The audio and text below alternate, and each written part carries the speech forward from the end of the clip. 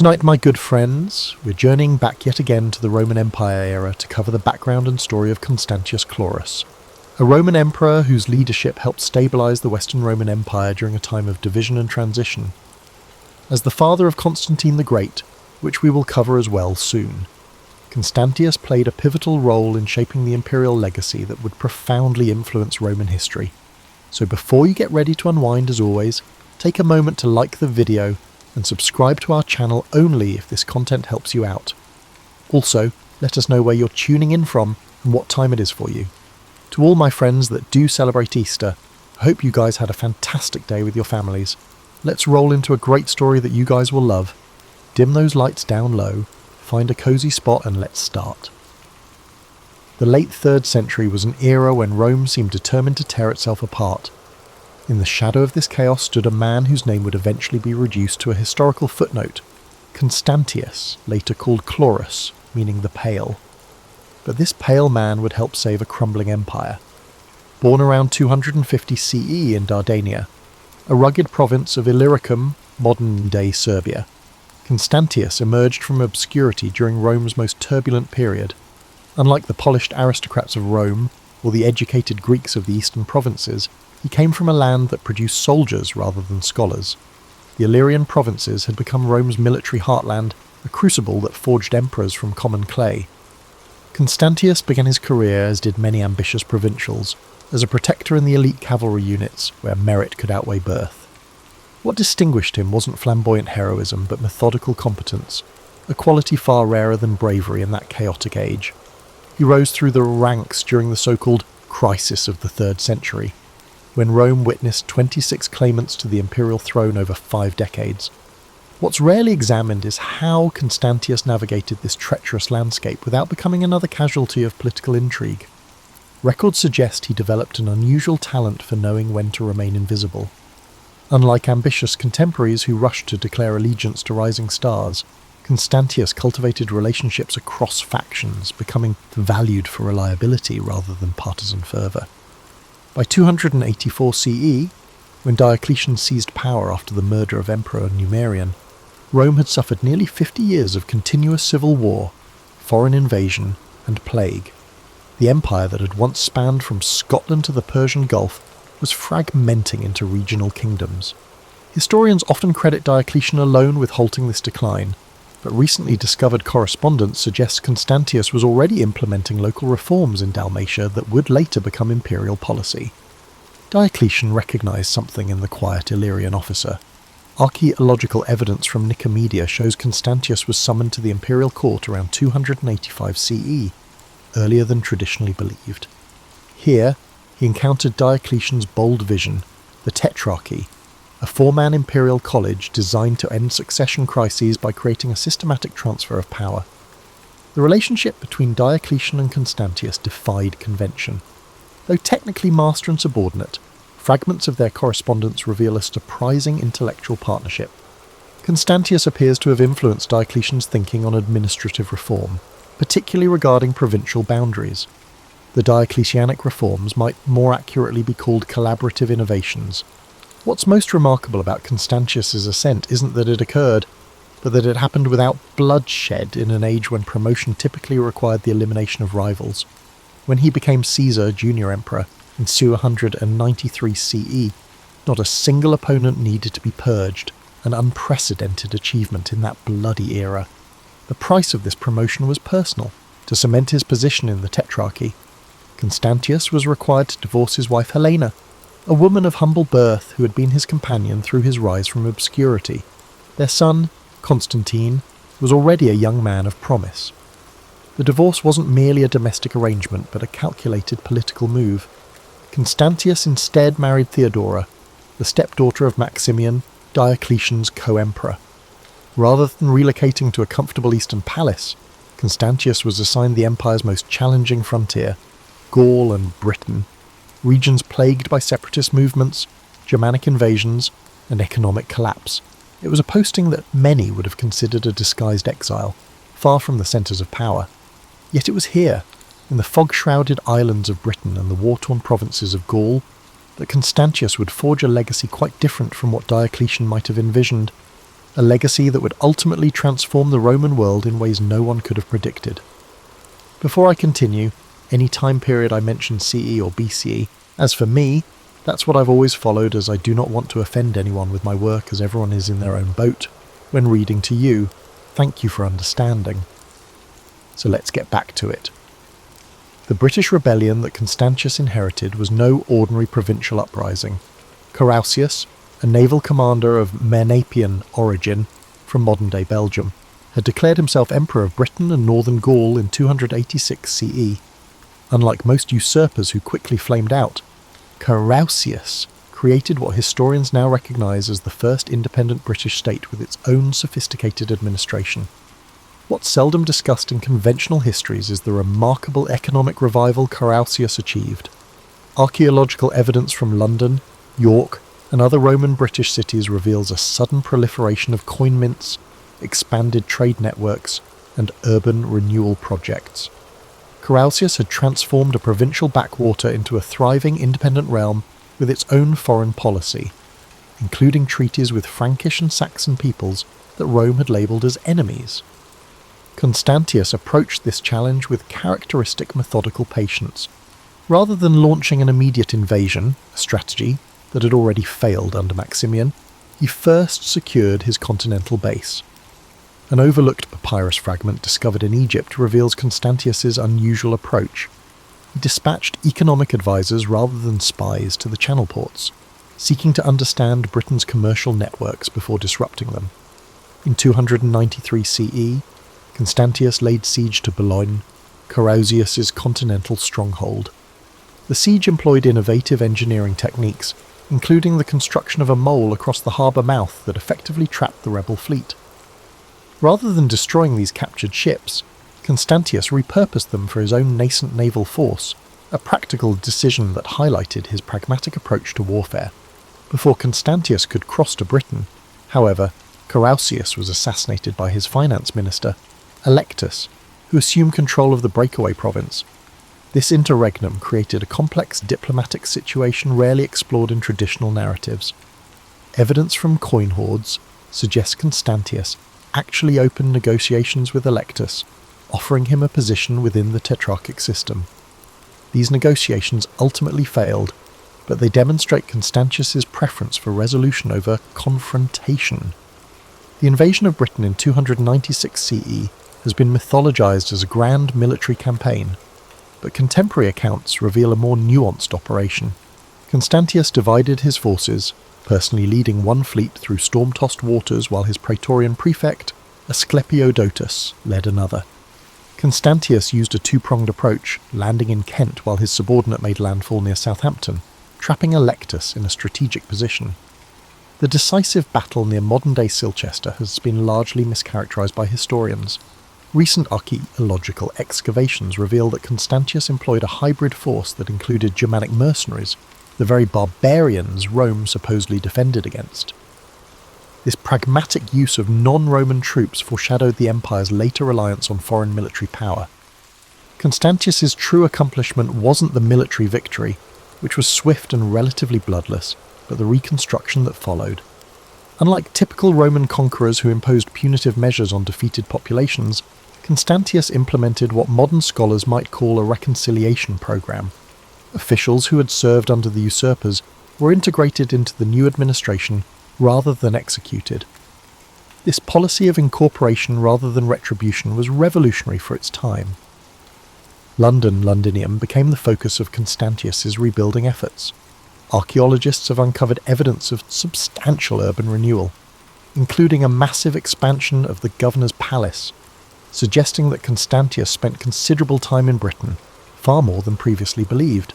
The move wasn't merely a military occupation, but a concerted effort to reintegrate Britain culturally and economically into the Roman world. Perhaps most revealing of Constantius's character is an incident recorded in fragments of Aurelius Victor's lost writings. When soldiers discovered the treasury of Electus and brought the considerable wealth before Constantius, he allegedly distributed much of it for the rebuilding of British towns rather than sending it to imperial coffers. This act of economic stimulus demonstrated a sophisticated understanding of provincial governance rarely seen among Roman commanders. By 297 CE, Britain had been fully reintegrated into the Roman system, with minimal resistance and remarkably little bloodshed. Yet the result wasn't merely a restoration of the status quo. Constantius had created something new, a province with greater autonomy than before but firmly within the imperial framework. The parallels to modern concepts of federalism are striking. Before departing Britain, Constantius engaged in a series of campaigns against the Picts beyond Hadrian's Wall. These expeditions, often reduced to footnotes in historical accounts, actually represented a fundamental shift in frontier policy. Rather than merely defending the wall, Constantius established a network of diplomatic relationships with tribal leaders, creating a buffer zone of allied peoples, a sophisticated approach to border security that would influence Roman frontier policy for generations. When Constantius returned from Britain to Gaul around 298 CE, he found a province devastated by decades of civil war, Germanic invasions, and economic collapse. The once prosperous region had seen its population decline by nearly a third, with abandoned farmlands and depopulated towns stretching from the Rhine to the Atlantic. Traditional histories often gloss over the scale of this devastation and Constantius's methodical response. Archaeological evidence reveals a coordinated rebuilding program unprecedented in scope. Rather than focusing solely on fortifications, as military men typically did, Constantius prioritized agricultural recovery. A fragmentary edict found near Trier shows he established a system of tax incentives for farmers willing to reclaim abandoned lands, essentially an ancient land grant program. The question of labour shortage was particularly acute. Constantius implemented a policy that shocked conservative Romans but demonstrated remarkable pragmatism. He settled captured Germanic peoples, particularly Franks and Alemanni, as farmer soldiers within Roman territory. These laeti, as they were known, received land in exchange for military service and agricultural production. What makes this policy extraordinary is not the settlement itself. Rome had occasionally settled barbarians before, but the scale and the legal framework Constantius established. These settlers were not slaves, but a new legal category of provisional citizens with defined rights and obligations. This reform effectively created a proto-feudal system centuries before feudalism properly emerged in the medieval period. Archaeological excavations at villa sites throughout Gaul reveal an architectural transformation during this period. Traditional Roman villas were redesigned with defensive features, agricultural storage facilities, and housing for larger extended households, evidence of adaptation to the new social reality Constantius was engineering. Constantius established Trier Augusta Treverorum as his capital, investing heavily in its development. Recent excavations have uncovered evidence of a massive building program including baths, a basilica, and imperial apartments far larger than previously believed. This architectural program wasn't merely about imperial luxury, but represented Constantius's vision of a new administrative centre, closer to the frontiers and more responsive to provincial needs. While Constantius rebuilt Gaul materially, he also implemented administrative reforms that decentralised power. Provincial boundaries were redrawn to create smaller, more manageable citadel administrative units. Most significantly, he delegated substantial authority to local elites, creating a partnership between imperial power and provincial aristocracy that fundamentally altered how Rome governed its territories. The most controversial aspect of Constantius's rule remains his role in the Great Persecution of Christians, which began in 303 CE under Diocletian's orders. Traditional accounts, heavily influenced by Constantine's later propaganda, portray Constantius as secretly sympathetic to Christians, implementing the persecutory edicts only minimally in his territories. Recent scholarship has challenged this simplistic narrative. Epigraphic evidence from Gaul and Britain shows that churches were indeed closed and properties confiscated. However, forensic archaeology at Christian burial sites reveals a striking pattern. Unlike in eastern provinces, where mass graves of martyrs have been discovered, Christian cemeteries in Constantius's domains show continuous, undisturbed use through this period. The reality appears more nuanced than either the traditional pro-Christian narrative or its revisionist counter. Constantius likely enforced the institutional aspects of the persecution, closing churches and seizing properties, while avoiding the bloodshed that characterized the persecution elsewhere. This wasn't necessarily from Christian sympathy, but reflected his consistent administrative approach. institutional reform without destructive purges. A rarely discussed aspect of Constantius's governance was his religious policy beyond Christianity. Evidence suggests he actively promoted solar cults associated with imperial power while maintaining traditional Roman religious practices. Inscriptions from Trier indicate he commissioned temples to Sol Invictus, the unconquered sun, while also restoring older shrines to Jupiter and Mars. This religious balancing act reflected a sophisticated understanding of religion's role in social cohesion. By 305 CE, when Diocletian and Maximian abdicated, and Constantius was elevated from Caesar to Augustus, senior emperor, Gaul had been transformed, cities were rebuilt, agriculture revived, and frontier defences strengthened. More importantly, Constantius had created a new model of provincial governance that emphasised partnership with local elites, integration of frontier populations, and administrative flexibility. This reformed Gaul would serve as the foundation for what came next, a journey to the northern frontier that would culminate in Constantius's final campaign and set the stage for a transformation of the Roman world that neither he nor Diocletian could have anticipated.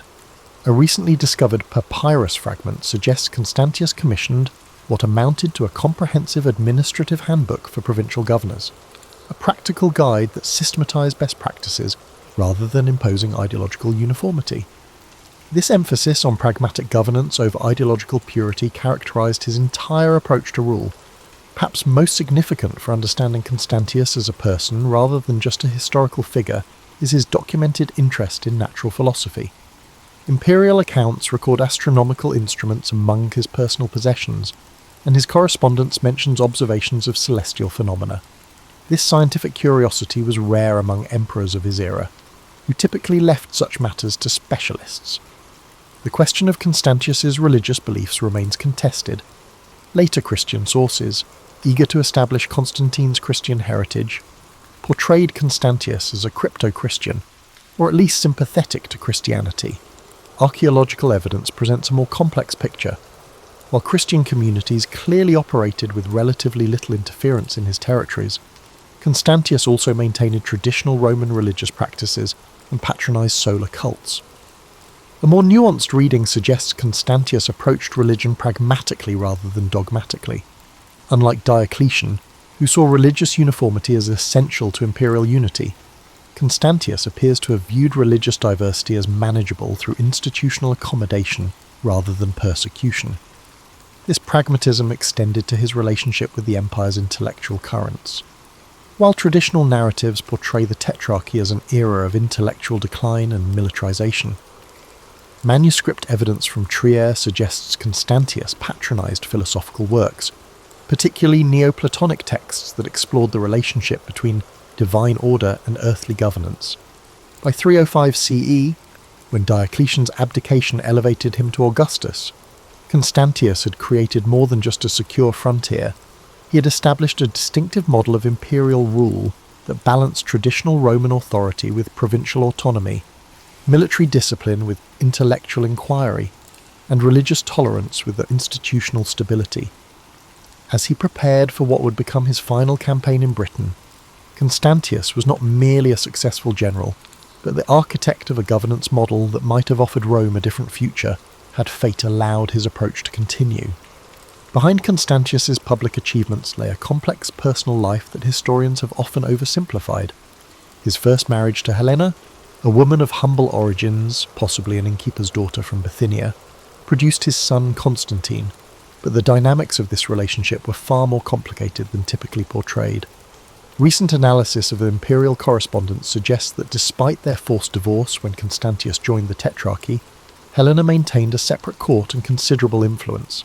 Evidence from property records in Trier indicates she received substantial estates in Gaul, contradicting the traditional narrative of her disgrace and exile. Constantius's second marriage to Theodora, stepdaughter of Emperor Maximian, produced 6 children who have been largely overlooked by history but were significant political players. Fragmentary records indicate his daughters, Constantia, Anastasia, and Eutropia, were educated in a manner unusual for Roman women, with training in administrative matters that prepared them for political marriages. His sons by Theodora Dalmatius, Julius Constantius, and Hannibalianus received military education and provincial appointments. Archaeological evidence from Trier shows a palace wing specifically designed as an educational complex for these imperial children, complete with libraries and lecture halls, suggesting Constantius established what amounted to the first imperial academy for training future administrators. The relationship between Constantine, son of Helena, and his half-siblings was more cooperative than later Christian histories suggest. Constantine's letters, preserved fragmentarily, indicate regular correspondence with his half-brothers during Constantius's lifetime. The later purges that Constantine would unleash against these same relatives make this earlier period of family unity all the more poignant. Court life under Constantius broke with tradition in significant ways. Unlike the increasingly orientalized courts of his eastern colleagues, with their elaborate ceremonies and divine pretensions, Constantius maintained what contemporaries described as a martial simplicity. Archaeological evidence from the Trier palace complex reveals dining halls designed for communal meals, rather than the separated imperial dining that characterized other tetrarchic courts. This relative informality extended to Constantius's approach to imperial imagery. While Diocletian and his eastern colleagues embraced elaborate divine associations, Constantius's coinage and statuary maintained traditional Roman military imagery with minimal divine attributes. Such an approach wasn't merely aesthetic preference, but reflected a different conception of imperial authority, one rooted in military leadership rather than divine kingship. The most remarkable aspect of Constantius's court was its intellectual character. Evidence from the library remains in Trier suggests he assembled scholars from throughout the empire, including philosophers, historians, and legal experts. This gathering of intellects wasn't merely, although it was decorative, it served a practical purpose, restructuring the legal and administrative systems of his territories. In early 305 CE, as Constantius prepared to return to Britain to confront renewed Pictish incursions beyond Hadrian's Wall, the Roman world experienced a seismic political shift. Diocletian and Maximian, the senior Augusti, abdicated their powers, elevating Constantius and Galerius to the senior positions within the Tetrarchy. This transition, unprecedented in Roman history, made Constantius the highest authority in the western half of the empire. Rather than settling into comfortable administration from his palace in Trier, Constantius made an unusual decision that reveals much about his character. He immediately prepared for a frontier campaign, leading his forces personally despite his elevated status. This choice reflected both his military pragmatism and his understanding that imperial authority in this new era derived from active leadership rather than ceremonial distance. The Britain that Constantius returned to in the late 305 CE was significantly different from the rebellious island he had reclaimed a decade earlier. Archaeological evidence from major Roman British urban centres shows substantial rebuilding had occurred, with expanded fortifications, restored public buildings, and revitalised commercial districts. Such activity wasn't merely imperial propaganda, but reflected genuine economic recovery under Constantius's earlier governance. Traditional accounts of this campaign focus narrowly on military operations against the Picts, but recently discovered writing tablets from Vindolanda reveal a more complex agenda. Constantius appears to have been implementing a comprehensive reorganisation of Britain's defences, converting what had been a reactive system into a proactive network of intelligence gathering and rapid response capabilities. The winter of 305 to 306 CE was exceptionally harsh. According to both textual references and dendrochronological evidence, tree ring analysis, from the period. Constantius established winter quarters at Eboracum, York, choosing not to return to the continent despite the difficulties of a British winter campaign. This decision proved consequential both administratively and personally. Administratively, Constantius used this winter to implement reforms to Britain's civic governance. Fragmentary records indicate he convened a provincial council that included not just Roman officials but representatives from British tribal aristocracy, a remarkable instance of power sharing that acknowledged local autonomy while maintaining imperial authority. This council established new administrative boundaries and tax assessment procedures that would survive for generations. Personally, this winter at York allowed something equally significant: reconciliation with his son Constantine. Historical accounts confirm that Constantius summoned Constantine from the Eastern Court, where he had effectively been held as a political hostage by Galerius. This reunion in York wasn't merely familial, but politically momentous. Archaeological evidence from the Praetorium, Governor's Palace in York, reveals extensive renovations during this period, including an expanded ceremonial space suitable for imperial presentations. This suggests Constantius was deliberately setting the stage for something beyond routine administration, quite possibly the public recognition of Constantine as his successor, directly challenging and humbugging the tetrarchic succession plan. The winter campaign against the Picts has been traditionally portrayed as a conventional Roman punitive expedition, but fragmentary military records suggest something more innovative. Rather than following the typical Roman practice of devastating enemy territory before withdrawing behind fixed frontiers, Constantius implemented what modern military analysts would recognise as a counterinsurgency strategy. This approach involved establishing a network of smaller outposts beyond the wall, cultivating alliances with certain Pictish groups against others, and creating economic incentives for peaceful coexistence. Archaeological evidence from sites north of the wall shows Roman goods penetrating deeper into Pictish territory during this period, suggesting trade was being used as a diplomatic tool. Perhaps most remarkably, inscriptions discovered at several frontier forts indicate Constantius recruited Pictish auxiliaries directly into Roman service, not merely as irregular allies but as formal units within the imperial army. This integration of former enemies into defensive structures represented a sophisticated approach to frontier management rarely seen in Roman military practice. As winter turned to spring in 306 CE, Constantius's health began to decline. Contemporary accounts describe symptoms consistent with pneumonia or bronchitis, likely exacerbated by the damp British climate and the emperor's advancing age. Despite his illness, records indicate he continued to hold council meetings and direct military operations. Fragmentary personal correspondence reveals the most poignant aspect of this final period.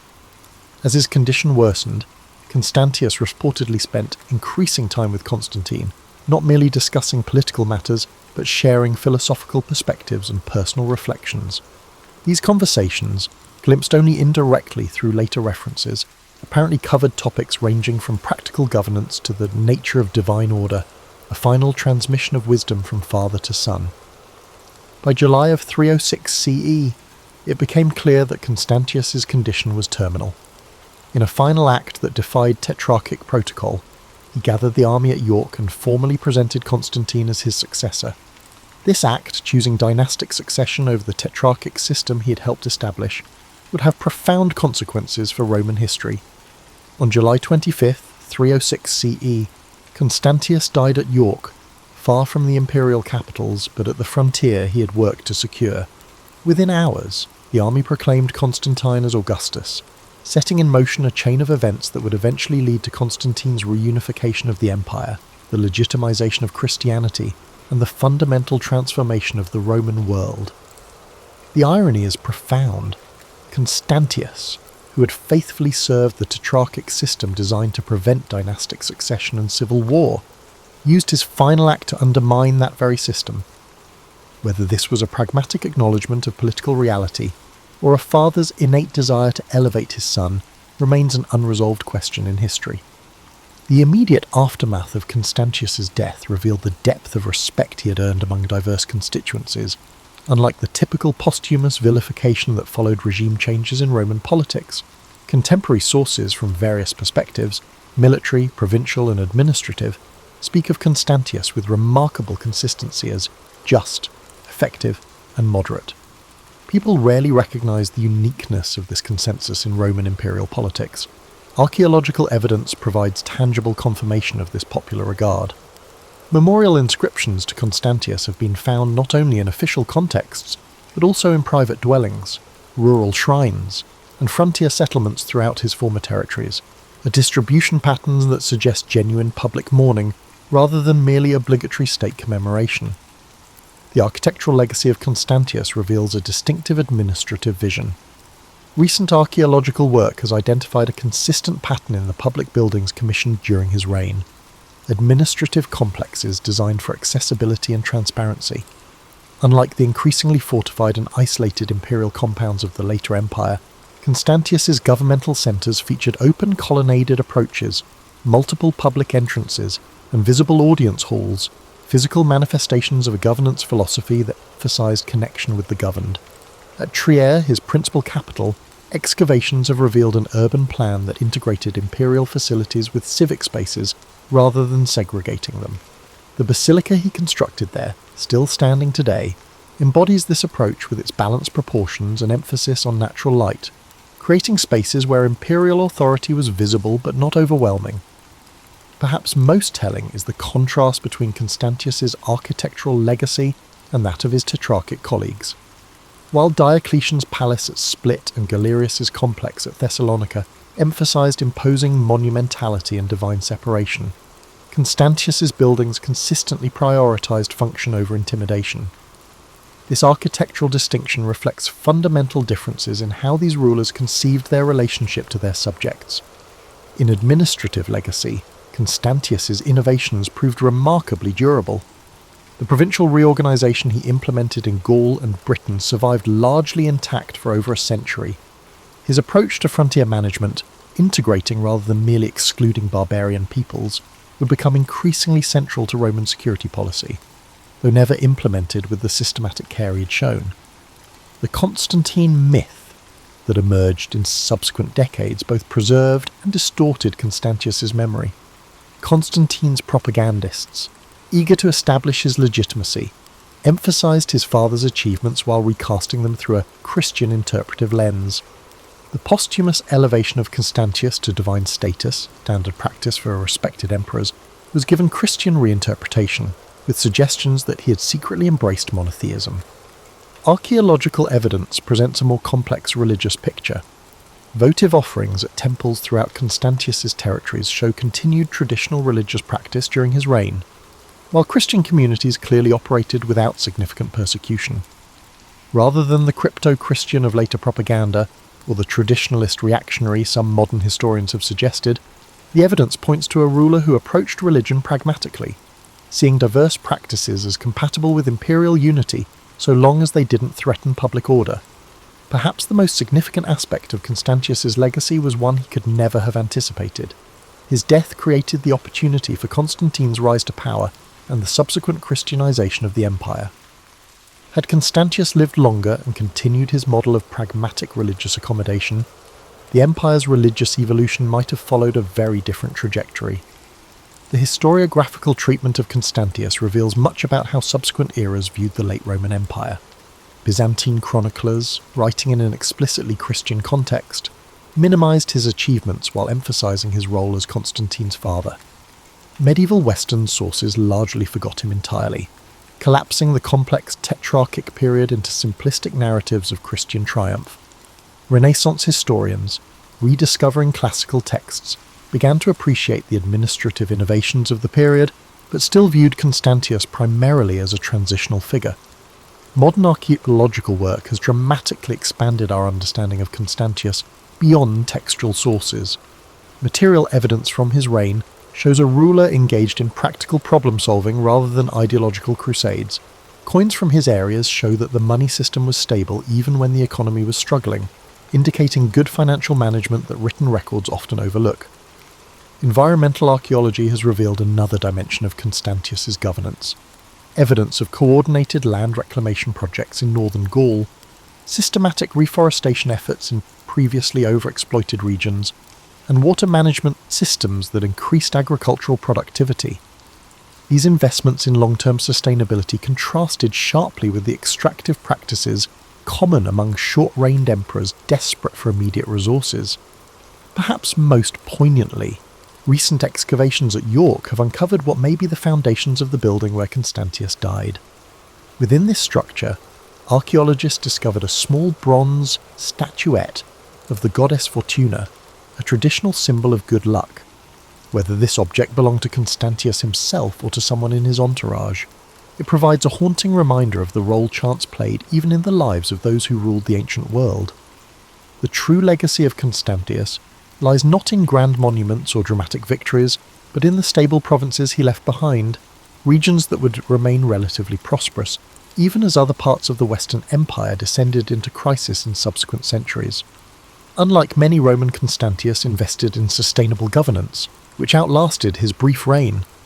Unlike the emperors who exhausted their territories to fuel their personal ambitions. In this sense, His greatest monument wasn't built of stone but of institutions, practices, and communities that continued long after his ashes were placed in an imperial mausoleum.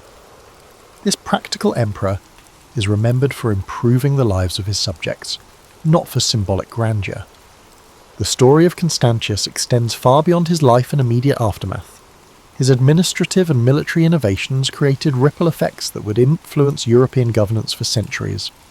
The medieval system of defence in depth, with its layered approach to frontier security, owes much to Constantius's border management strategies in Gaul and Britain. Modern scholars have begun reassessing Constantius's significance through interdisciplinary approaches that earlier historians lacked. Environmental archaeology has revealed evidence of climate challenges during his reign, a period of cooling temperatures and increased rainfall across northwestern Europe that made his agricultural revitalization programs all the more remarkable. Pollen samples from bogs in northern Gaul show increased grain cultivation during his administration, despite these challenging conditions, suggesting effective adaptation strategies. Comparative analysis reveals striking differences in economic resilience between regions under Constantius's direct administration and those governed by other tetrarchs. Ceramic distribution patterns show trade networks in Gaul and Britain remained relatively robust while collapsing in other western provinces, evidence that local economies under Constantius's governance maintained vitality even during imperial crises. Perhaps most intriguing are the parallels between Constantius's governance model and a modern federal systems. His approach balanced central authority with local autonomy in ways that anticipated governance challenges still relevant today. Provincial councils established under his administration included representatives from diverse constituencies, creating consultative bodies that resembled proto-parliaments rather than traditional Roman administrative units. The counterinsurgency strategies Constantius employed against the Picts, combining targeted military operations with economic integration and political accommodation, bear striking resemblances to modern theories of conflict resolution. Military historians have noted that his approach to frontier security, emphasizing flexible response and cross-border relationships rather than rigid fortification, anticipated challenges that would face European powers in later centuries. Digital humanities approaches have recently enabled network analysis of Constantius's administrative appointments, revealing patterns previously invisible to historians. These analyses show he systematically promoted officials with local knowledge and connections rather than importing administrators from distant regions, a practice that contrasted sharply with imperial norms but created more responsive governance. Economic historians have identified Constantius's reign as a crucial period for understanding late Roman monetization patterns. His currency reforms maintained stable silver content in provincial coinages while accommodating local exchange practices, creating a flexible monetary system that balanced imperial standards with regional economic realities. Archaeological evidence continues to expand our understanding of daily life under Constantius's administration. Recent excavations at rural villa sites in Gaul show architectural adaptations that combined defensive features with agricultural productivity improvements, suggesting landowners felt secure enough to invest in innovation rather than merely focusing on survival. Climate science has contributed to our reassessment of Constantius's military campaigns. Dendrochronological data from Britain shows his final campaign occurred during an exceptionally harsh winter, making his logistical accomplishments even more impressive. His ability to maintain supply lines and troop readiness under such conditions speaks to administrative competence rarely highlighted in traditional military histories. The intriguing question of Constantius's intellectual legacy remains partially answered, but tantalizingly suggestive. Fragmentary texts indicate he commissioned legal compilations that systematize provincial administration, work that would influence later Byzantine administrative practices. His approach to religious pluralism, managing diversity through institutional accommodation rather than enforced uniformity, represents a governance model with relevance beyond its historical context. Perhaps most significant for modern understanding is recognizing what Constantius's career reveals about historical contingency. The transformation of the Roman world into a Christian empire was not inevitable, but resulted from specific choices and circumstances. Had Constantius lived longer, implementing his model of pragmatic pluralism rather than giving way to Constantine's more ideologically driven approach, the religious history of Europe might have followed a dramatically different course. The fragmentary nature of our sources about Constantius paradoxically makes him a more accessible historical figure than many better documented emperors. The gaps in our knowledge create space for analytical approaches that go beyond personality to examine structural factors and systemic patterns.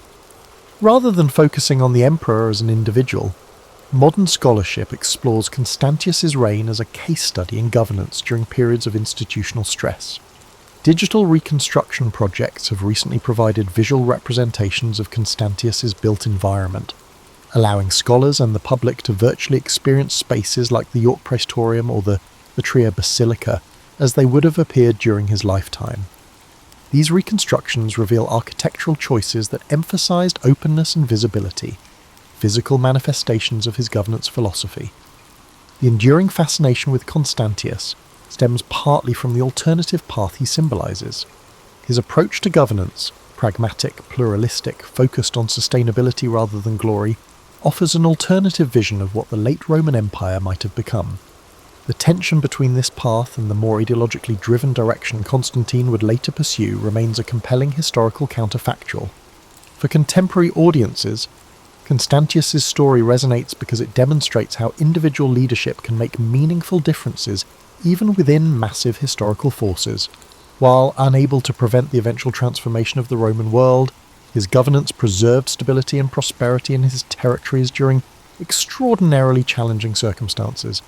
The Pale Emperor from Illyria, who never sought the throne but governed with remarkable effectiveness once elevated to it, reminds us that history's most consequential figures aren't always its most dramatic personalities. In an age that often celebrates disruptive leadership, Constantius's legacy offers a compelling case for the lasting value of competent administration, pragmatic problem-solving, and sustainable governance. As archaeological techniques continue to advance and new analytical methods emerge, our understanding of Constantius and his era will undoubtedly evolve further.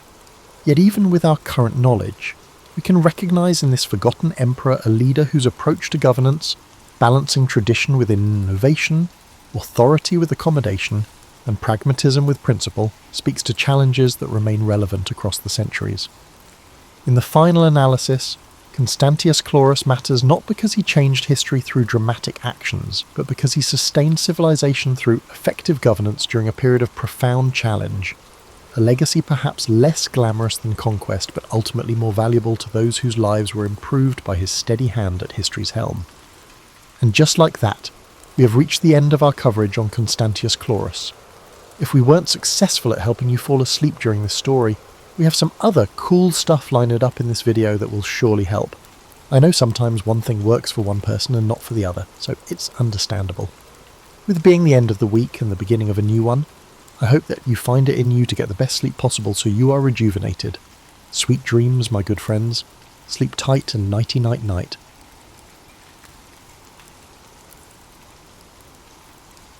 Cyrus the Great came into a world teeming with mythic haze around 600 BCE, in a corner of southwestern Iran known as Anshan. Later ages wove legends of how his destiny was prophesied before birth. Tradition says his mother, Mandane, was the daughter of Astyages, the Median king. Alarmed by a dream suggesting her child would topple him, Astyages ordered the infant Cyrus's death. Yet the official tasked with murder found the baby too innocent to slaughter. He handed him to a shepherd's family instead, so the story goes, ensuring Cyrus survived in obscurity. Whether or not these details ring strictly true, they reveal how, from the start, storytellers recognized an extraordinary quality in him, someone rising from peril to shape an empire. In early boyhood, it's said Cyrus displayed remarkable empathy, bridging differences among local tribes. The southwestern fringe of the Zagros Mountains was no calm territory. Petty warlords vied over water sources, trade routes, and farmland. Yet Cyrus reputedly navigated these tensions with an uncanny mix of kindness and resolve, forging friendships among shepherds and minor chieftains. Over time, the local talk was less about a hidden child saved from a king's wrath, and more about a charismatic youth unafraid to challenge older men's assumptions. Elders, though wary, found him unexpectedly persuasive. When Cyrus reached adolescence, his lineage demanded he connect with the court in Anshan. He discovered that his father, Cambyses I, was a vassal to the Medes. The Median suzerainty overshadowed the region, with Astyages reigning in Ecbatana, an older metropolis perched among mountains. That overshadowing rankled. The once proud kings of Anshan had accepted vassal status for decades. Cyrus gleaned quickly that many in the southwestern region chafed under Median taxes and arbitrary demands. Observing resentments carefully, he concluded that if he ever rose to power, he might galvanize these frustrations into a cohesive front. Though overshadowed by the Medes, Anshan maintained a distinct cultural identity. The realm's traditions traced back to Elamite and Persian roots, forging a tapestry of customs. Cyrus, open to absorbing knowledge, studied the region's older languages, gleaning lore from wise men versed in archaic myths. One result, a worldview that placed bridging cultural divides at the centre of leadership. He recognized that stable rule demanded acknowledging local traditions rather than imposing a single rigid system. This concept would later manifest in how he governed a sprawling empire with myriad peoples. As a young man, Cyrus served briefly in the Median army, perhaps under the watchful eye of Astyages. Accounts differ on how cordial that relationship was. Some sources claim the older king ironically found Cyrus appealing, only belatedly realizing the youth's growing ambition. Others propose that Astyages kept him close precisely to forestall rebellion. In either case, Cyrus saw the Medes' weaknesses from within. They boasted strong cavalry and fortress, but corruption and complacency riddled Astyages' bureaucracy. The king's courtiers squabbled, indulging in luxurious feasts. Meanwhile, lesser vassal states seethed under burdensome tribute. The stage was set for a revolt if sparked by the right figure.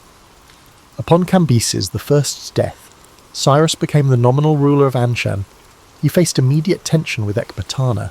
Sometime around 550 BCE, Cyrus launched an uprising, unifying Persians under his banner.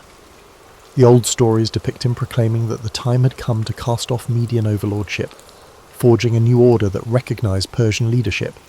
He marched north, leveraging alliances with other disaffected tribes. Astyages roused his forces, but discovered many loyal officers had turned coat, enticed by Cyrus's promise of a fairer rule. In a surprising turn, Cyrus captured Ecbatana with minimal resistance. Cyrus seized Astyages, thereby ending his rule. With the Medes subdued, Cyrus did something unusual for a conqueror. He spared Astyages' life, absorbing the Median capital and aristocracy without mass slaughter. This approach hinted at the hallmark of his future empire, respect for local elites, provided they served under him. Some ancient kingdoms might have sacked Ecbatana to destroy it permanently. Cyrus recognized the value in co-opting the existing administration, forging a dual monarchy of sorts, Median and Persian. Already, onlookers noticed that Cyrus was no typical warlord driven solely by conquest. He had a cunning sense of policy. The newly minted king of the Persians and Medes reigned from Ecbatana, adopting Median structures while weaving in Persian influences. He reorganized the army, combining Median heavy cavalry with Persian infantry discipline. Within a few short years, news of a rising power in the Iranian plateau spread westward, reaching Lydia in Anatolia and the edges of Mesopotamia. Many scoffed that a newly minted Persian kingdom couldn't overshadow established powers like Lydia or Babylon. Cyrus, unperturbed, busied himself forging alliances, building supply lines, and reinforcing frontiers. He sensed that other horizons beckoned, lands ruled by kings who viewed him as a mere upstart. The next chapters would prove them wrong, as Cyrus's unstoppable expansions would reshape the entire region's political map. Securing the Median throne was but a first step. Cyrus turned his gaze west toward Lydia, ruled by the wealthy king Croesus, famed for controlling vast gold reserves and forging alliances with Greek city-states. Croesus had observed the Persian takeover of Media with alarm. He reasoned that a swiftly rising Cyrus might threaten Lydia's eastern border. Some counsel suggested forging an alliance with the new Persian king, but Croesus, proud of Lydia's riches and alliances, opted for confrontation. The impetus came when Cyrus advanced from the Zagros region to the Halys River boundary. Croesus marched out, anticipating the swift campaign to impart a lesson to Persia. However, after some inconclusive battles, winter approached, and Croesus retreated. Believing warfare would pause, he sent mercenaries home, planning to resume hostilities in spring. Cyrus, defying typical seasonal norms, pursued the Lydians relentlessly during winter. This bold move caught Croesus unprepared. A swirl of smaller engagements left Lydia's outposts reeling. By the time Croesus scrambled his allies again, Cyrus was at Lydia's doorstep. The culminating siege of Sardis, Lydia's capital, became legendary. The city's walls perched on steep cliffs. Cyrus, scanning the fortress, found a seeming weakness, one cliff face that looked unclimbable to defenders, thus less guarded. Under cover of night, his men scaled that near-vertical slope, surprising the watch. They gained entry, opening the gates for the main Persian force. Sardis fell, and Croesus was captured. Tradition says that Cyrus initially planned to execute Croesus on a funeral pyre, but he changed his mind. Some say it was after hearing Croesus's lament about the cruelty of fortune. Alternatively, an oracle or a retainer's council might have spurred Cyrus's clemency. Croesus was spared, however, and given an honorary position in his new government. The gesture signalled a pattern. Cyrus subdued rivals yet frequently integrated them, preserving local structures if they accepted his authority. With Lydia subdued, Cyrus effectively inherited its Anatolian possessions, including Greek city-states along the Aegean coast. Those Ionian Greeks had treaties with Croesus, but were uncertain about Persian rule. Some tried resisting. Cyrus assigned local satraps governors who demanded tribute but otherwise left local customs intact. Over time, these Ionian city-states realized Persian governance could be quite hands-off if tributes were paid. The approach partially eased tensions, though pockets of revolt remained. The Persians recognized that shipping was crucial for Aegean commerce, so Cyrus refrained from heavy-handed oppression that might stifle trade. In effect, Ionian city-states found themselves overshadowed by a more tolerant conqueror than they might have feared. Then came the inevitable confrontation with Babylon, the famed empire controlling Mesopotamia. Babylon's king, Nabonidus, was known for eccentric religious policies, alienating certain factions within the city. Many priests of Marduk disliked Nabonidus's focus on the moon god Sin. Meanwhile, outlying provinces of Babylon grew restive. Cyrus aimed to exploit these rifts. He maintained correspondence with Babylonian dissidents, presenting himself as a liberator who would restore worship of Marduk and rectify neglect from the monarchy. Propaganda tablets found centuries later suggest that some Babylonian elites welcomed him. By 539 BCE, Cyrus marched to Babylon, defeating the main army at Opis with minimal trouble. Then, in an event overshadowed by myth, the gates of Babylon opened, letting him enter peacefully. The city's inhabitants, possibly fatigued by Nabonidus's misrule, found little cause to resist. With that, the storied metropolis fell quietly to a new empire. Cyrus formalized these conquests into what we know as the Achaemenid Empire. He proclaimed a policy of respecting local religions and traditions, seeing in this approach a key to stable governance across vast distances. The most famous artifact of this stance is the Cyrus cylinder, discovered millennia later. Inscribed in cuneiform, it praises Cyrus as chosen by Marduk to restore proper worship in Babylon. It also records how he repatriated displaced peoples, forging an image of a tolerant, almost benevolent conqueror. Historians debate the extent of tolerance, noting that tribute demands still weighed heavy on subject peoples. However, by the standards of the era, his approach was more lenient than typical. He rarely burned cities or enslaved entire populations. Rather, he integrated local elites, weaving them into satrapal structures. This policy extended to the Hebrews exiled in Babylon. Cyrus famously permitted them to return to Jerusalem and rebuild their temple. Hebrew scriptures laud him as an anointed figure, a foreign king recognized as an instrument of divine will. The uniqueness of a Mesopotamian empire that championed the restoration of a local temple abroad was not lost on contemporary observers. For Cyrus, this meant forging loyalty across a mosaic of cultures. He recognized that the empire's core lay not just in fear of Persian arms, but in a sense of prosperity and religious freedom under Persian oversight. By the mid-530s BCE, the empire sprawled from the fringes of Anatolia to the edge of the Iranian plateau, with Babylon as a second capital. Cyrus oversaw the creation of roads linking these domains, encouraging caravans to travel more securely. A new administrative pattern emerged.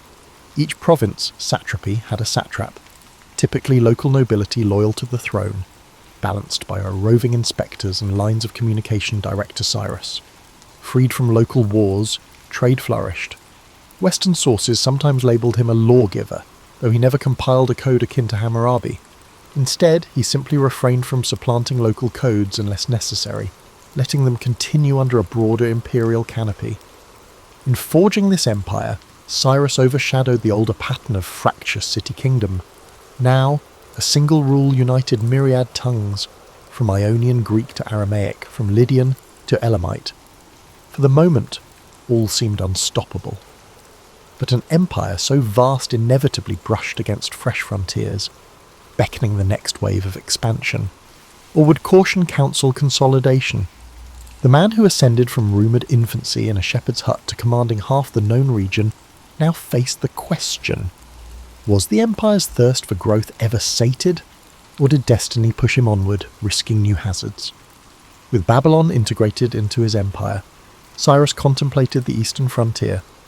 The Iranian plateau merged into Central Asian steppes, home to nomadic or semi-nomadic tribes known for mobile warfare. Legends say that Cyrus's father, Cambyses I, once warned him that subduing such tribes required persistent vigilance, as they seldom recognised stable borders.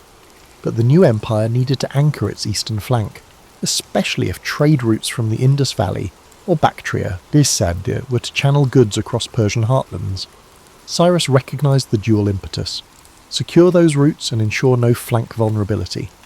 He dispatched armies along the Oxus River, Amu Darya, forging alliances with local chieftains. Some steppe tribes, intrigued by the prospect of stable trade and potential gifts from the great king, cooperated. Others resisted, leading to skirmishes in desert canyons. Cyrus accompanied part of the campaign, employing the same tolerance approach. Tribes that submitted maintained local leadership, paying tribute but enjoying relative autonomy. That method overshadowed the old practice of forced relocations or decimation. Yet his men found the environment harsh, with punishing heat by day and frigid nights, complicated by elusive tribal raiders adept at ambushes. In Bactria, Cyrus encountered a settled civilization older than many realized, an area with fortresses, irrigation, and a lineage of trade connections with India. He found skillful artisans and wise men with knowledge of local religions, some worshipping Ahura Mazda under variants of Zoroastrian practice.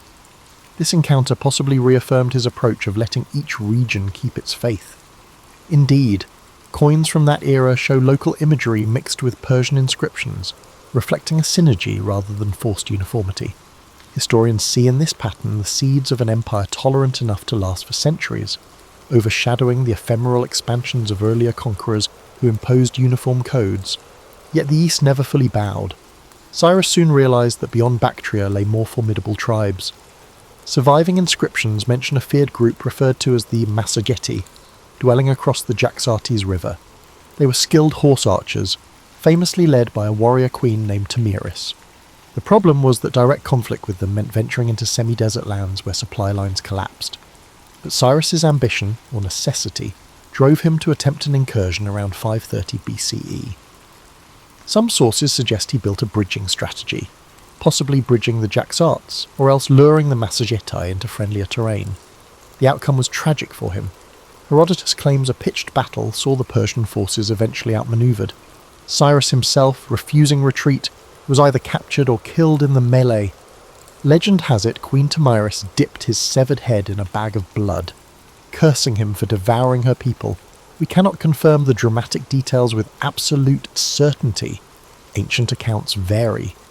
Some say Cyrus died from wounds, others claim an accident in the swirling desert. However, all accounts agree that his demise occurred on the eastern frontier. This abrupt end overshadowed the notion that he'd have consolidated further expansions. Without him, the empire defaulted to his son Cambyses II, who turned attention to Egyptian campaigns. If not for that fatal eastern gamble, Cyrus might have had decades to refine governance, bridging Asia Minor to the Indus under a carefully balanced rule. Fate intervened, bequeathing us only partial glimpses of what might have been. Back in the heartlands, news of Cyrus's death unleashed grief. He had reigned for around 3 decades, forging the largest empire the region had witnessed. Even many respondents felt sorrow. In Babylon, priests who previously lauded him as Marduk's chosen recognized that a new chapter approached under Cambyses' shadow. In southwestern Persia, folk tales circulated praising Father Cyrus, who delivered them from Median oppression. Ionian Greeks, though not always content with Persian rule, ironically expressed more respect for Cyrus than for subsequent kings, praising his measured approach. Cyrus's body, presumably recovered from the battlefield, was laid in a tomb in Pasargadae, a site he had chosen earlier. Ancient travellers described it as a simple, yet dignified, structure with a gabled roof, overshadowed by no elaborate temple but set amid a garden. In subsequent eras, every Persian king revered that tomb, ensuring none defiled it.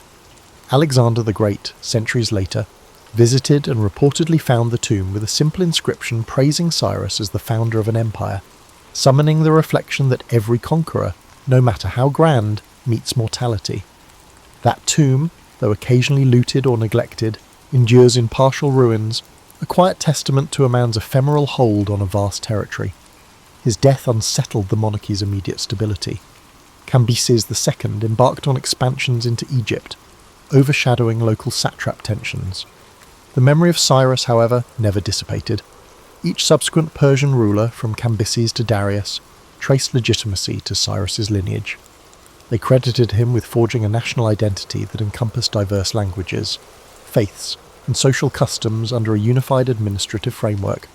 In every corner of the empire, from the Ionian shore to the Indus Valley, the idea of the King of Kings who protected local traditions while demanding loyalty remained a cornerstone of imperial ideology.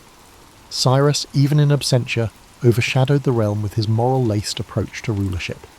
The Achaemenid dynasty that Cyrus initiated endured for 2 centuries, overshadowed eventually by Alexander's conquest in the 4th century BCE.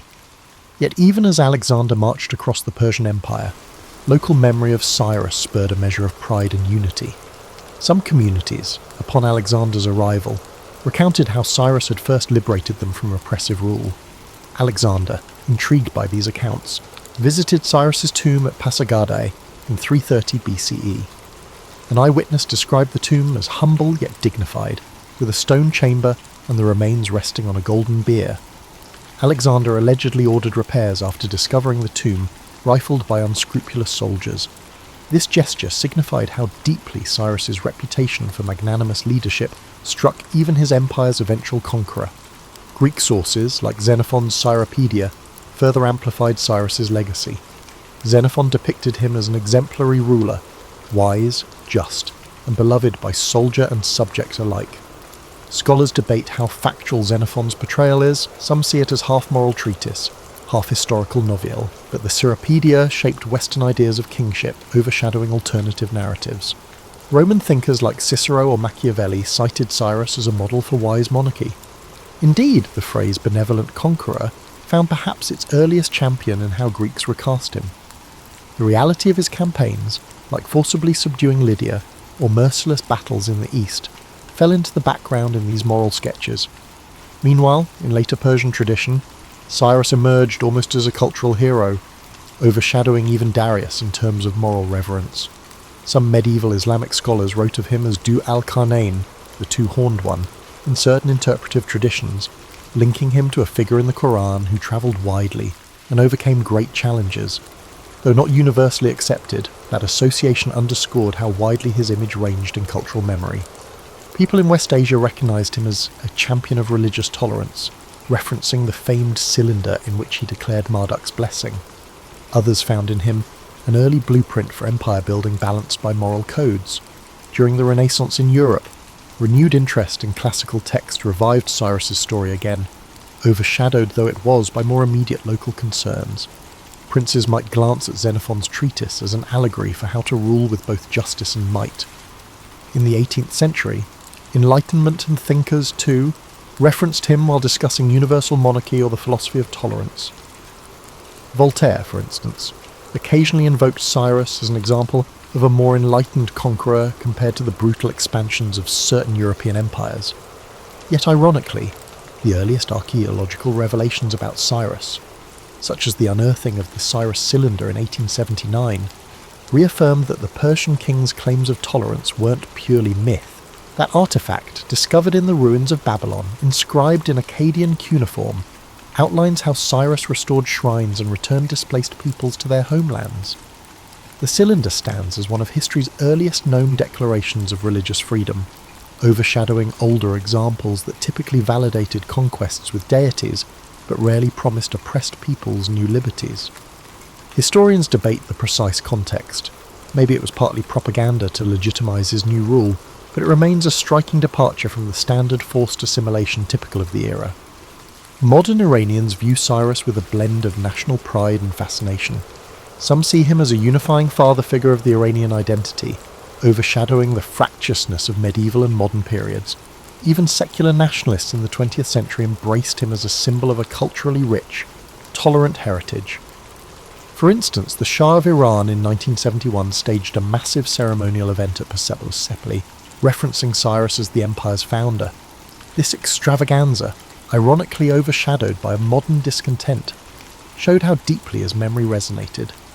Revolutionaries later disdained the monarchy's appropriation of ancient glories, but not necessarily disclaiming Cyrus's historical significance. One underexplored angle is the possibility that Cyrus's style of leadership strongly influenced how subsequent Middle Eastern powers approached empire. The notion that subjugated peoples might keep their local laws, worship, and aristocracies in exchange for paying tribute and remaining loyal established a precedent. The Ottoman Empire, centuries later, had a millet system that rang with echoes of Cyrus's approach. This overshadowing legacy remains subtle yet persistent.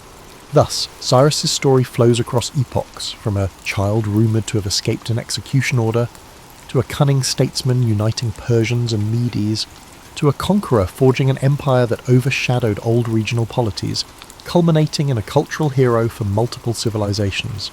Each era reinterprets him, some extolling him as the ultimate wise king, others cautioning that the realities of conquest always bear a darker side. But no matter how the narrative shifts, the essential thread is that of a man forging a novel empire with broad tolerance, overshadowing the archaic tyranny or petty squabbling that preceded him, and leaving a blueprint that outlived the ephemeral politics of the day. When we examine how Cyrus governed, the structure of his empire stands out. Instead of imposing Persian officials everywhere, he created satrapies, granting local elites some autonomy so long as they pledged allegiance and taxes to the great king. Each satrap managed daily affairs, overshadowed only by the king's authority and roving inspectors called the eyes and ears of the king. This system reduced rebellion likelihood, as local customs largely stayed intact. The difference from older empires, like the Assyrians, who often deported populations or used terror tactics, was striking. People recognized a new brand of rule, where assimilation demanded fewer forced migrations and more recognition of local identity. Cyrus's approach to water management tells a compelling story about him. In certain arid provinces, older feuds erupted over irrigation ditches.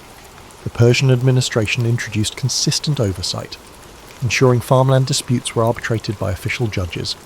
This reduced local clan violence, boosting agricultural output. Some speculate that the reason the empire thrived economically was precisely these micro-level reforms, overshadowing the simpler, older pattern of a warlord, merely collecting tribute through intimidation. Diplomatically, Cyrus engaged in inter-empire marriages. The melding of Persian and Median lines was the earliest example, but he also welcomed Lydian aristocrats into his court, forging alliances with families once loyal to Croesus. In rare cases, a princess or daughter from a subdued region might join the Persian court. These events overshadowed the typical scenario of forcibly taking hostages. Instead, Cyrus wanted them to partake in the empire's splendour, weaving them into a social fabric that dissuaded rebellion. The old hostage system became more subtle, shading into an inclusive aristocracy where local leaders found new status as part of the Achaemenid nobility. Spiritually, Cyrus's personal faith remains debated.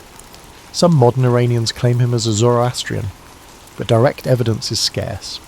The extant sources suggest he revered Ahura Mazda, reflecting Zoroastrian influence, but never forced that worship on diverse realms.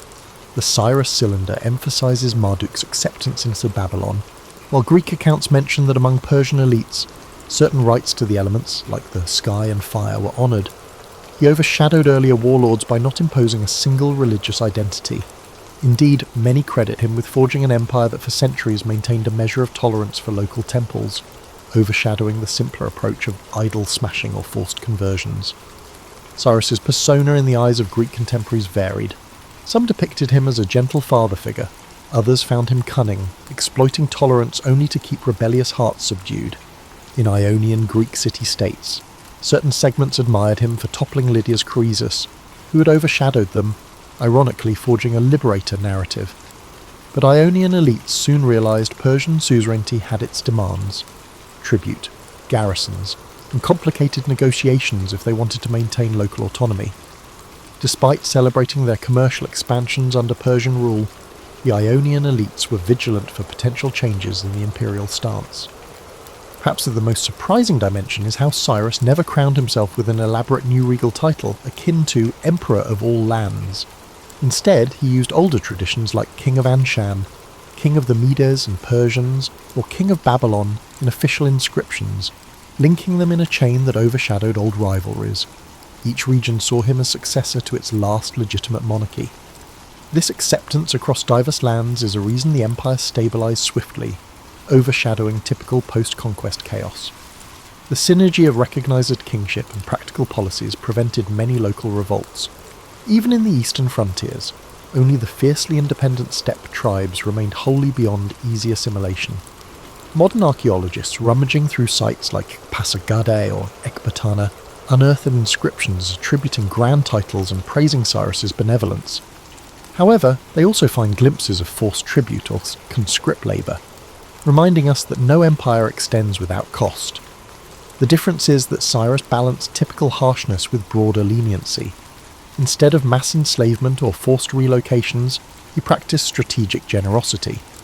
A city that surrendered might keep its local council, paying only partial tributes for a time. A rebellious region, once subdued, found him open to restitution if they accepted imperial suzerainty. This pattern repeated across Anatolia, Mesopotamia and beyond, forging an empire that outlived him by centuries. One wonders how the world might have changed had Cyrus not died in that eastern campaign. Perhaps he'd have established a definitive capital bridging Persian and Mesopotamian aesthetics. He might have expanded further into the Indus region, overshadowing future expansions by Darius. The abruptness of his death left many of those what-ifs unresolved. Yet his blueprint was so robust that successors like Cambyses II or Darius I built upon it seamlessly, rarely discarding the system of satrapies or the approach to local autonomy. This continuity underscores how deeply Cyrus's approach was woven into the empire's bedrock. His policies, akin to the reformed water channels, permeated the imperial veins, surpassing the fleeting preferences of subsequent kings. In the centuries following Cyrus's empire, wave after wave of conquest battered West Asia: Alexander's invasion, the Seleucid Empire, the Parthians, and the Sasanian dynasty. Each new regime staked claims over the old heartlands, yet repeated references to the old ways of Cyrus appear in local legends, overshadowing short-term rule. Cyrus's system became a benchmark for managing a multi-ethnic domain. Even the storied House of Sazan, centuries later, argued they recaptured the spirit of a Achaemenid monarchy. Their coinage or rock reliefs sometimes invoked motifs reminiscent of Cyrus's era, overshadowed by a new version of Persian identity. That cyclical pattern of referencing Cyrus indicates he was not just a fleeting conqueror, but a permanent archetype. Outside the Middle East, Greek authors transmitted an idealized account, culminating in Xenophon's Cyropaedia, which painted Cyrus as a paragon of kingly virtue. Over the next 2 millennia, that text influenced statesmen from Machiavelli to the founding fathers of the United States. They gleaned from it lessons on balancing fear and love, forging alliances, and uniting diverse peoples. Ironically, the real Cyrus might have been more pragmatic and occasionally ruthless than Xenophon's moral hero, but the overshadowing effect of the text shaped Western political thought. Early modern Europe's fascination with enlightened absolutism found in Cyrus a distant model, someone who overcame fractious petty lords by imposing a central authority tempered by tolerance. Back in his homeland, tomb at Pasargadae endured storms and conquests, overshadowing ephemeral shrines. When Alexander visited, he left it intact. Later Parthian or Sasanian kings, though not worshippers of Cyrus, recognized the tomb's significance as a link to an illustrious Iranian heritage. Under the Muslim conquest, centuries later, legends persisted around the tomb, some calling it Kaaba-e-Madar-e-Suleiman, Tomb of Solomon's mother, though the local population likely kept the memory that it was Cyrus's final resting place. Rare travellers, from Venetian merchants to Ottoman envoys, occasionally documented a solitary, tower-like structure in the Iranian plateau, overshadowed by no massive city. Inside lay inscriptions or faint carvings referencing a king who once bestrode the region like a colossus. In the 20th century, as modern Iranian nationalism stirred, Cyrus's memory was rehabilitated as an emblem of national unity and historical grandeur. Reza Shah Pahlavi visited Pasargadae, staging ceremonies that overshadowed the site's archaeological hush. The monarchy sought symbolic links to an ancient lineage, championing Cyrus's cylinder as an early human rights charter. This overshadowed complexities like the imperial nature of his conquests, but offered a rallying point for Iranian identity. Even post-revolutionary Iran, while reinterpreting pre-Islamic glories, cannot fully disregard Cyrus's significance. Pilgrims still come, some quietly leaving flowers by the tomb to honour the father of the Persian realm, overshadowing theological differences. In the global sphere, the Cyrus Cylinder tours museums, sparking discussions on religious tolerance, good governance, and the narrative of enlightened empire. Some critics caution that while the cylinder reveals a progressive tone for its era, we shouldn't anachronistically label Cyrus a modern democrat. He was, after all, an absolute monarch. Nonetheless, the overshadowing message of leniency and returning exile stands out in a time when many ancient conquerors pillaged and enslaved. Indeed, the notion of a state respecting local gods and temples was radical for the period. Yet it's not as if Cyrus overcame all cruelty. In certain provinces that resisted, the Persian armies could be ruthless, using siege tactics to starve city populations. But once victory was secured, the mercy or acceptance of local practices overshadowed total subjugation. Scholars highlight that such a measured approach likely prevented constant revolts. People under Persian rule might pay taxes and serve in the army, but they kept shrines, local councils, and a measure of cultural autonomy. This delicate interplay formed the empire's core strength, overshadowing older Mesopotamian or Neo-Assyrian methods reliant on sheer terror. As we revisit Cyrus's life in total, we see an interplay of epic achievements and ephemeral mortality. He rose from a rumoured near infanticide to forging a realm from the Aegean to eastern Iran, overshadowing kings who once boasted unassailable might. Yet he too succumbed to the hazards of frontier warfare. The Grand Empire remained, shaped by his administrative blueprint, overshadowing the ephemeral nature of any single mortal. Even in death, he overshadowed the typical memory of warlords by becoming a cherished legend in multiple cultures. The cyclical references to Cyrus over millennia, by Greeks, Romans, Iranians, and modern statesmen, affirm that the imprint he left on governance and tolerance was never fully erased, overshadowing the typical ephemeral conquests that vanish into dust. Reflecting on Cyrus the Great's journey, a picture emerges of a ruler who both embodies the archetype of ancient conqueror and subverts it. His life, bridging the mid-6th century BCE, shaped an enduring empire that overshadowed ephemeral local kingdoms. He fused compassion aid with power, forging a blueprint of rule that soared beyond typical tyranny. He used violence to conquer and wove a multi-ethnic fabric under the Achaemenid banner. In the swirl of centuries, intangible threads of his approach, satrapies, cultural respect, and integrated administration surface repeatedly in later states' governance. Take, for instance, the phenomenon of repatriating exiled peoples. The Hebrew text describing Cyrus's decree for the Judeans to rebuild their temple highlight a radical departure from norms. Empires often exiled populations to quell rebellion. Cyrus reversed that policy, overshadowing earlier cruelty with a stance that returning exiled groups might yield loyal gratitude. This perspective resonates in modern dialogues about religious freedom. Indeed, some interpret the cylinder's references to various shrines as an early charter of rights. Though historians caution about overstating it as a universal human rights document, the overshadowing principle remains.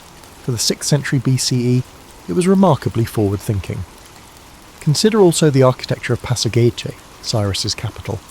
Known for its symmetrical gardens and a design-mixing median, Elamite, and local Persian styles, it overshadowed simplistic fortress cities of older times. Greek visitors centuries later found it distinctively airy and open, as if the city layout reflected Cyrus's inclusive policies. The tomb there, so unpretentious yet dignified, speaks volumes about how he conceptualized rulership, not as an aloof god-king, but as a caretaker bridging lands. While subsequent palaces like Persepolis overshadowed Pasargadae's scale, the latter's multi-ethnic decorative elements reveal a microcosm of the entire empire's synergy. A final puzzle is whether we can glean Cyrus's personal temperament behind the annals and legends. Greek sources paint him as kindly, though they were motivated to highlight the good Oriental king. The Babylonian Chronicle calls him the chosen of Marduk, overshadowing older conquerors who defiled the city. Persian lore emphasizes his cunning rise from near-death infancy. Different perspectives idealize him. Likely, the real Cyrus was at times ruthless, at times merciful, and always pragmatic. He overrode petty local customs when they hindered stable rule, but mostly let communities maintain their identity. He believed that an empire spanning from Lydia to Gandhara needed cohesive laws, but flexible local governance. That strategic approach overshadowed simpler warlord tyranny. In subsequent Iranian national consciousness, he emerges as the father of the country, overshadowing the ephemeral wars that battered the region. The cyclical invocation of his name in times of crisis or reform underscores how deeply he impacted the Iranian sense of historical continuity. Even diaspora communities scattered by centuries of migrations might refer to him as an emblem of tolerant monarchy, rare in an age typically remembered for despots. Meanwhile, as the West rediscovered antiquity outside the region, Cyrus eclipsed many lesser-known figures, emerging in classical references as a conqueror who maintained his moral integrity. From a modern viewpoint, we might weigh whether his expansions cause moral dissonance. Can one hail a conqueror as great who still inflicted bloodshed on resistors? The question spiraled the ancient world's norms. Where might typically equaled right? The hallmark of Cyrus was a partial departure from that norm, applying might but overlaying it with a veneer of diplomacy and local respect.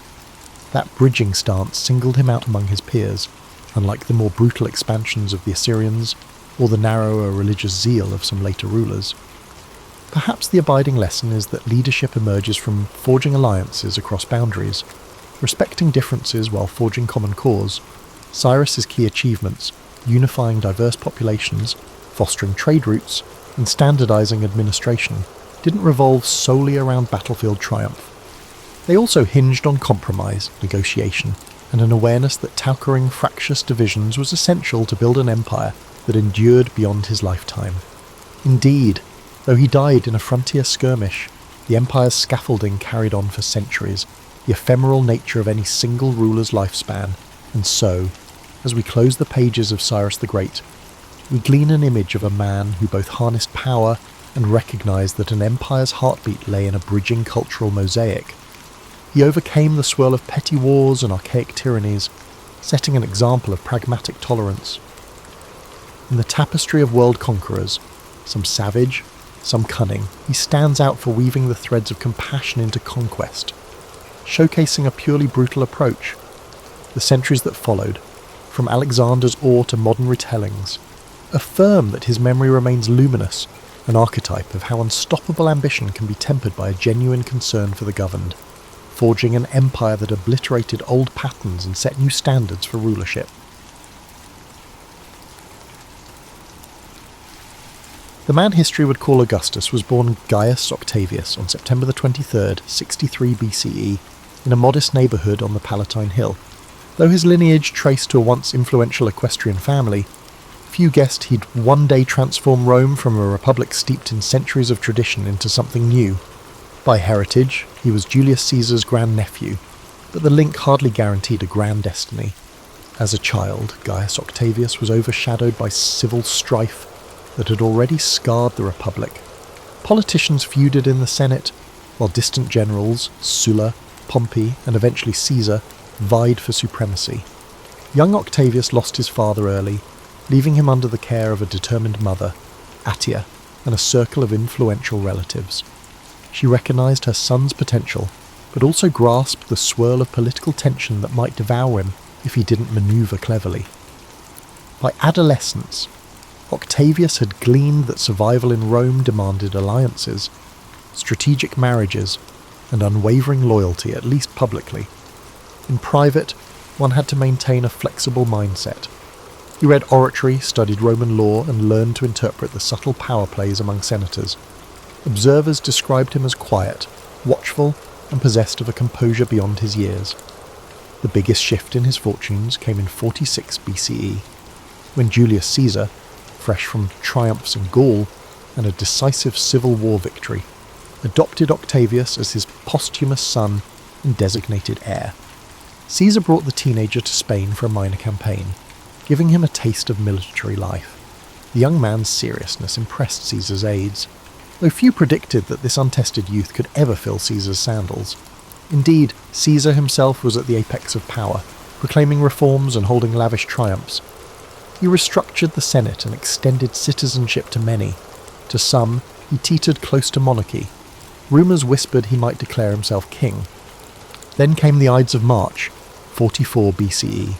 Caesar fell under 23 knife thrusts in the Senate, a betrayal orchestrated by supposed friends like Brutus and Cassius. While studying in a Greek city, Octavius received news of Caesar's assassination. At first, he reeled. The consequence was not only the loss of a powerful figure in his life, but also a potential threat to his security. He learned, however, that Caesar's will named him heir.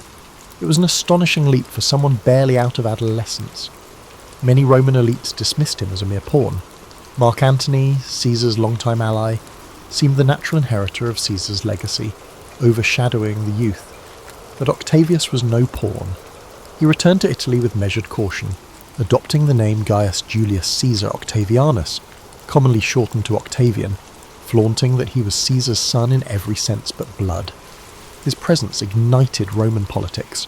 Antony, charismatic and bold, tried dismissing him as the boy, while the Senate, still reeling from Caesar's dictatorship, sought to exploit friction between Antony and Octavian. The entire city braced for another civil war. Octavian played a subtle game, forming alliances with Caesar's veterans, distributing funds from Caesar's estate, and projecting an image of filial piety. In the meantime, Octavian experimented with the Senate, suggesting that he might back them in their opposition to Antony's aspirations.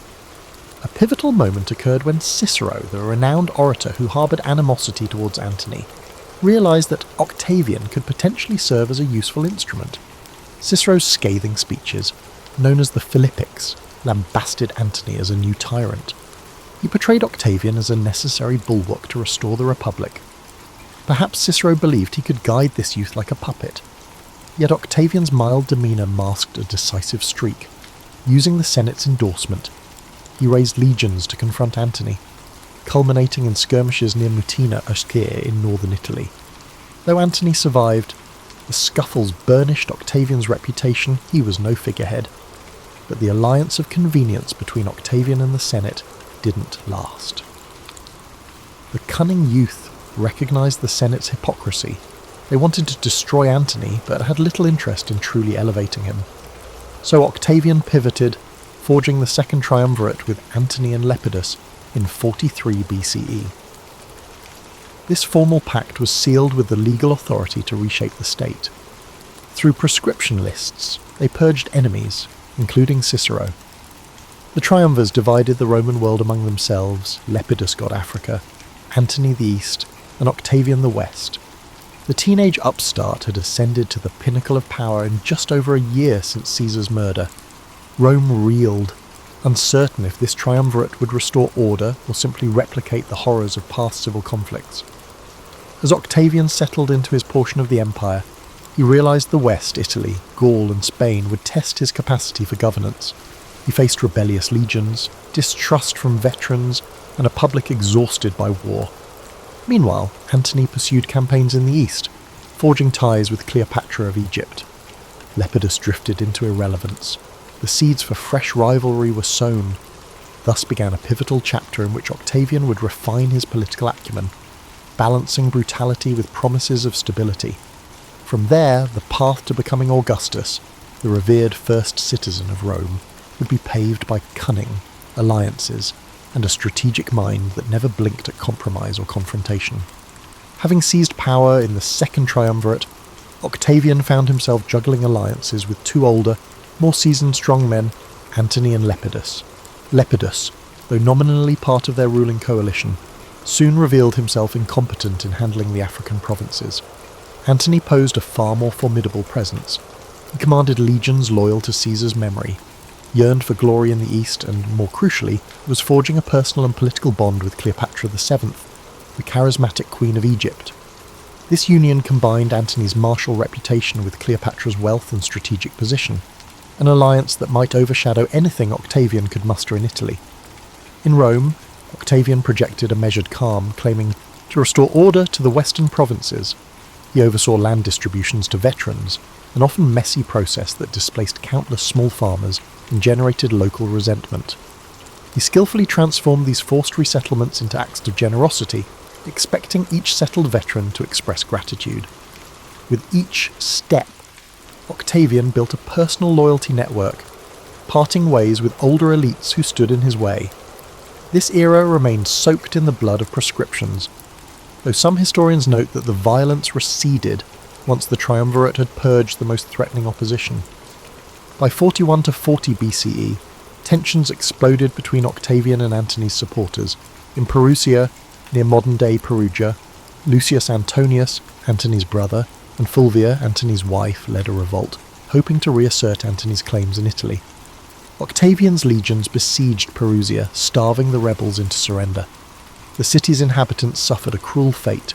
The siege left them starving, and after victory, Octavian ordered harsh reprisals, while Antony himself was absent in the east. This event underscored the deepening rift within the triumvirate.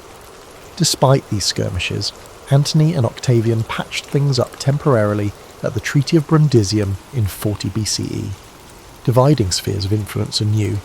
To cement the deal, Antony married Octavian's sister, Octavia, a gesture meant to signal familial harmony. But the truce felt shaky. Those close to the corridors of power sensed a deeper competition for the ultimate prize, undisputed control of Rome. Indeed, as Antony returned east, resuming his romance with Cleopatra and planning campaigns against Parthia, Octavia lingered behind, a lonely testament to the alliance's fragility. Back in Rome, Octavian's attentions turned to naval struggles. Sextus Pompey, son of the famous Pompey the Great, controlled Sicily and menaced Italy's grain supply with a pirate fleet. With famine threatening Rome, Octavian recognized he needed a strong admiral. Enter Marcus Agrippa, his most trusted lieutenant and a brilliant naval mind. Together, they reconfigured Roman naval strategy, training fresh crews and building advanced ships. By 36 BCE, Agrippa defeated Sextus Pompey in a series of engagements, notably at Nolocus. This victory brought Sicily under Octavian's sway, securing vital grain routes to feed Italy's population. Meanwhile, Lepidus foolishly tried to flex power in Sicily, but his legions defected to Octavian. Lepidus was stripped of triumviral power and exiled to a minor religious post, leaving just two men left from the original triumvirate, Octavian and Antony, each commanding vast territories, each suspicious of the other's ambitions. Antony's eastern campaigns fared poorly. His attempt to conquer Parthia in 36 BCE ended in a costly retreat. Cleopatra, determined to preserve her influence, financed his next moves, forging a mutual interest in controlling the eastern Mediterranean. Antony openly acknowledged Cleopatra's children, one fathered by Julius Caesar, others by himself, and showered them with territorial grants. In Roman eyes, his donations of Alexandria looked scandalous. Bestowing Roman-conquered lands to Cleopatra's brood was borderline treason. Rumours proliferated in Rome that Cleopatra had bewitched Antony, or that he aimed to set up a parallel empire in the east with her as co-ruler. Octavian seized the propaganda advantage. He depicted Antony as a man enthralled by an Egyptian seductress, betraying Roman traditions. The Roman populace, weary of foreign entanglements and suspicious of queens from the east, responded to such rhetoric. Octavian skillfully spun Cleopatra as a threat to Rome's sovereignty and Antony as a traitor lost to Oriental decadence. To formalise the break, Octavian had the Senate revoke Antony's powers in 32 BCE, spurred by the revelations that Antony's will recognise Cleopatra's children as heirs. The final countdown to civil war was underway.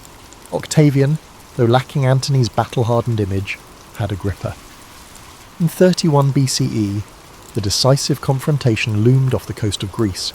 The site would be Actium, where Antony and Cleopatra mustered their combined fleet against Octavian's forces led by Agrippa.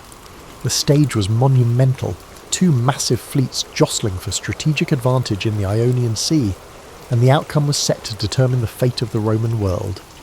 With Cleopatra by Antony's side, everything was on the line. Victory might reshape the Mediterranean power map, but if Antony fell, so might Cleopatra's dream of an Eastern Empire. In the lead-up to Actium, desertions plagued Antony's ranks. Morale sank as men realised Cleopatra's presence overshadowed purely Roman concerns. In contrast, Octavian's message was crisp: preserve Rome from a foreign queen's grasp. The families of legionaries pinned their hopes on his victory for stability. Clouds of tension gathered, poised to break in the greatest naval showdown Rome had seen in generations. By now, Octavian's transformation from an underestimated youth to a political colossus was unmistakable, yet he still had to seize final legitimacy from the swirling chaos of war. Actium, September 2nd, 31 BCE. Rome's future hinged on the Ionian Sea's choppy waters. Antony's fleet, bolstered by Cleopatra's Egyptian squadrons, faced off against Octavian's ships under Agrippa's command. Many expected an even fight. Both sides fielded formidable war galleys, but intangible factors loomed large: morale, discipline, and the stark difference in leadership unity. By midday, the swirling melee erupted. Agrippa's nimble vessels employed better tactics, staying mobile and exploiting the heavier, less manoeuvrable designs of Antony's ships. Cleopatra lingered in the distance, her presence more symbolic than militarily decisive. In a dramatic twist, Cleopatra abruptly withdrew her squadron mid-battle, perhaps panicked by the unfolding chaos or following a secret plan. Seeing her sail away, Antony, torn between loyalty to his Roman forces and devotion to Cleopatra, abandoned the fight to chase after her. With their commander gone, the remaining ships collapsed in confusion. Agrippa snatched a decisive victory. The battered remnants of Antony's fleet either surrendered or burned. The news rapidly disseminated. Antony and Cleopatra had absconded, condemning thousands of soldiers to an unwinnable battle. This victory altered Rome's destiny. Actium wasn't just a naval triumph, it shattered the last credible threat to Octavian's ascendancy. Over the following months, Octavian pursued Antony and Cleopatra to Egypt. By August 30 BCE, with his forces surrounding Alexandria, their fate was sealed. Upon discovering the rumoured death of Cleopatra, Antony collapsed onto his sword, overcome with despair. Cleopatra, witnessing the city overrun and refusing to be paraded as a captive in Rome, reportedly took her life. Her method, a venomous asp pressed to her breast, became legendary. With that, Ptolemaic Egypt, the last Hellenistic kingdom, ended, falling under Roman control, having neutralised every rival. Octavian returned to Rome in 29 BCE, triumphant. The gates of Janus, symbolising war's presence, re-shut, indicating peace across the empire for the first time in ages. The Senate, exhausted by decades of civil strife, pinned their hopes on this young victor. They hailed him as Imperator, commander, and showered him with honours. But Octavian realised the critical lesson from Caesar's demise. Openly brandishing monarchical power risked stirring republican resentment. He needed a new blueprint for dominance, something that would calm old fears while granting him absolute authority. This balancing act would define his next steps. In 27 BCE, Octavian performed a grand gesture. He ceremoniously returned power to the Senate and people of Rome, an act broadcast as humility, even though the real levers of control remained in his hands. The Senate, keen to maintain stability, bestowed upon him the name Augustus, meaning revered or venerable. This moment signalled the official birth of the Principate, a veneer of republican tradition cloaking a de facto monarchy. Augustus accepted titles carefully: Princeps, first citizen; Imperator, commander-in-chief; Pontifex Maximus, chief priest, and others. Combined, these roles gave him unassailable control over the army, religion, and state. A wave of reforms followed. Augustus reorganized the legions, stationed them in provinces under long-term command, ensuring their loyalty was to him personally. He restructured provincial governance, reducing corruption by rotating officials more often. The Senate oversaw peaceful provinces, while the emperor kept direct rule over trouble spots. Professional civil service emerged, staffed by freedmen and equestrians, loyal to the emperor's system. This team quietly undercut the old aristocratic networks that once jockeyed for magistracies, diminishing potential rebellion from senatorial upstarts. Culturally, Augustus recognized the power of propaganda. He sponsored monumental building projects, proclaiming he found Rome a city of brick and left it a city of marble. Temples were restored, public baths constructed, and aqueducts extended, visible tokens of a new golden age. Poets like Virgil, Horace, and Ovid flourished under imperial patronage, weaving narratives of Rome's glorious heritage and the necessity of a singular leader. The Aeneid recast Trojan myth to bolster the idea of a divine destiny culminating in Augustan rule. Yet not all were content. Some whispered that this restored republic was merely subjugation under a cunning autocrat. Traditionalists bemoaned the end of the truly free consuls and tribunes. Others, recalling the terror of endless civil wars, found solace in the Pax Romana that Augustus offered. Occasional conspiracies flared, typically from disillusioned nobles or neglected generals.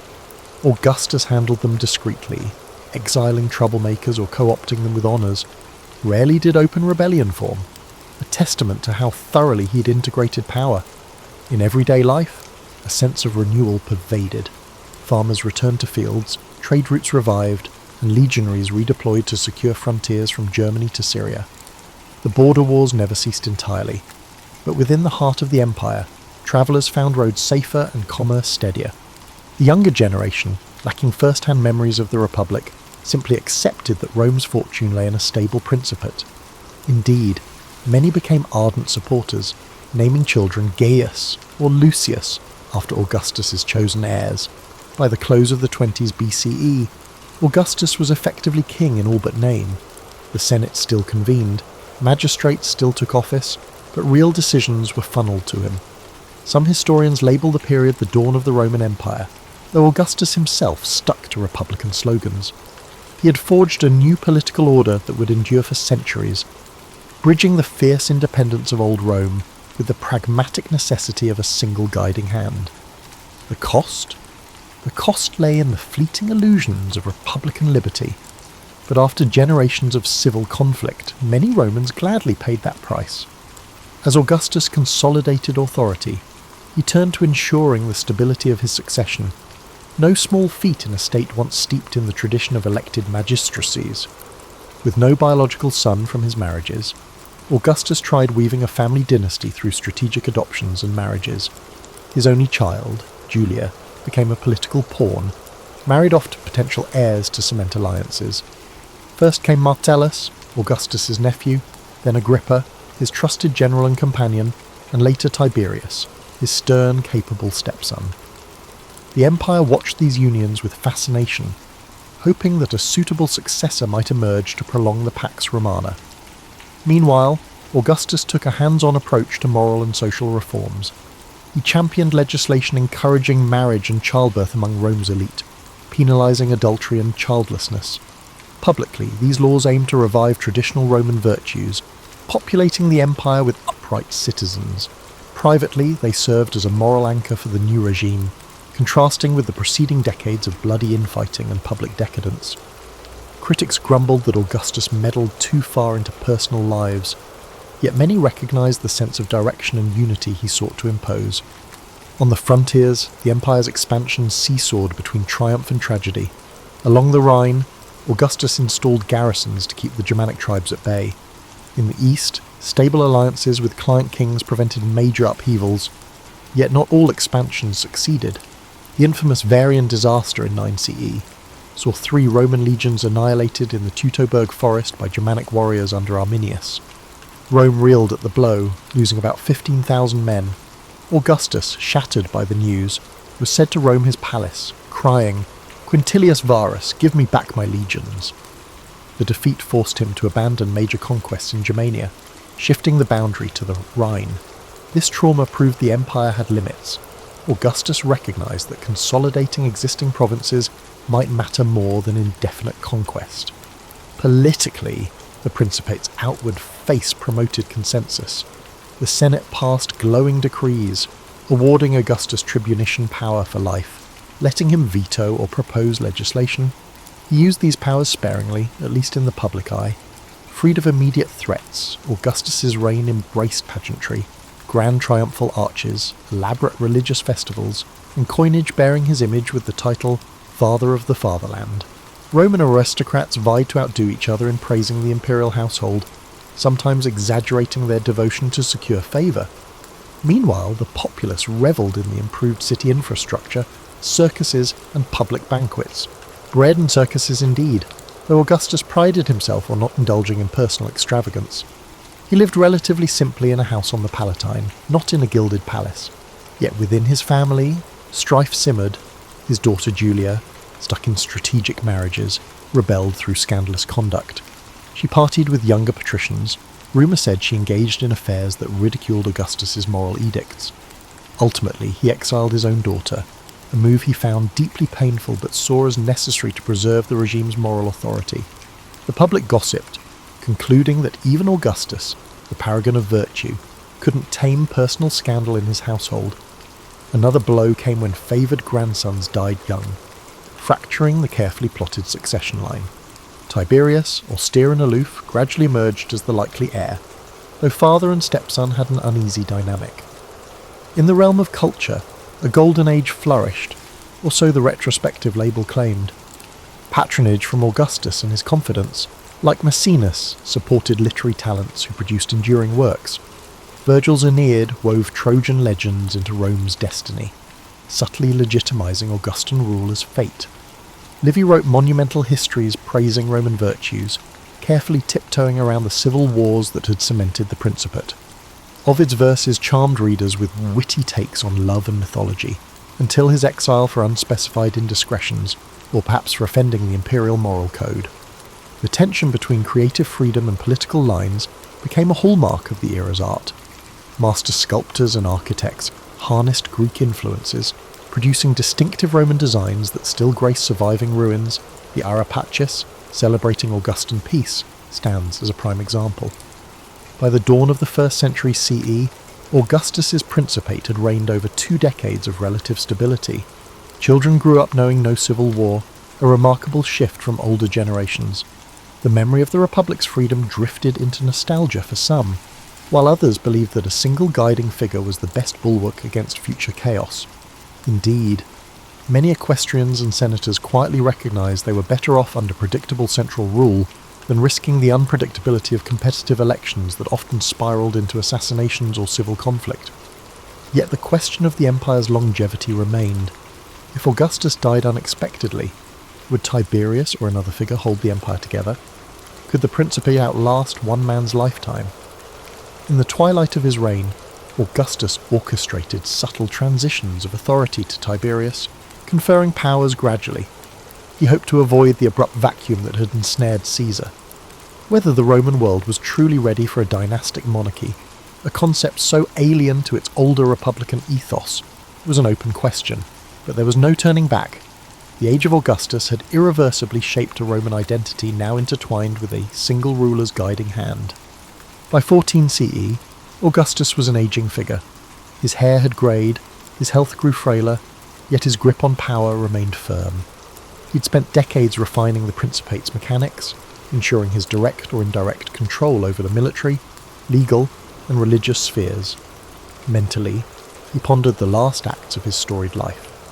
If the Principate was to endure, he needed Tiberius, his designated successor, to seamlessly assume control. Some suspected Tiberius possessed neither Augustus' charisma nor compassion, but there was no other candidate left with enough legitimacy. That summer, Augustus embarked on a journey with Tiberius to southern Italy. Perhaps it was a symbolic handover, or perhaps it was simply a final inspection tour. Along the way, his health deteriorated quickly. Near Nola, the place of his father's death decades prior, he lingered in bed, occasionally conversing with Tiberius and others from his retinue. According to tradition, his last words carried a hint of the theatrical flourish. comparing life to a play and imploring them to applaud if he had performed well. On August 19th, 14 CE, Augustus passed away. He was 75, having ruled the empire effectively for over 4 decades, longer than anyone had predicted. News of his death spread swiftly.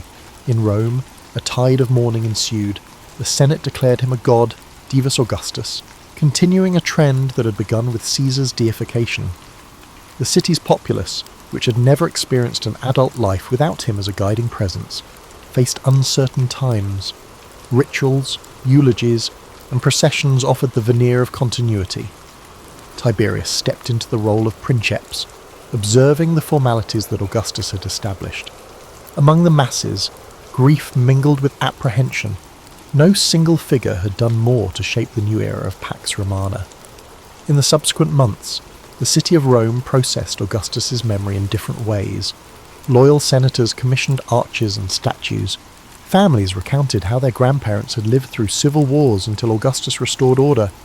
Freedmen who had worked in his administration wept or exploited the transition to jockey for new positions. Across the provinces, local elites who had thrived under Augustan patronage worried whether Tiberius would maintain the same approach. Despite the news unsettling the legions, they remained loyal to the new emperor. Some among the legions expected bonuses or reforms, leading to brief mutinies in the Rhine and Pannonia, but Tiberius and his capable nephew, Germanicus, resolved them. As time passed, historians began weaving Augustus's reign into grand narratives. Some, like Livy, had already praised him in near mythic terms. Others were more subdued, acknowledging that while Augustus ended civil strife, he had also strangled the old republican liberties. A new generation born under Pax Romana, however, only understood the Republic through ancestral stories. They took for granted that a single figure guided state policy, minted coins with their face, and overshadowed the Senate. The heritage of civil wars receded into second-hand accounts, leaving Augustus as an almost fatherly figure in the Roman psyche, the man who brought peace. The deeper subtleties of his rule, his cunning manipulations, the purges that built the Principate, the clandestine power plays, were overshadowed by the public facade of piety, tradition, and moderation.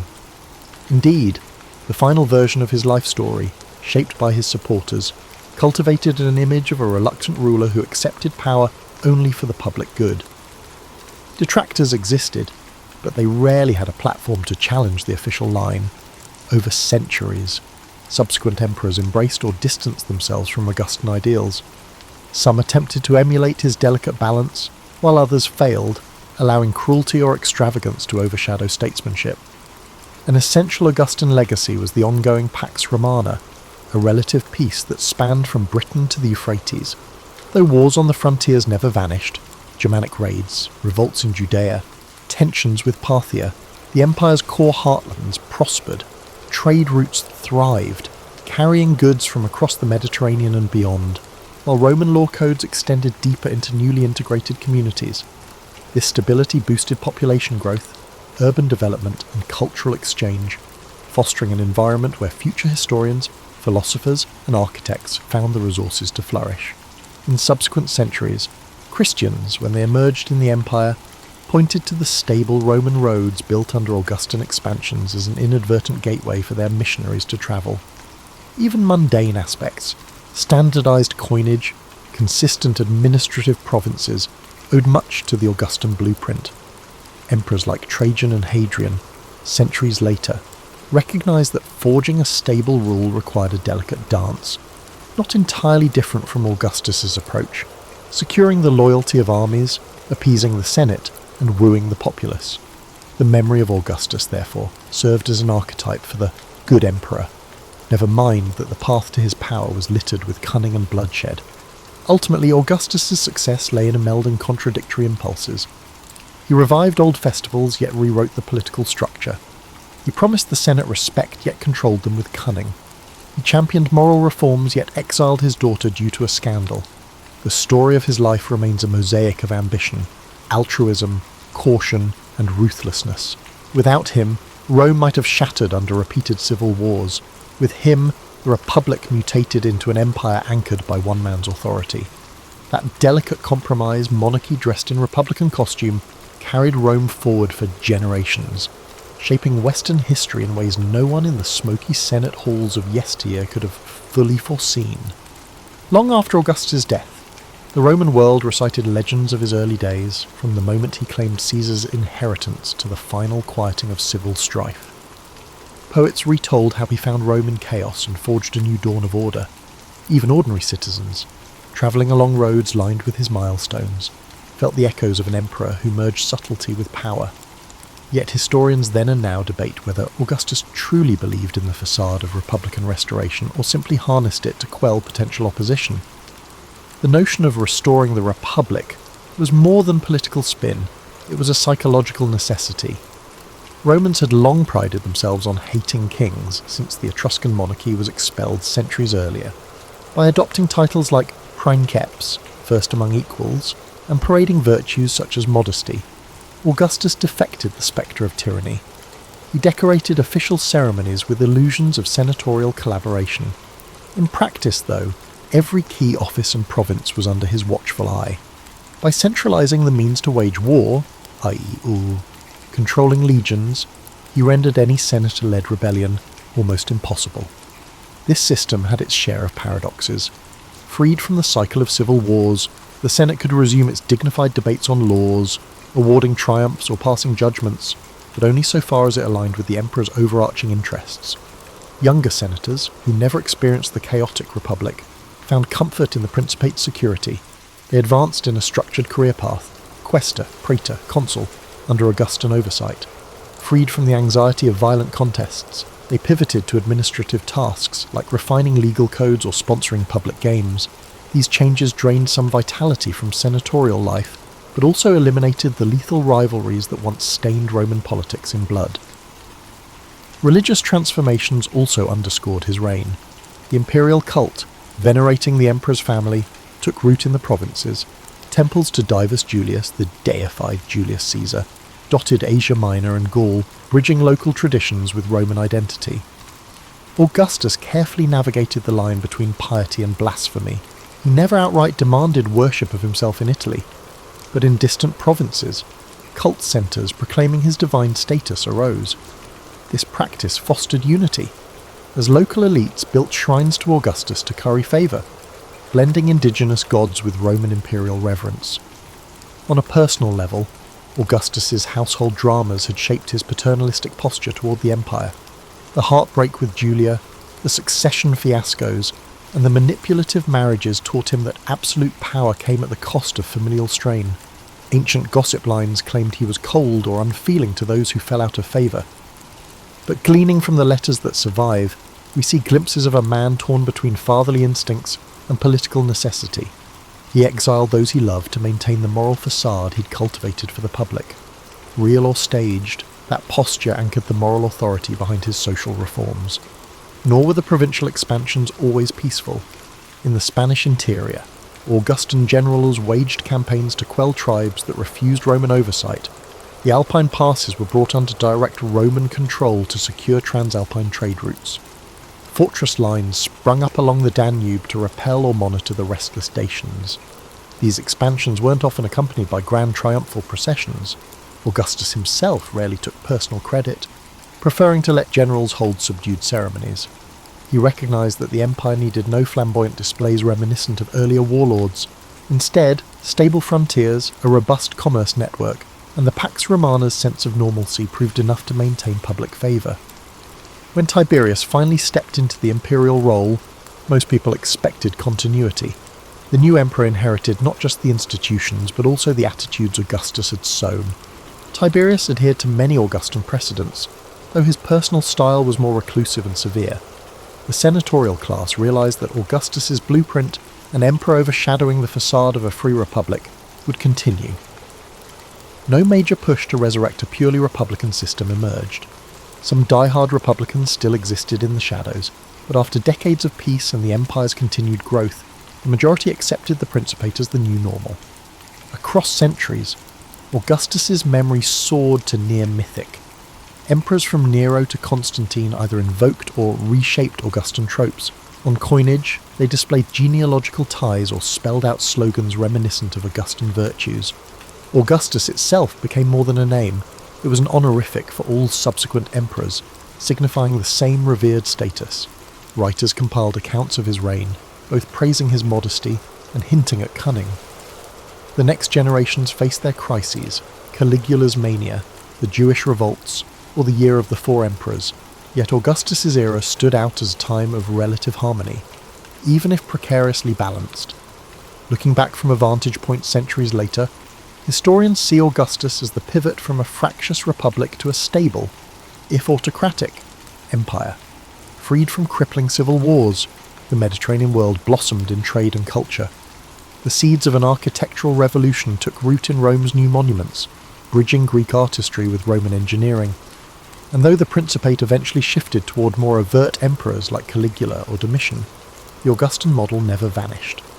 The notion of a first citizen, quietly sustaining the illusions of senatorial dignity, underpinned the empire's structure until the West crumbled centuries later. Augustus's example, subtle, multifaceted, and deeply embedded in Roman tradition, remains a testament to how a single individual can reshape the trajectory of an entire civilization. Now, with millennia gone since Augustus's death, we possess a panoramic view of his life and legacy, a vantage point that reveals both the glimmering heights and the murky corners. His youthful cunning, harnessed after Caesar's assassination, established a pattern of strategic alliances and relentless ambition. That fierce drive paved his ascent from an underestimated heir to the architect of Rome's first imperial system. But behind the luminescent facade of the Pax Romana, one notices the ashes of republican liberties, countless casualties of proscriptions, and a well-managed propaganda machine smoothing over the sharp edges of absolute power. Modern scholars often debate whether he was a benevolent autocrat, or a sly manipulator who exploited war weariness to install a monarchy in all but name. The truth likely straddles a delicate boundary. Augustus's reforms, streamlining taxation, professionalizing the army, and encouraging moral and cultural revival, point to a genuine desire for a robust, enduring order. However, he did not hesitate to use lethal measures when they strengthened his position. For every temple he built, there was a political rival he sidelined or a province subjugated under Roman authority. In rhetorical terms, Augustus was no flamboyant orator, but his mastery lay in setting the narrative. He let others speak extravagantly on his behalf: poets, loyal senators, provincial allies, and rarely contradicted the glowing accounts that cast him as Rome's saviour. Over time, this cultivated persona sank deep into Rome's collective psyche. Even the Senate, once proud and fractious, resigned to his overarching presence, content to pass decrees endorsing him as father of the fatherland. The city's plebeians, exhausted by previous turmoil, embraced the peace and spectacle, grand gladiatorial games, public feasts, and the distribution of grain. With daily life less precarious, who dared demand the intangible freedoms of an older era? Augustus's family tragedies, especially around succession, highlight the precarious nature of hereditary rule. The difference between the Principate's carefully curated facade and personal heartbreak ran stark. The exiles of Julia and Ovid, along with the disgraced heirs who died prematurely, pointed to a regime that valued moral discipline and uniformity over personal indulgence. This was the official narrative. In private, some cunning courtiers thrived, whispering half-truths to maintain favour. This dynamic would plague future emperors, from Tiberius's suspicious watchfulness to Nero's flamboyant paranoia. Archaeologically, we see Augustan footprints across the empire. The city of Rome was adorned with the Forum of Augustus, the Temple of Mars Ultor, and the Ara Pacis, each a testament not just to religious devotion, but to the synergy between art and political messaging. In provincial cities from Spain to Asia Minor, local elites mirrored Augustan styles, erecting temples to the imperial cult and adopting Roman architectural motifs. This cultural assimilation contributed to the forging of a Roman identity that transcended narrow, tribal or local loyalties. Even in the Greek East, where Hellenic culture had once overshadowed Rome's, the Augustan age catalyzed a new synthesis, merging Greek traditions with Roman rule under the notion of a shared Pax Romana. When analysing Augustus' reign, one can't ignore the question of how it impacted future governance. The next 4 centuries of Roman history revolve around the tension between the illusions of Augustan modesty and the realities of emperors who demanded worship or indulged capricious whims. The 5 good emperors, from Nerva to Marcus Aurelius, tried to echo Augustan virtues, focusing on stoic administration and public works. Others, like Caligula or Commodus, abandoned the pretenses, exposing the empire to the rawness of untempered autocracy. Through all these fluctuations, the concept of the princeps never truly vanished, only mutated, eventually morphing into the openly acknowledged dominus by the time of Diocletian. In popular imagination, Augustus remains a figure akin to a sculptor who took the shards of a fractured republic and moulded them into something new.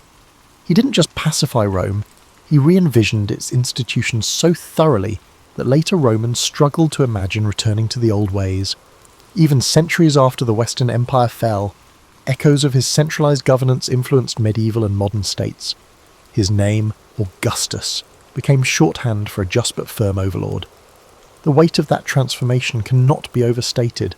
Rome grew from city-state to world empire under the shadows of the triumvirates and the many civil wars, culminating in a regime that, for better or worse, outlasted 1,000 nuances of politics. Ultimately, Augustus's greatest triumph was forging a stable system where once only warlords contended. His greatest cost was the republican spirit that withered in the process, replaced by an empire reliant on one man's judgment. Whether that trade was worthwhile depends on the lens of perspective.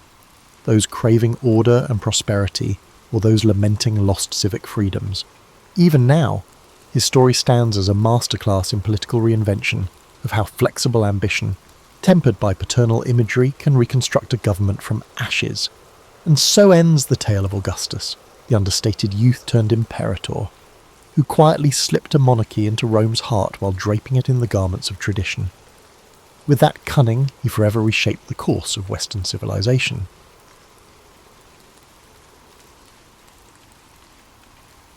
Julius Caesar wasn't always the towering figure we picture, draped in a bright red cloak and commanding the world's greatest empire. Before he was that legend, he was simply Gaius Julius, born into a patrician family with fading clout in a Rome that seemed to change every week. In those early days, the city itself wasn't the polished marble wonder of later centuries. With curving streets that spread gossip more quickly than chariots, it was a noisy, crowded centre of ambition and politics. People lived on top of each other in shabby apartments, while aristocrats planned lavish feasts in their villa courtyards, hoping to lure allies for the next election. Gaius Julius was shaped by it all. The noise of street vendors hawking figs and fish, the heated oratory in the forum, and the whispers behind every statue's column. Even as a child, Caesar had a curiosity that led him to corners of Rome others avoided, dimly lit taverns, the muddy banks of the Tiber River, and rows of cramped bookshops where scribes copied scrolls for hours on end. These experiences seasoned him with a knowledge of everyday life that most upper-class Romans rarely bothered with. He'd watch workers at the docks, fascinated by the different languages from traders coming in from the east. It gave him an early taste for the diversity that existed beyond Rome's walls, and no matter how chaotic it got, he never seemed overwhelmed. Instead, he'd carefully absorb how each piece of society functioned and file the information away. In his early teens, while many aristocratic boys took lessons in rhetoric under famed tutors, Caesar did too, but he did more than rehearse speeches from ancient Greek texts. He peppered his teachers with questions about how words could shift emotions. He realizes that to command respect in Rome, you needed to shape minds and hearts, not just bodies on a battlefield. This flair for oratory would become one of his trademarks. Before he wore the laurel wreath, Caesar was already making a name for himself in smaller legal cases. He wowed the courts with a perfect blend of reason, passion, and style that made older, more experienced pleaders look foolish. His household wasn't exactly a fortress of tranquility. Tensions brewed under its roof, fed by old feuds and expectations that could suffocate a young man. If you were a patrician, tradition dictated you climb certain ladders, hold a few offices, curry favour with the Senate, play by Rome's unwritten rules. Yet Caesar's mother, Aurelia, sensed something different in him. His eyes sparked with ambition beyond the norm. Quietly, she encouraged him to break moulds, but do so intelligently. She knew that living like a chameleon in Rome's political ecosystem, switching shades when necessary, was the path to real power. Of course, Caesar's early journey wasn't smooth. He found himself ensnared in the civil disputes between Marius, his uncle by marriage, and Sulla, which tore Rome into factions.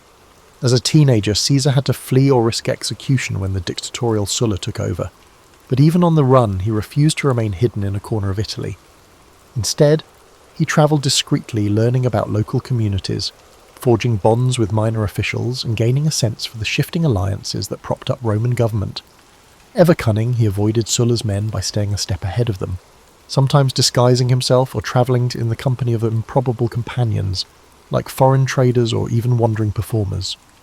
Eventually, Caesar returned to Rome after Sulla's death, but he'd learned that when power is on the table, trust is a fragile commodity. He had seen men switch loyalties for a promise of gold or turn in a friend to keep their own head.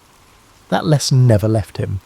Upon coming home, he immediately set about re-establishing his social ties, attending banquets and forging friendships with men who had once eyed him with suspicion. Yet Caesar was adept at reading faces. If he caught even a flicker of duplicity, he dodged that bond elegantly, perhaps with an extravagant greeting followed by a subtle distancing. One could never be too careful in Rome's swirling politics. A remarkable moment came when he took on the role of priest to Jupiter, only to lose it during Sulla's purges. It was a blow. Public piety, after all, was a stepping stone for an aspiring politician. But Caesar's resilience was already in full bloom. He picked himself up, found a new path, and ventured into the world of politics from a different angle, securing lesser offices that would eventually open bigger doors. He also began building a personal brand of generosity. Soon people whispered about the banquets he held and the funds he provided for public works. Senators wondered how he managed to gather such deep pockets. It wasn't old family wealth alone. Caesar had a network of supporters, and many believed in him precisely because of his willingness to think outside the conventional lines of patronage and nepotism. By his mid-20s, Caesar had cultivated a reputation for being both bold and adaptable. He hadn't yet reshaped Rome, but the seeds were there. His path wasn't about simple heroics or the typical childhood prophecy that he was destined for greatness. Rather, it was a quieter accumulation of experiences that prepared him for the challenges ahead. Each piece, his exposure to everyday Romans, his brush with danger during Sulla's regime, his love of rhetoric, lined up perfectly to form a foundation. Rome, full of swirling rivalries and unspoken rules, had no idea that this relatively unremarkable young man with a quick tongue and quick mind was about to upend everything. Before he was a seasoned commander or the Colossus striding across the Rubicon, Caesar had an escapade that shaped his perspective on the power more than any lecture in the Senate ever could: his abduction by Cilician pirates in the Aegean Sea. It's a tale rarely told in the mainstream, but it offers a raw glimpse into his character. Caesar was travelling to strengthen his oratory skills under a renowned teacher on the island of Rhodes, something aristocrats often did. But the seas teemed with pirates who thrived on ransom, and it wasn't long before his ship was seized. The pirates who captured him expected a frightened Roman aristocrat. Instead, they encountered a man whose boldness made them question who'd truly been captured. When they demanded a ransom of 20 talents of silver, Caesar reportedly scoffed that they were underselling him. He insisted they ask for 50. The pirates, bemused yet intrigued, took his suggestion. For several weeks, Caesar lived among them, waiting for friends to gather the sum. During that time, he treated them as if he were the one in charge, ordering them to keep quiet when he slept, even reciting poems and speeches and telling them to appreciate the artistry, or else. To the pirates' credit, they indulged him, perhaps wondering if they had accidentally kidnapped a lunatic. He wasn't simply being arrogant, he was displaying confidence and unpredictability.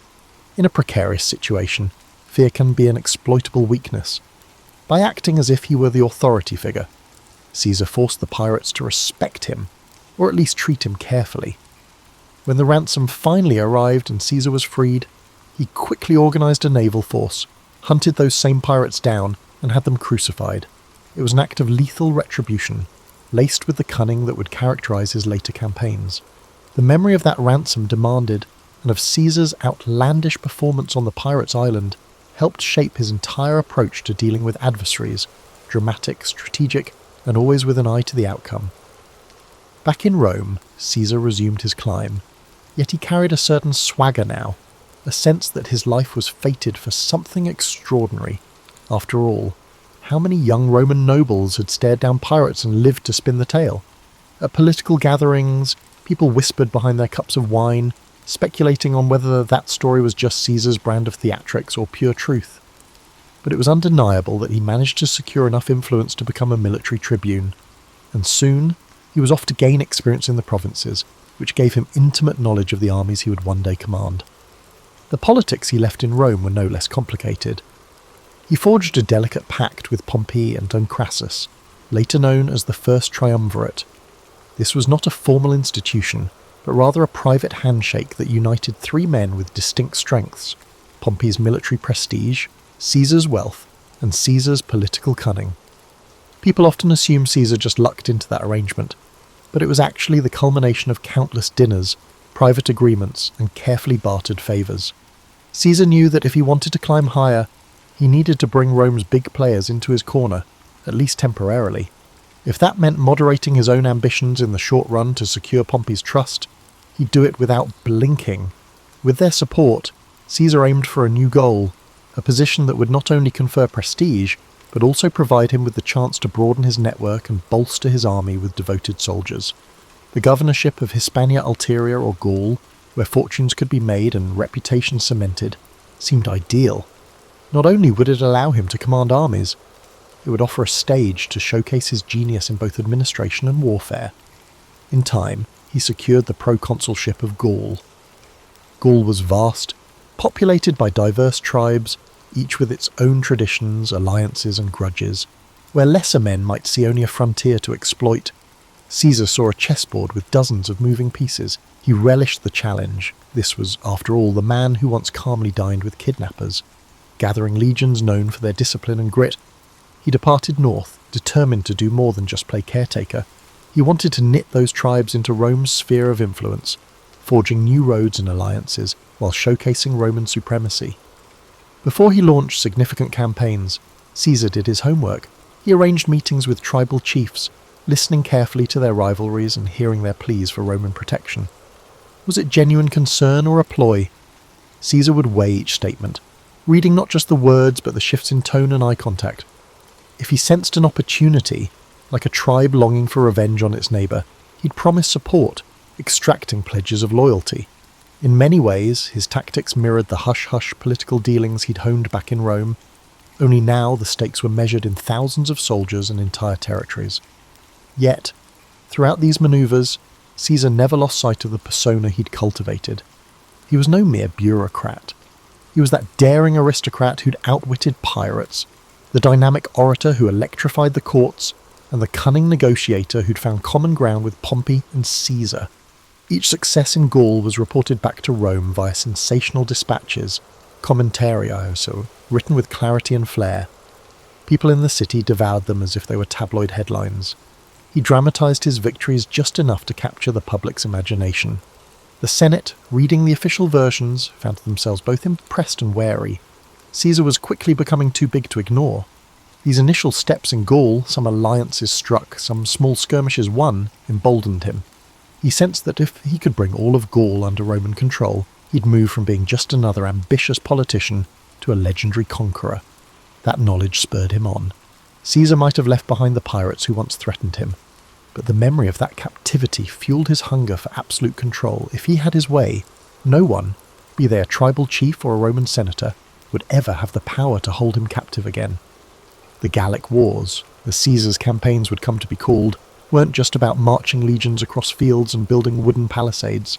They were about psychological warfare, diplomacy, and the cunning exploitation of intertribal rivalries. Rome's dominance always hung on its ability to divide and conquer. With Caesar at the helm, that strategy took on fresh nuance. In the early phases, Caesar consolidated Roman gains by constructing a network of roads and fortifications. This was hardly glamorous labour. Roman soldiers would spend weeks hacking through forests and bogs to erect outposts, sometimes under the threat of ambush. Yet each new Roman-style fort, complete with straight lines and carefully measured intervals, sent a message of permanence. These weren't just makeshift garrisons, they were statements that Rome had come to stay. People often remember Caesar's brilliance on the battlefield, but his true strength lay in methodical organisation. He considered logistics as vital as sword and shield. The various Gallic tribes watched uneasily, some rushing to Caesar's side, others forming alliances against him. Caesar capitalized on the smallest seeds of division. If one tribe feuded with another, he'd arrive as a peace broker, offering Roman friendship and military aid against a rival. Soon enough, the tribe would find itself bound to Caesar by mutual benefit and shackled by Roman expectations.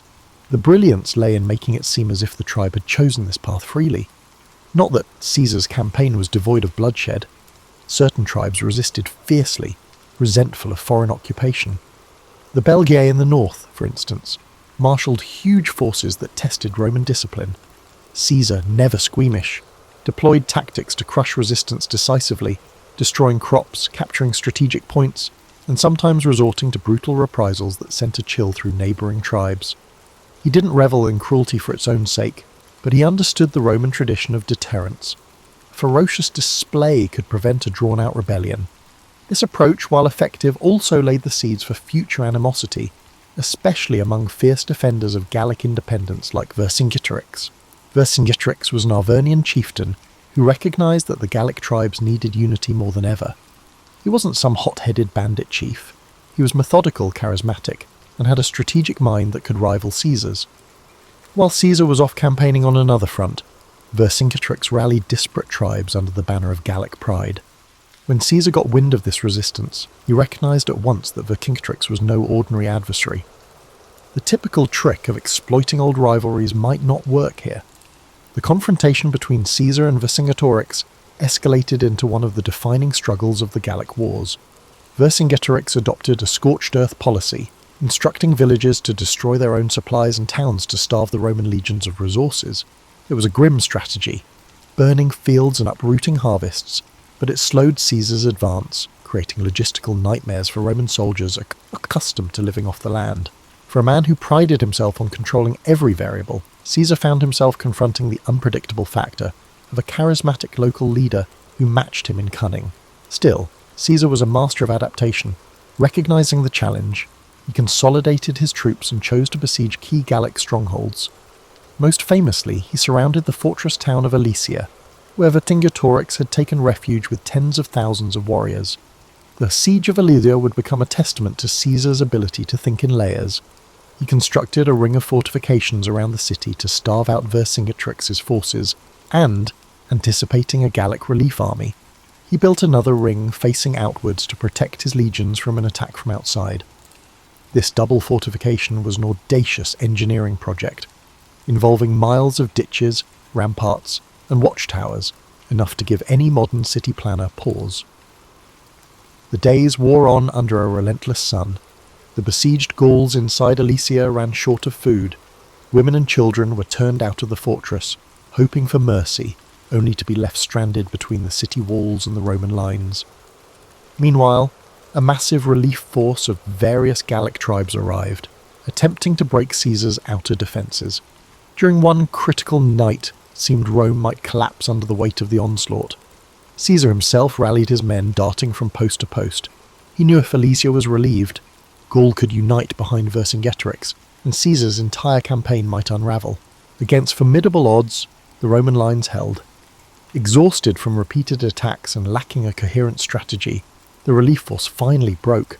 Inside Alesia, with supplies gone, inns and morale shattered, Vercingetorix surrendered. The sight of this defiant Gallic chieftain handing over his weapons underscored the turning point. Rome had asserted its dominance, and Caesar stood at the pinnacle of victory. Yet for all the glory, the end of the siege left many Gauls embittered. Caesar might have pacified the region, but a smouldering resentment would eventually lurk beneath the official peace treaties. When Caesar returned to Rome, he was hailed as a hero. His campaigns in Gaul had quadrupled Rome's domain and filled the Republic's coffers with wealth from newly conquered territories.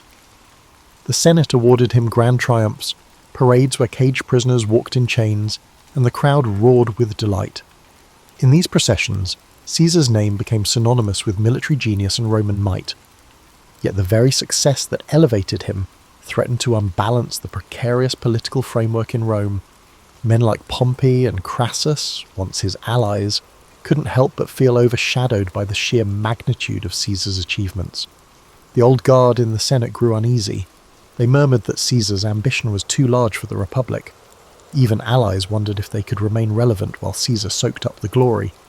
Caesar, for his part, believed he had only just begun. His vision extended beyond the spoils of Gaul.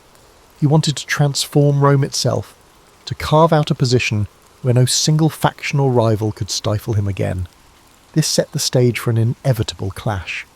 Caesar's manoeuvres in Gaul, while triumphant, had also sown suspicion and envy. And suspicion and envy in Rome often led to civil war, assassinations, and chaos.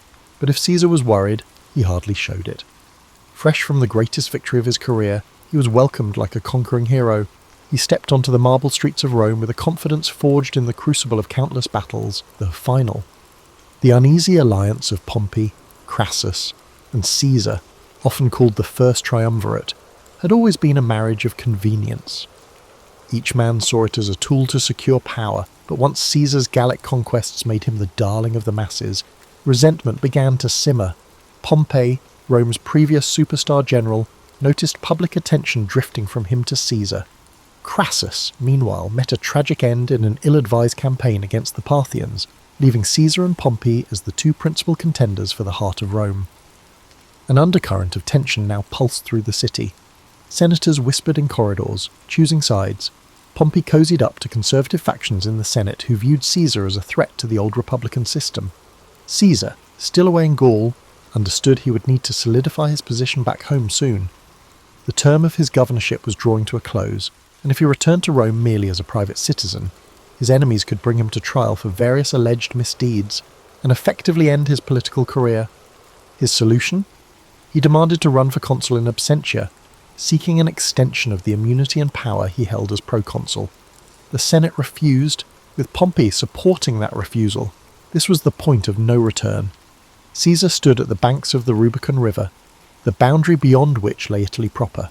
Roman law was crystal clear. No general was allowed to bring his army into Italy. To do so amounted to a declaration of war. On a winter's night in 49 BCE, Caesar made his choice. He marched across the Rubicon, uttering the phrase, "Alea iacta est," the die is cast, if the anecdotes hold any truth. Overnight, Rome's system of alliances shattered. The civil war had begun. Pompey and many senators fled Rome to gather forces in the east, confident they'd muster armies far greater than Caesar's. They had the backing of traditional elites, wealthy provinces, and, they believed, time on their side. Caesar, however, wasn't known for cautious delay. He pressed forward at breakneck speed. Towns and cities along the way opened their gates, some out of admiration for Caesar, others out of fear. The unstoppable momentum took Pompey by surprise, forcing him to evacuate Italy altogether. Caesar entered Rome unopposed. But taking Rome was just the beginning. The real challenge was confronting Pompey's legions, which were regrouping in Greece. Caesar, leaving a minimal garrison behind, sailed across the Adriatic to chase down his rival. It was a frantic race, both men vying for resources and key strategic points. Caesar's forces were often outnumbered. Pompey's alliances spanned vast portions of the Republic. Yet Caesar leveraged speed, surprise, and the loyalty he'd earned from legions who'd fought alongside him in Gaul. Battles erupted across multiple theatres, Spain, Africa, and ultimately the plains of Pharsalus in Greece.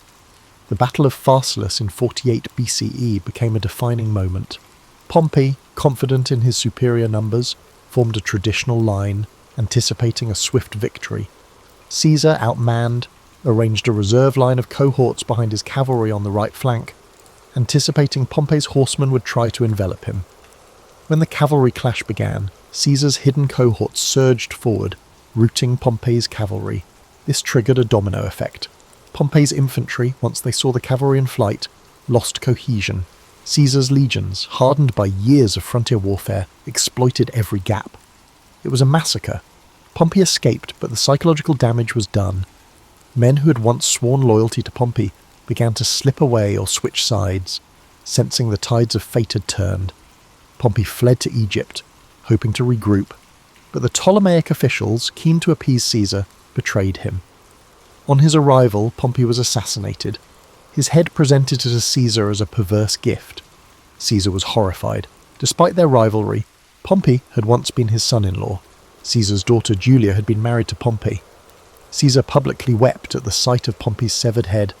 then ordered the execution of the men responsible for the betrayal. This act conveyed a message. Caesar might be ruthless, but he upheld the dignity of Roman nobility and detested dishonour. Egypt, however, offered its own labyrinth of politics. Cleopatra and her brother Ptolemy were locked in a power struggle.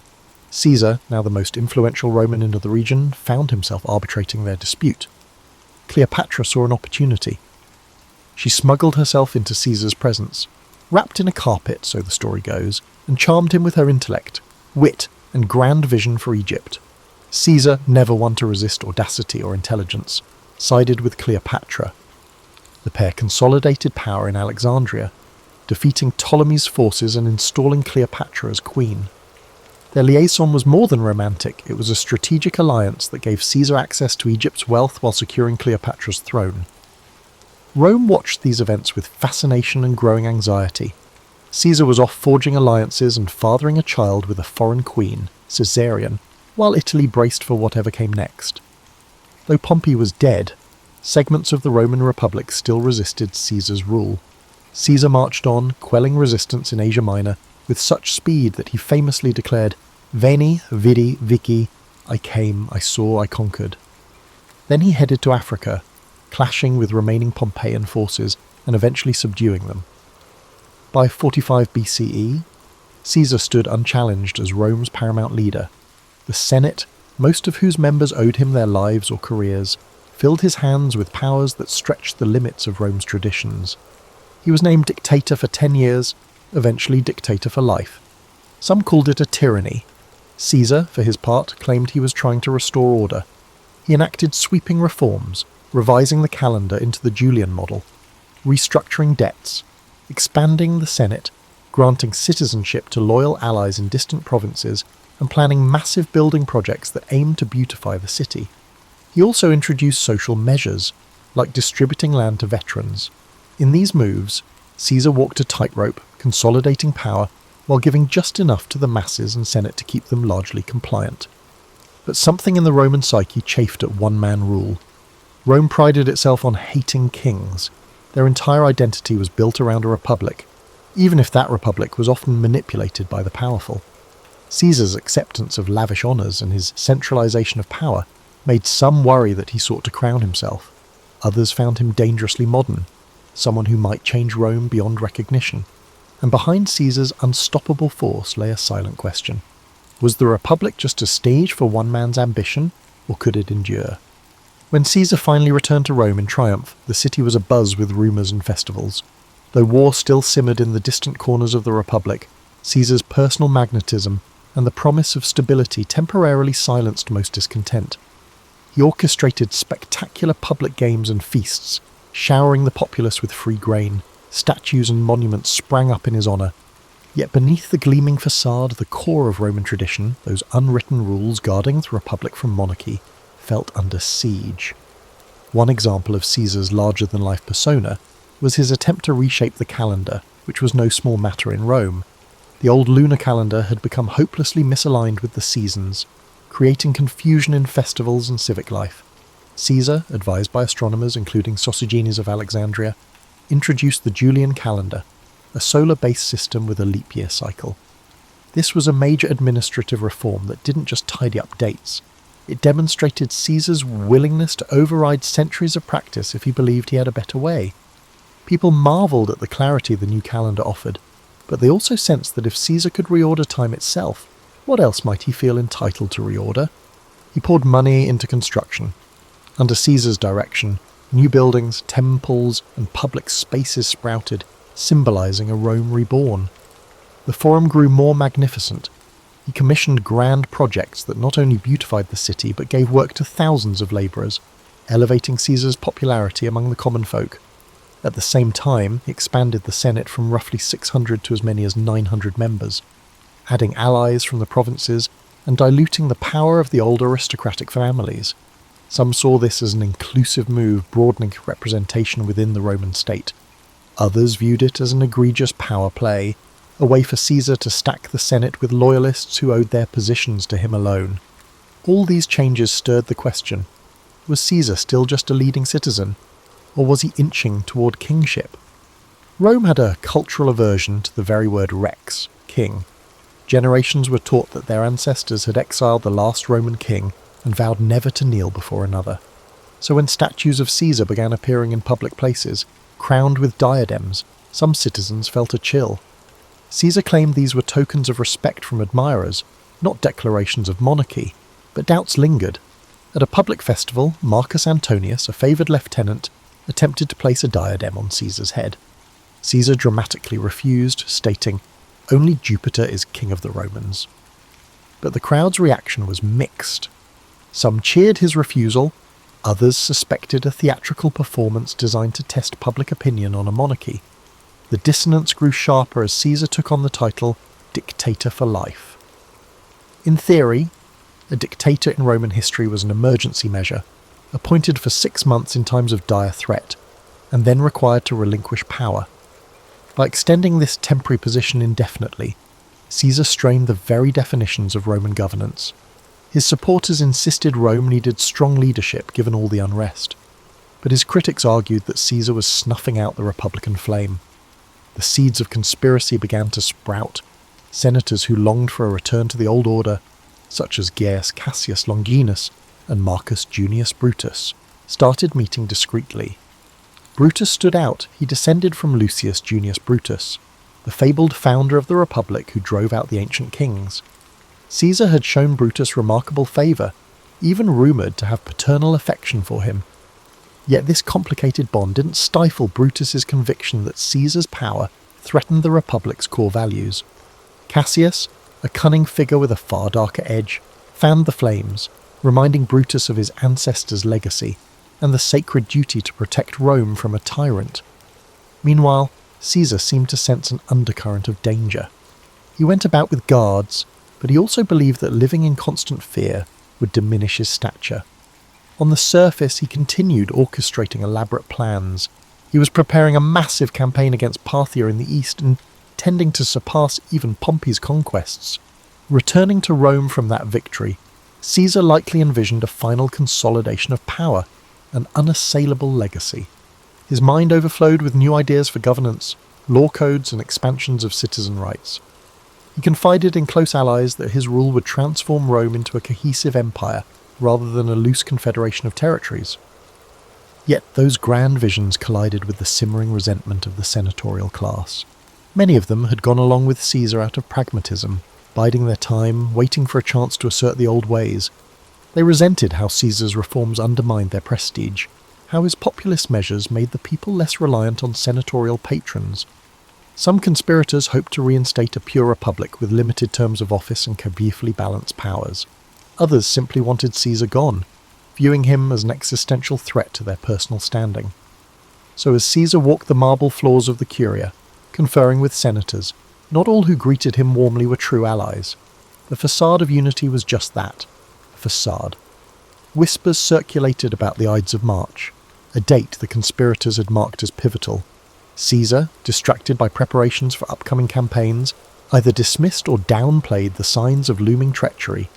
He was, after all, Julius Caesar, the man who escaped pirates, conquered Gaul, and overcame Pompey. To him, fear was a cage he refused to live in. To the conspirators, his confidence was both an insult and an opportunity. The stage was set, and all of Rome felt the tension in the air. The days leading up to the Ides of March had a strange energy in Rome. Senators bustled about with forced smiles, while scribes noted a flurry of edicts and proposals Caesar aimed to finalise before departing on campaign. Craftsmen laboured on newly commissioned statues and inscriptions praising Caesar's achievements. Meanwhile, anxious whispers seeped through the city, swirling in the smoky corners of taverns and the hush of aristocratic dinner parties. Caesar himself oscillated between excitement for his Parthian expedition and vague apprehension. Omens were a big deal in Roman society, and several odd occurrences had stoked superstitions, reports of strange lights in the sky, or a soothsayer who warned Caesar to beware the Ides of March. Caesar, rational yet not entirely dismissive of common auguries, seemed torn between curiosity and disbelief. He joked about the warnings, telling friends the Ides of March had arrived and nothing had happened yet. But behind the levity, hints of caution surfaced. He was known to have shared concerns with Calpurnia, his wife, who begged him on to be vigilant. The conspiracy gained momentum. Cassius worked tirelessly, approaching senators who felt displaced by Caesar's sweeping reforms or who bore personal grudges. Persuading Brutus had been the linchpin. Brutus's moral standing and family legacy offered a veneer of honour to what might otherwise look like a naked power grab. With Brutus on board, recruiting others became easier. Each conspirator had different reasons. Some claimed to fight for the Republic's freedom, others sought personal gain or revenge, yet they united under a single, dramatic resolution: Caesar must be removed. One version of their plan involved attacking Caesar during a Senate session, when he would be relatively unguarded. In theory, the presence of so many senators served as a public shield. Caesar wouldn't expect a mass attack in the heart of Roman governance. The conspirators also believed that once the deed was done, they could proclaim themselves defenders of liberty, summoning the people to restore republican ideals. Despite the risk, none could deny the plan's audacious simplicity. The Senate meeting on the Ides of March beckoned like a grim appointment. The morning of the Ides arrived. Calpurnia, shaken by nightmares, implored Caesar not to go. Some historians claim she dreamed of a statue of Caesar spouting blood, or of him lying slain in her arms. Moved by her distress, Caesar initially decided to stay home, possibly rescheduling the Senate session. That alone could have altered history. But the conspirators panicked when they heard Caesar might not come. They dispatched Decimus Brutus, no relation to Marcus Brutus, but another close ally, to persuade Caesar. Decimus feigned concern that Caesar would insult the Senate by his absence, diminishing his standing right before his grand campaign. So, despite Calpurnia's pleas, Caesar relented. He donned his ceremonial toga and left for the Curia. Inside the Senate meeting, the atmosphere was thick with tension, though it started off with formalities. Caesar took his seat. A group of conspirators approached, pretending to ask a favour on behalf of a political exile. They surrounded him as if to press their case more passionately. Then, as the story goes, at a signal, daggers appeared. The first strike came from Casca, and others joined. Accounts vary. Some say Caesar tried to defend himself, others that he was too overwhelmed. He was stabbed multiple times, the final blow from Brutus, prompting Caesar's legendary and possibly apocryphal utterance, "Et tu, Brute?" In moments, it was over. Caesar lay dead at the foot of Pompey's statue, a cruel twist of fate for the man who had once wept for Pompey's demise. The senators, spattered with blood, proclaimed they had liberated Rome from tyranny. They expected the city to greet them as heroes, yet the immediate reaction was shock, not jubilation. Citizens fled the Curia, unsure whether more violence would follow. The conspirators had planned for Caesar's death, but they hadn't planned for the emotional vacuum it would create among the Roman populace. The question remained, had they truly saved the Republic, or just unleashed chaos? Brutus and Cassius tried to calm the city with speeches, invoking the memory of their ancestor Lucius Junius Brutus, who banished Rome's last king centuries before. They insisted they had restored the Republic, but the people had witnessed Caesar's generosity, his banquets, land distributions, public games. Many commoners revered him. Anger and sorrow brewed in the streets. Word spread of the savage butchery in the Senate. Far from celebrating the conspirators, many citizens demanded vengeance. Mark Antony, who had not participated in the conspiracy, seized this public sentiment. He delivered a funeral oration for Caesar that became legendary. Antony spoke with passion, displaying Caesar's blood-stained toga, stirring the crowd into a frenzy against the conspirators. Some historians say Caesar's body was burned in the forum itself, with the flames fed by citizens who tossed in furniture and items as offerings. The conspirators, realizing the tide had turned, fled the city. Outrage soared, and the once proud Senate found itself overshadowed by the populist fury that Caesar had so skillfully harnessed in life. Thus, the killing that was intended to save the Republic actually accelerated its decline. Power soon consolidated not around a restored Senate, but around new strongmen: Mark Antony, Octavian, Caesar's young heir and adopted son, and others who would jockey for command in the following years. In death, Caesar had transcended mortality to become an icon, some would say a martyr, while the vision of a renewed republic, ironically, slipped further away. The aftermath of Caesar's assassination was as turbulent as any period Rome had ever seen. The city, already tense from years of civil conflict, discovered that removing one towering figure didn't automatically restore the old republic. Instead, a new power vacuum emerged, quickly filled by those with the ambition and resources to claim it. Mark Antony, Caesar's closest lieutenant, was first on the scene, leveraging his connection to the slain dictator to rally the masses, but Caesar had named a surprise heir in his will, Gaius Octavius, better known as Octavian, his grandnephew. Only 19 years old, Octavian carried Caesar's name, and soon enough, Caesar's legions would rally around him too. Brutus and Cassius fled Rome, hoping to raise armies in the eastern provinces. They published declarations defending the assassination as an act of patriotic duty, but the events in Rome worked against them. The funeral oration by Antony had painted them as traitors to Caesar, and, by extension, enemies of the Roman people. Legions loyal to Caesar scorned the conspirators. Lines hardened. Another round of civil wars seemed inevitable, as one man's ambition had morphed into a generational crisis of identity for Rome. Though Antony and Octavian initially eyed each other with suspicion, they realised they stood a better chance against the conspirators if they cooperated. Along with Marcus Lepidus, a trusted commander, they formed the Second Triumvirate. Unlike Caesar's informal arrangement, this triumvirate was legally sanctioned, granting the three men near absolute power to reorganise the state. And reorganise it they did. Prescriptions, lists of enemies of the state, were published. Men of wealth and influence found themselves outlawed. The triumvirate seized property and executed opponents, echoing the grim days of Sulla's dictatorship. The conspirators, meanwhile, mustered forces in the east, culminating in the climactic Battle of Philippi in 42 BCE.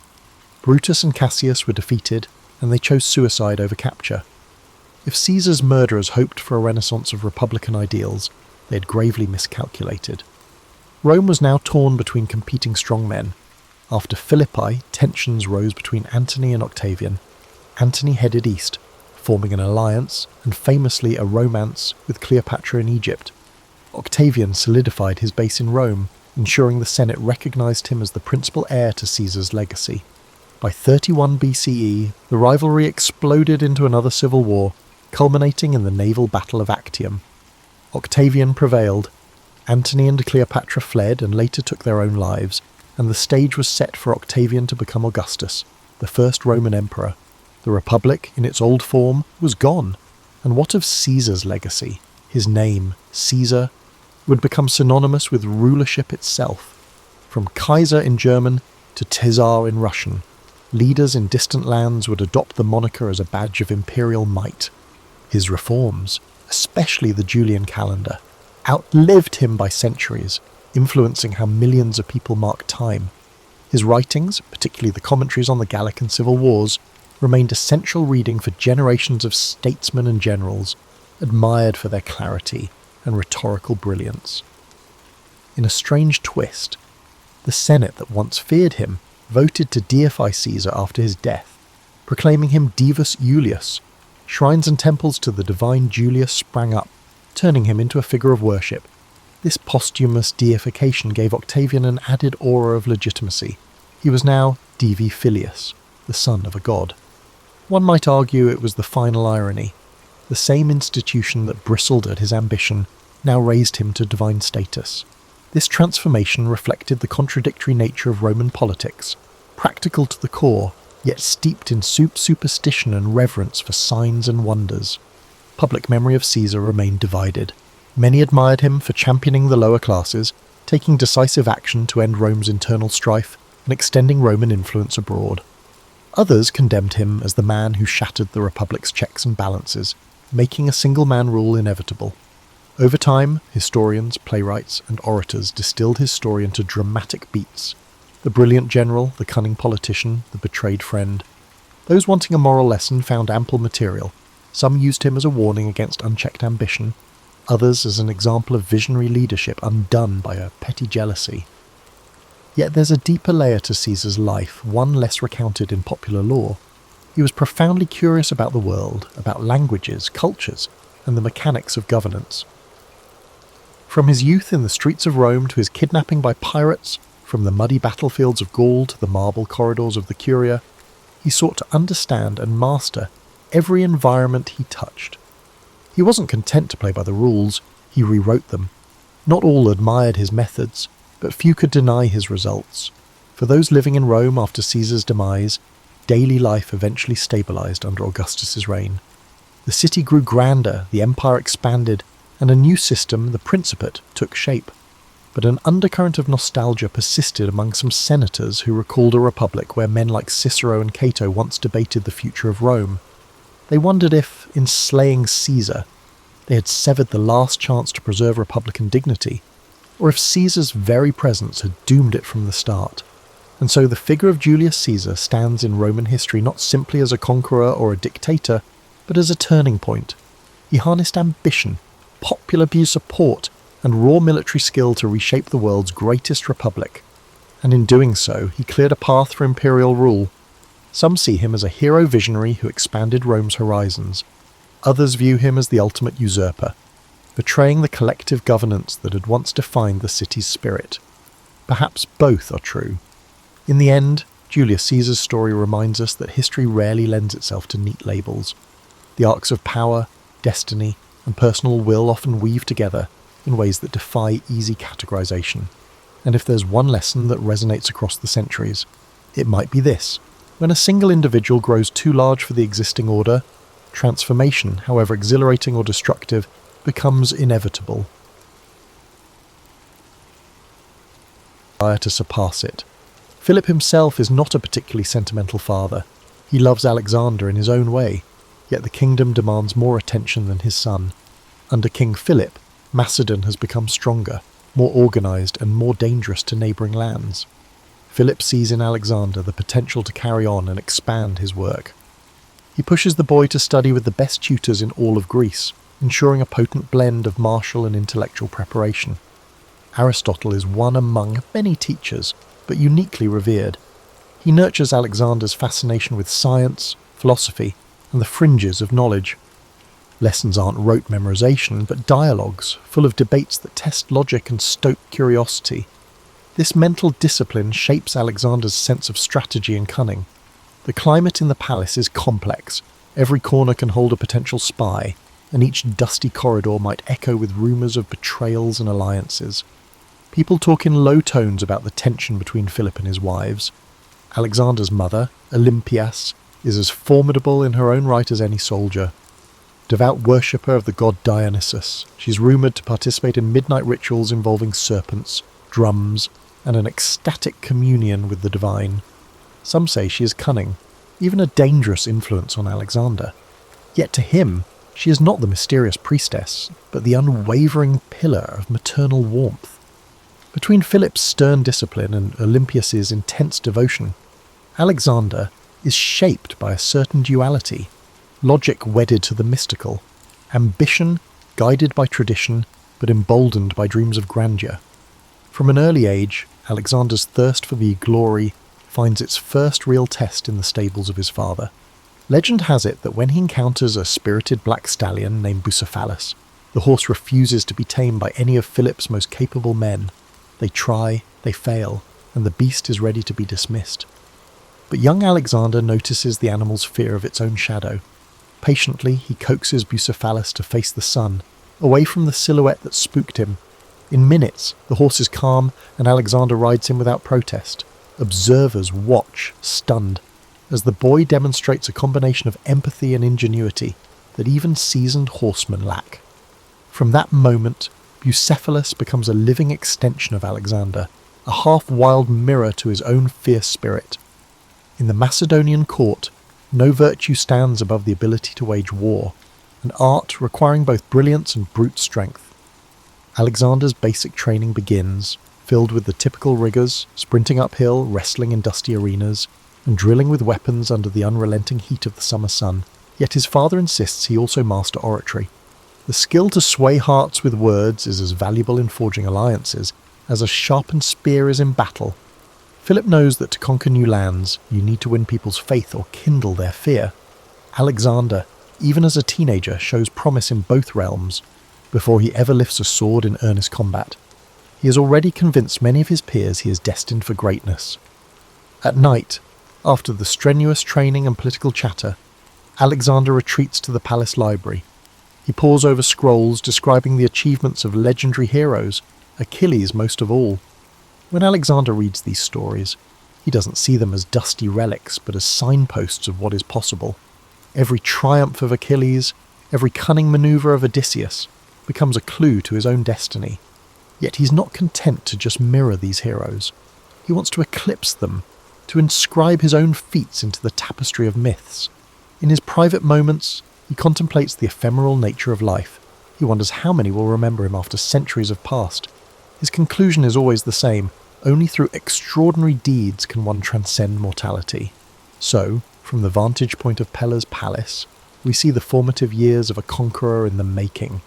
The forces shaping Alexander's character are as varied as the lands he will one day traverse. The unwavering discipline from King Philip, the fierce spiritual intensity from Olympius, the philosophical grounding from Aristotle, and the burning ambition stoked by legends of warriors past. Already, he's begun forging a path that few in the Greek world, indeed, the entire known world, can envision. He's not simply an heir to a throne. He sees himself as the living manifestation of a myth destined to break the boundaries of what Macedon, or any kingdom, believes is possible. Life in Macedon, even for a prince, is precarious. The hallways of the palace buzz with potential treachery, assassins lurking in the shadows, and cunning allies who are only as loyal as their opportunities demand. Every so often, tensions flare between Philip and the aristocracy. Some resent the king's bold military reforms, believing he is gradually dismantling old tribal structures that once defined Macedonian life. Others fear that while building alliances with Greek city-states, Philip risks losing the distinct identity of Macedon itself. Young Alexander, absorbing these concerns, learns early that power can be fickle. Even the mightiest monarchy can topple under the weight of ambition, both from within and beyond the palace walls. Beyond politics, Alexander wrestles with internal doubt. Yes, he is fearless on a charging horse, but the responsibilities overshadowing him loom far greater. There's a hidden conflict, often unspoken, between father and son. Philip expects gratitude for all he provides: training, a stable empire, connections. But Alexander yearns to chart his own course, unsatisfied by mere inheritance. He wants to carve out something unprecedented, an empire bridging cultures and continents. Sometimes it feels like the older generation just wants to secure Macedon's local dominion, while Alexander's private vision stretches across the horizon. He doesn't articulate it yet, but deep within, the seeds of conquest already take root. To outsiders, Macedon can feel rugged compared to the refined city-states of southern Greece. Athenians and Spartans might sneer at Macedonian barbarism, but Philip has proven that Macedon's might lies in an organised army led by fierce leadership.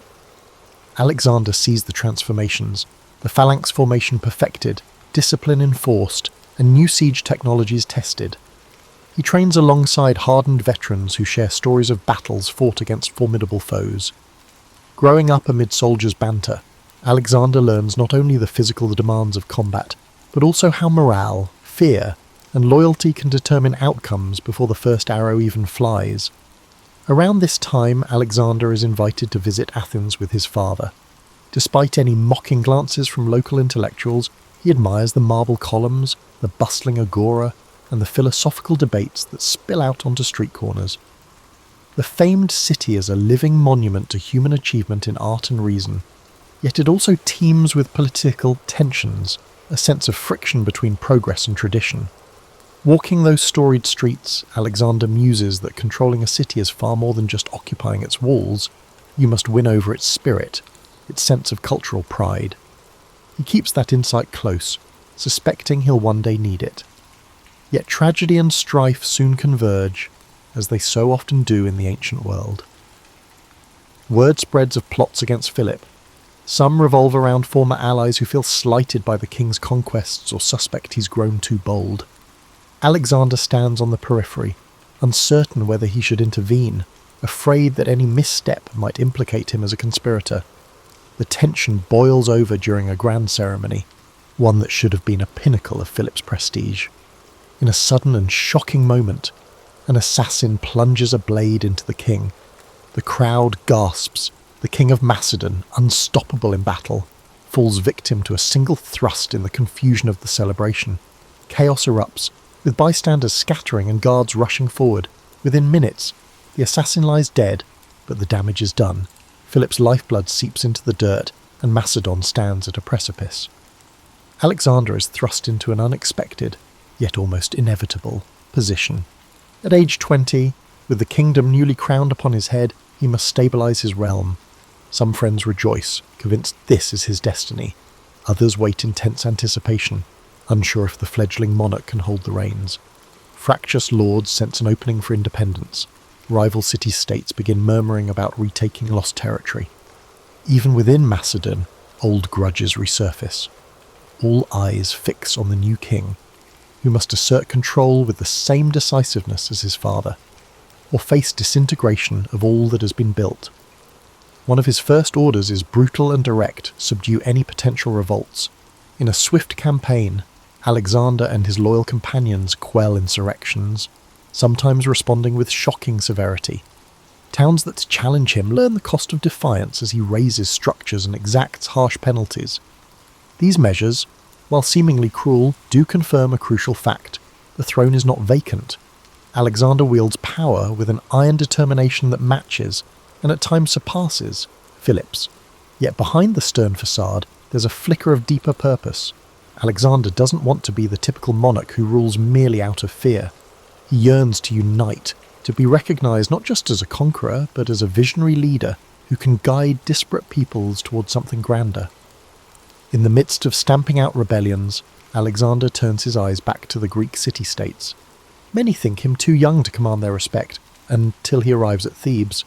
The city had rebelled, perhaps assuming the new king was inexperienced. In an audacious move, Alexander's troops storm Thebes quickly, unleashing severe punishment. While horrific to watch, it cements a realization across Greece. This is no malleable successor. If Alexander is tested, he will respond forcefully. The punishment also sends a cautionary note to Athens and others tempted to break alliances. Diplomacy, Alexander understands, can be built on intimidation as well as flattery. By the time the dust settles, the name Alexander already rings with fear across rebellious enclaves and resonates with respect among loyal allies. In fewer than 2 years, he consolidates Macedonia's hold over Greece, earning recognition as the de facto hegemon of the region. Yet rather than rest on these laurels, Alexander looks east, where the vast Persian Empire sprawls. The memory of previous Greek-Persian conflicts looms large, but Alexander imagines more than a retaliatory strike.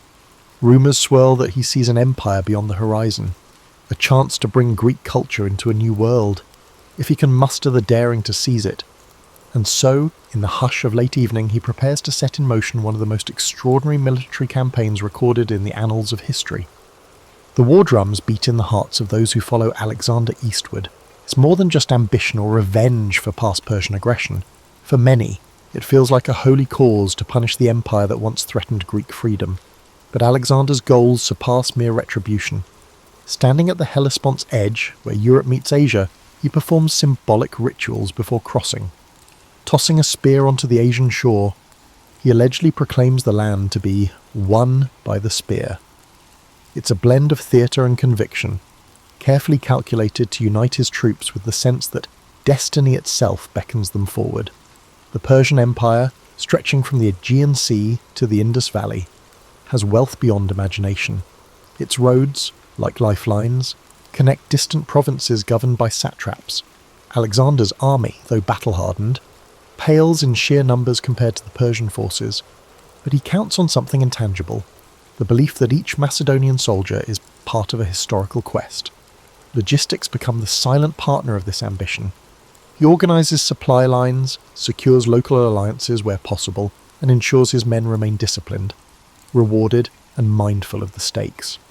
A loosely knit coalition of Greek allies joins him, some out of genuine admiration, others out of fear of retribution should they refuse. The first major engagement, a confrontation at the Granicus River, tests Alexander's mettle against Persian satraps. Cavalry charges, spears glinting in the sun, churn the muddy banks on the battlefield. Alexander fights at the forefront, disregarding the protective distance that many generals maintain. He trusts in his skill and the loyalty of the men around him. Though pinned down at one point, he narrowly escapes a fatal blow thanks to a timely intervention by a commander. The Macedonians push forward, turning the tide. The Persians, momentarily disorganized, retreat. Their swift defeat rattles the empire's western flank. The rumour spreads that Alexander's boldness on the battlefield is as fearsome as his father's had been in the realm of politics. Victories follow in rapid succession. Alexander's strategy is not merely about smashing through defences, but also about presenting himself as a liberator to Greek cities under Persian rule. He spares those willing to cooperate, displaying a surprising level of mercy towards some towns. This balanced approach undercuts Persian authority and encourages local populations to accept his leadership with fewer rebellions. It also cultivates a sense of moral justification among his troops. They aren't mere invaders, others. They are freeing these territories. At least that's the story told in Macedonian campfires and official proclamations. Still, there are instances of calculated cruelty. When a city defies him, he doesn't hesitate to unleash the terror of siege warfare, employing advanced siege engines learned from Philip's campaigns. Walls crumble, families flee. If the defenders still refuse to surrender, the aftermath is dire. The memory of Thebes resonates. Disobedience to Alexander carries a dire cost. Yet what emerges is a pattern of caution among local rulers, and increasingly they weigh submission as the safer path. While forging ahead, Alexander exemplifies a curious mind. Local environments, flora and fauna fascinate him. He consults with his retinue of scholars, describing new animal species in letters to Aristotle. His bond with Bucephalus remains strong, the horse galloping across unfamiliar plains, as though both man and beast are discovering their destinies together. And as the army advances, forging new roads, bridging ravines, setting up supply depots, Alexander ensures each step is methodically prepared for the next confrontation with Persian might. The turning point looms in an expansive plain near the city of Issus. Here, Darius III, the Persian king of kings, personally leads a massive force. The disparity in numbers is staggering. Alexander must rely on the disciplined Macedonian phalanx and cunning cavalry manoeuvres. Before the battle, tension grips his soldiers. They face an emperor whose domain and army dwarf their own. Alexander, never missing an opportunity for theatre, walks through his camp, greeting individual soldiers, sharing a brief word of confidence. He underscores that they fight not just for Macedon, but for Greece and for a place in the annals of glory. Morale soars. It's said that a single warrior burning with faith in victory can fight like three, and Alexander aims to ensure that each soldier feels that hot flame. Once the horns signal the charge, dust clouds envelop the plain. Javelins fly, swords clash, and war cries mix with the clamour of shields. Alexander targets the heart of the Persian line, seeking to unnerve Darius himself. Rumour has it that during the most critical moments, Alexander and Darius lock eyes across the chaos. Darius, seeing the relentless approach, loses his nerve and flees the battlefield. Suddenly, the king's personal guard disperses, and the Persian ranks crumble. Victory belongs to Alexander, who captures not only the field, but also the family of Darius, his mother, wife, and children. Remarkably, he treats them with respect, a calculated move to demonstrate both magnanimity and his sense of kingship. If he is to succeed in ruling Persian lands, he must show that he can protect as well as conquer. After Issus, Alexander's star rises among his own troops, while the Persian Empire grapples with uncertainty. Cities open their gates more quickly, satraps weigh switching sides or forging secret deals, and the myth of Persian invincibility splinters. Still, Darius remains at large, and the empire endures. Like a hydra, cutting off one head doesn't necessarily kill the beast, but for Alexander, Issus is proof that no odds are too great when armed with discipline, daring, and a bit of destiny. The next chapters of his campaign will test him in deserts, on the high seas, and within the labyrinthine politics of an empire older than Macedon itself. Yet one fact emerges unmistakably. The young king from the rugged north is rewriting the map of the known world, and he has just begun. In the aftermath of the Battle of Issus, the Macedonian army marches southward, drawn toward the wealthy and strategic coastal cities of Phoenicia. The broad objective is clear: secure the eastern Mediterranean ports and deny the Persian fleet any safe harbours. City by city, Alexander negotiates or besieges, or fostering alliances with those who bow voluntarily and subduing those who resist. At the city of Tyre, perched on an island with towering walls, Alexander meets one of his most formidable sieges yet. Tyre's defenders mock the Macedonians, convinced that their fortress is impregnable, protected by the shimmering blue waters around it. Unfazed, Alexander orders the construction of a massive causeway stretching from the mainland to the island. Day by day, the land bridge inches forward, built from timber and rubble. Tyre's defenders hurl blazing projectiles and stage daring naval raids, inflicting casualties. Still, Alexander's men persist. The siege of Tyre drags on for months, an agonizing test of perseverance and engineering. To motivate his frustrated troops, Alexander personally joins them at the construction, shoulders loaded with materials as though he were an ordinary labourer, sweat mingling with dust on his brow. This spectacle of shared hardship stiffens their resolve, forging a deeper bond. Eventually, Macedonian siege engines batter Tyre's walls. The city falls, unleashing a bloody aftermath that once again underscores Alexander's ruthless approach when denied a swift victory. The causeway, left behind in the sea, stands as a testament to his unbending will to succeed. From Tyre, Alexander's gaze shifts to Egypt. The Egyptians, long subjugated by Persia, see an opening in the young conqueror's approach. Upon arrival, Alexander is greeted less as an invader and more as a liberator, welcomed with processions and offerings. The famed city of Memphis opens its gates, and Alexander visits its temples. He's fascinated by the age-old rituals, the colossal statues of the gods, and the labyrinthine lore. For some, his admiration might seem an act, another shrewd political ploy to win hearts. But Alexander truly finds wonder in the cultural richness he encounters. Sensing the importance of Egyptian beliefs, he visits the oracle of Amun at Siwa, traversing desert expanses. Legend suggests that in the hush of the sanctuary, the oracle addresses him as the son of a god. The exact words remain hidden in the desert's silence, but from that day on, Alexander's conviction in his divine destiny intensifies. Seizing this momentum, he founds the city of Alexandria on Egypt's Mediterranean coast, his future capital in the region. Alexander envisions it as a bustling hub for trade, culture, and philosophy. He consults architects on layout and design, ensuring broad avenues to catch the sea breeze and grand public spaces that might rival Athens. Even in the midst of conquest, his mind is drawn to city planning, forging new centres of learning and commerce. For him, building an empire isn't merely about claiming land, it's about shaping the fabric of civilization. He leaves behind administrators and soldiers to cement Macedonian authority, ensuring that the nascent city will flourish once he has moved on. Returning to the broader campaign, Alexander heads back north and east to chase Darius into the heart of Persia. The next great confrontation comes at Gaugamela, a dusty plain where the Persian king assembles a massive army bolstered by scythes, chariots and war elephants. The sight intimidates, an ocean of Persian soldiers swirling with countless banners. Yet Alexander employs cunning tactics, encouraging his cavalry to feign retreats, luring enemy chariots into positions where they are easily targeted, and orchestrating the phalanx to hold firm against waves of attackers. Again, Darius flees. The Persian king's departure sends shockwaves through his ranks, inciting panic. Alexander's victory at Gaugamela effectively shatters the core of Persian military might. It's a triumph so decisive that historians later mark it as the downfall of the Achaemenid Empire. With no organised Persian resistance left, Alexander moves eastward into Babylon, a city of legendary splendour. Gold-laden temples, lush hanging gardens, and the labyrinth of ancient streets leave Alexander in awe.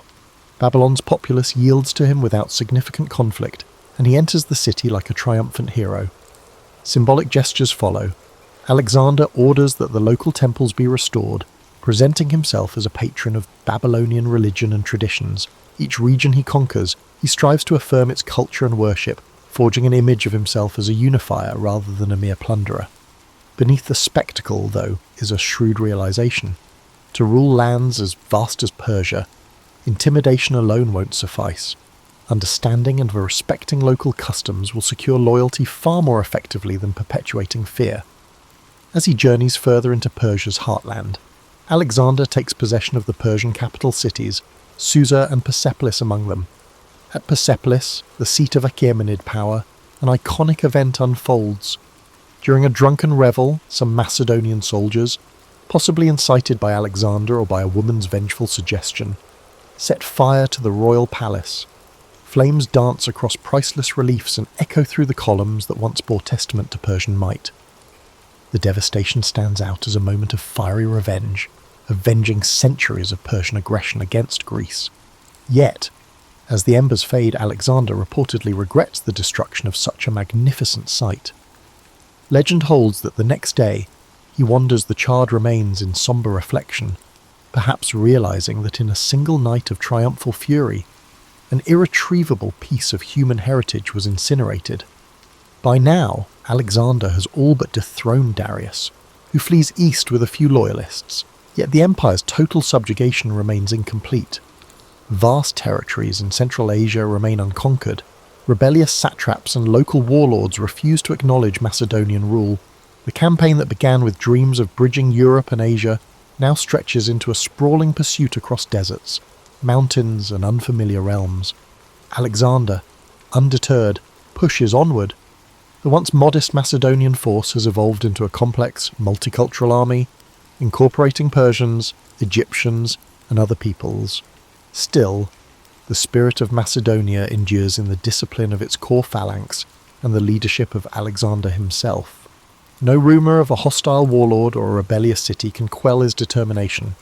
The promised land lies yet further east, beckoning him to push the boundaries of the known world. As Alexander forges deeper into Central Asia, the terrain itself becomes an adversary. The rocky highlands, unpredictable winters, and scarce water supplies challenge his army in ways the open plains never did. Gone are the easy, show-stopping battles of earlier campaigns. Instead, Alexander and his men face guerrilla warfare. Local warlords retreat into fortresses high in the mountains, from which they launch ambushes on the Macedonian columns. Supplies strain under the demands of a longer-than-anticipated pursuit, and the troops grow weary. In these hostile environments, Alexander's formidable will must serve as a kind of compass for his men. He refuses to turn back. If he can't sway local leaders with diplomacy, he methodically besieges their strongholds, using a combination of siege towers, specialized climbers, and cavalry blockades. The Macedonians gradually wear down resistance. It's slow and grueling, a war of attrition in which Alexander's famed speed and decisiveness are tested to the limit. Occasionally, entire communities vow loyalty, some out of awe, others out of exhaustion at resisting. Alexander seizes such opportunities to integrate them into his growing empire, placing local leaders in positions of governance if they pledge allegiance. He's discovered that a balanced approach of magnanimity and unrelenting force can be potent. Central Asia also introduces him to new customs and cultures. The region's vibrant tapestries, horse-breeding traditions, and local myths intrigue him.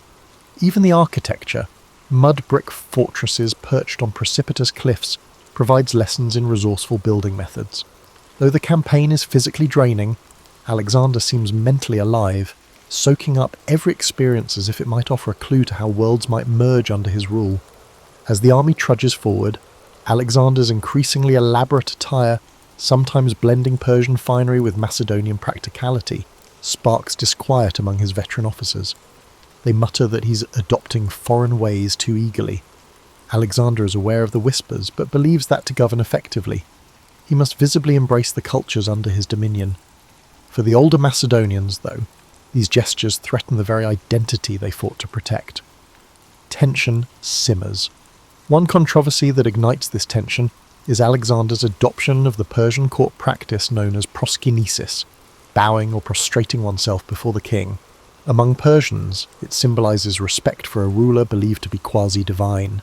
However, for Macedonians and Greeks, bowing to another mortal man seems like servile flattery, even blasphemy. When Alexander begins expecting his courtiers to perform the gesture, he faces a quiet but potent backlash.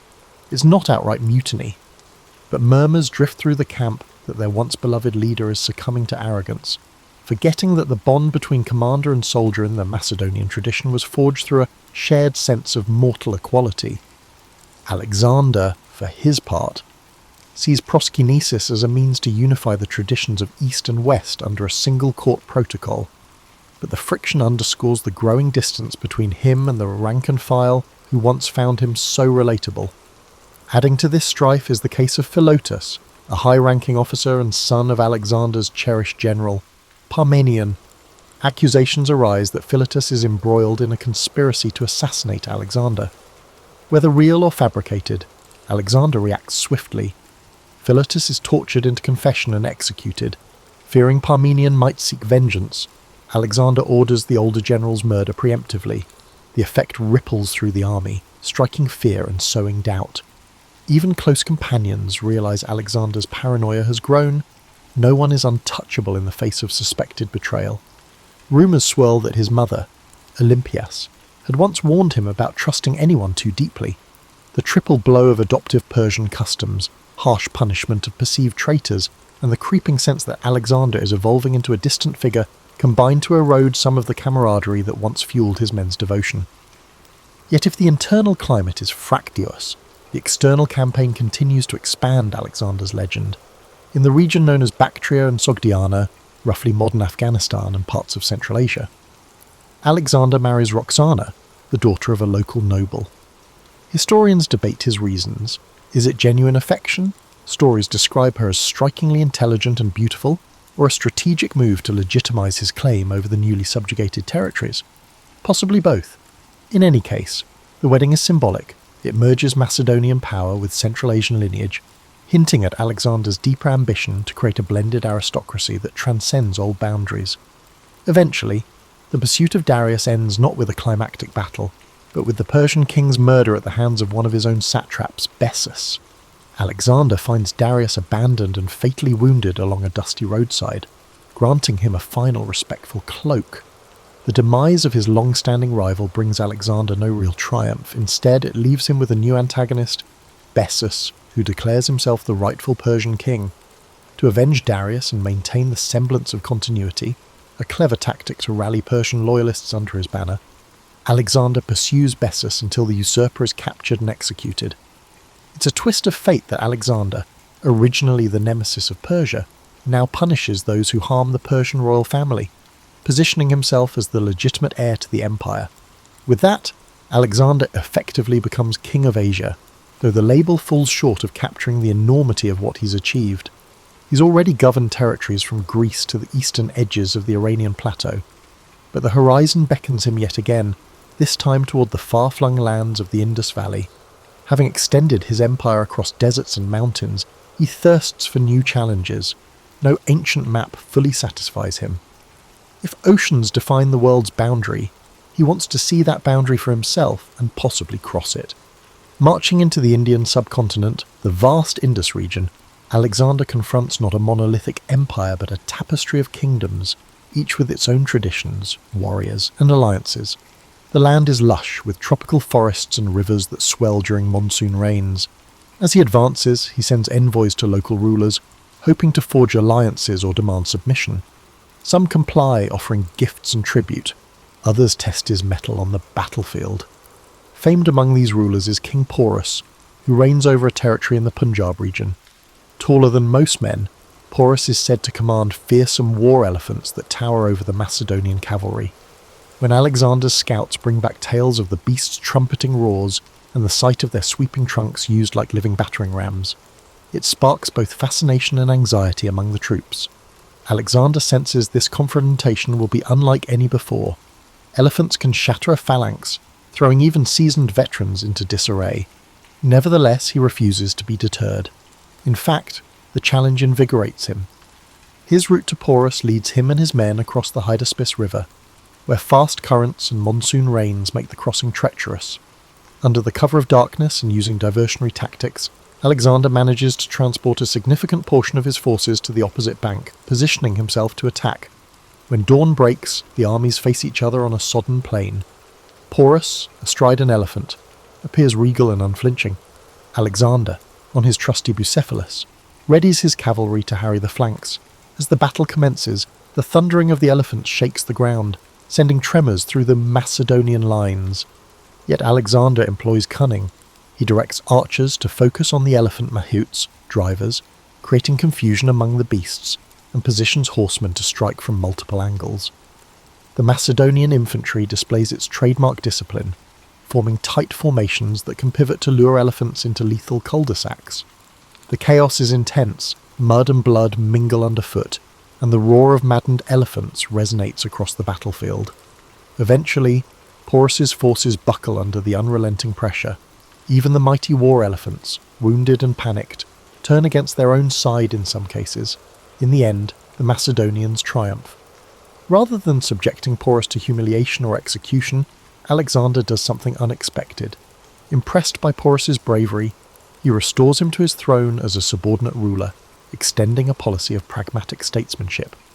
This act leaves an enduring legacy in the region, capturing the idea that Alexander valued noble opponents and recognized the utility of local rulers who would maintain order in his name. A sense of admiration grows on both sides. Some of Alexander's men remark they've never seen him so openly respectful to a defeated foe. And in return, Porus becomes a loyal ally, at least for a time. Despite the victory, the Macedonians are battered by the tropical climate, monsoon rains, unfamiliar diseases, and the strain of campaigning so far from home. Some murmurs become open pleas to turn back. Many have marched for years, seldom seeing their families. Tales spread of monstrous rivers further east, of endless armies waiting, or of new elephant corps that dwarf Porus's. The men, once intoxicated by a continuous string of conquests, begin to waver. The bond between Alexander and his army is tested. He rallies them with talk of forging an empire that circles the entire known world.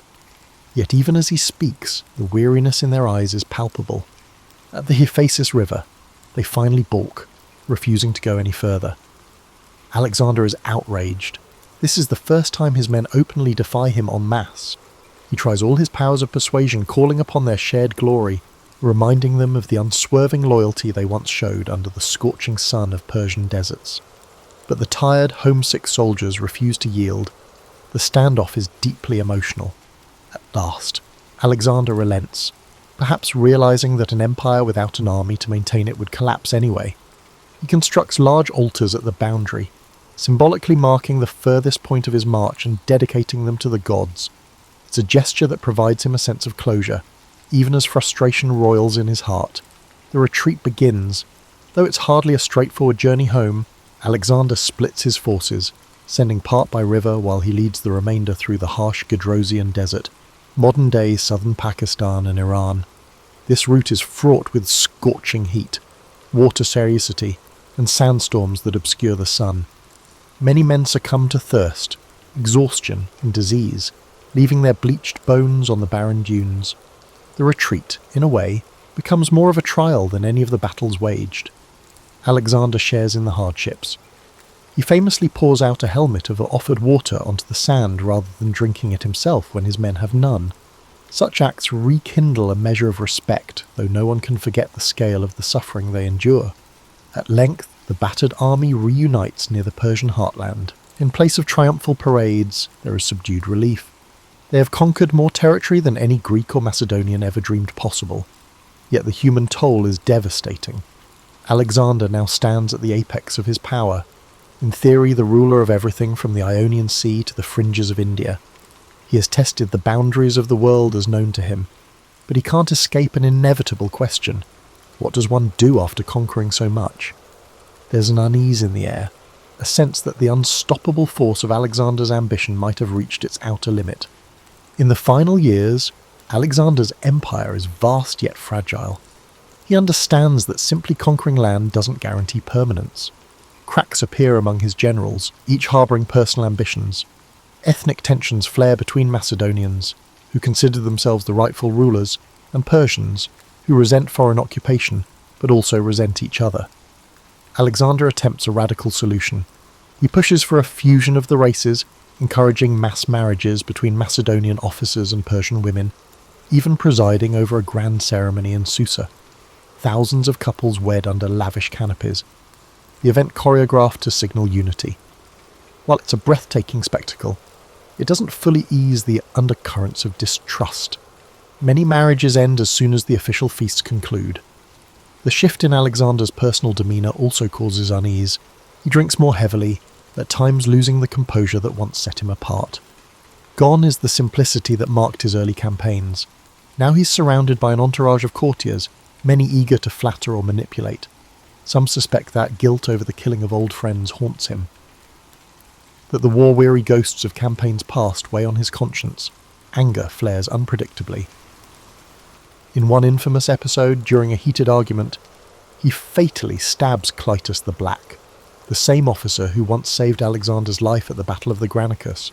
Immediately remorseful, Alexander is inconsolable for days, shutting himself away in anguish. But the damage is done.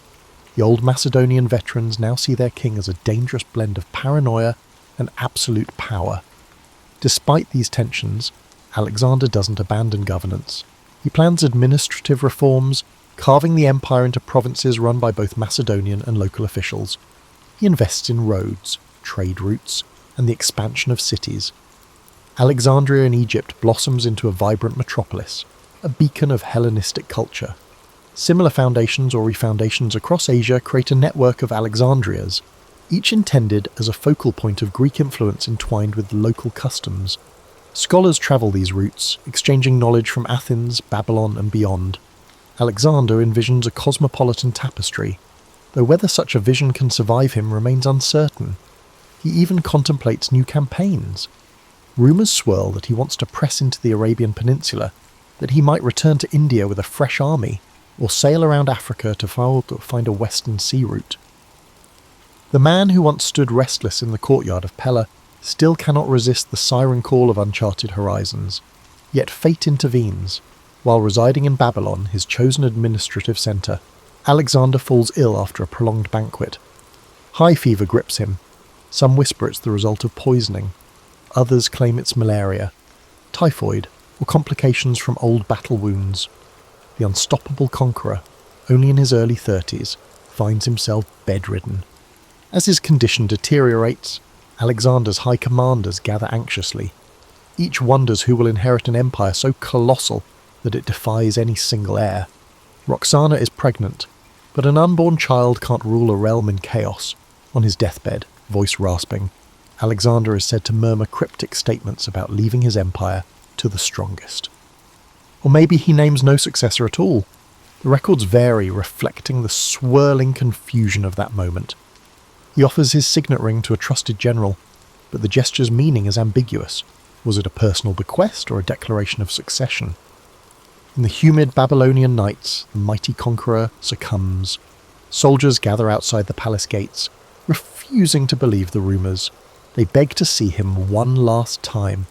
Legend says the dying Alexander is carried to an antechamber, where he silently acknowledges his troops with his eyes. Too weak to speak, sorrow envelops them. The man who led them across oceans, deserts, and countless battlefields is now leaving them, with no clear directive for tomorrow. With Alexander's death, the empire he created trembles on the brink of fragmentation. Generals, later called the Diadochi, will carve the territories into separate kingdoms, forging their own dynasties in Egypt, Asia Minor, and beyond. Many of the cities Alexander founded remain, cultural crossroads that spin out new fusions of art, philosophy, and religion. Hellenistic influence spreads further than any purely Greek city-state ever could have imagined, shaping centuries of development in lands as far as the Indus Valley. And what of Alexander's legacy? For some, he is a brilliant strategist who rewrote the art of warfare, a king who integrated peoples and stoked the fires of cross-cultural exchange. To others, he is a figure of tragic hubris, dragging thousands into a long, bloody march fueled by personal ambition. Stories from the Indus to the Nile, from the Oxus River to the Aegean Sea, carry fragments of his legend. Over centuries, the raw details morph into myths. Poets transform him into a demigod. Historians debate his virtues and vices, and explorers invoke his name when embarking on perilous quests. But above all, Alexander remains the restless soul of antiquity, a leader who, from his first steps on Macedonian soil, dreamed not of limiting horizons but of breaking them. His life stands as a testament to the sheer, and sometimes terrifying, force of will, forever leaving questions about how one man's drive can alter the course of nations for good or ill. Thus concludes our tapestry of Alexander the Great, a story woven from dusty paths, rivers of conflict, lavish banquets, and fleeting triumphs. He was shaped by powerful parents, guided by philosophers, tested on countless battlefields, and enthralled by the promise of immortality through conquest. Whether or not he had achieved that immortality remains for us to judge. As long as human curiosity thrives, his name echoes. Alexander, the man who sought to see, to rule, and to understand the edge of the known world, only to find that the world is always larger than we dare imagine. From his earliest days, young Marcus sensed expectations clinging to him like a heavy mantle. He was not yet the philosophical emperor history would revere, merely a curious boy from a prominent Roman family. Marble halls and hushed political debates formed the backdrop of his childhood, each conversation reinforcing the idea that he was fated for a grand role. Even while tinkering with wax tablets and toying with styluses, the weight of the future loomed in every corner of his home. Despite his tender years, Marcus felt drawn to the Roman Forum's colossal columns and venerable statues. Each marble figure whispered tales of victory and downfall, reminding him how power shimmered, then vanished. He marvelled at the thought that these silent sentinels once watched over leaders who, like him, had walked these streets, shoulder to shoulder with fate. More than politics or pageantry, Marcus discovered his keen interest in philosophy. His mother, gentle but incisive, recited lines from Stoic texts on rainy afternoons, speaking of moral fortitude as the shield against life's unpredictable storm. In these verses, Marcus found a reassuring promise that wisdom could transcend the clamour of ambition. This fascination grew when he met Junius Rusticus, a revered tutor uncompromising in truth. Instead of coddling Marcus, Rusticus challenged him, igniting the fire of a questioning mind. Their lessons were forging an inner sanctuary, one guided by reason rather than impulse. While many children dreamed of feasts and fleeting distractions, Marcus quietly gravitated toward calmer pursuits. Evening hours found him practicing letters by lamplight, his stylus carving words about duty and virtue into smooth wax. Even at a young age, he sensed that an empire was not just a playground of wealth and power, but an arena where moral strength was tested at every turn. Politics, however, remained an unrelenting reality. Allies and adversaries shifted like desert sands. Whispered rumours ignited disputes in the Senate before the boy even finished his morning meal. The sheer chaos unsettled Marcus, reinforcing his belief that the world desperately needed unwavering ethical principles. In the orchard behind his family's estate, where lemon trees cast comforting shadows, the boy pondered the gap between noble intentions and the labyrinthine struggles for control. Could a leader maintain honour in a realm that seemed to thrive on cunning? One evening, he overheard a conversation between two young senators, speculating on the emperor's successor.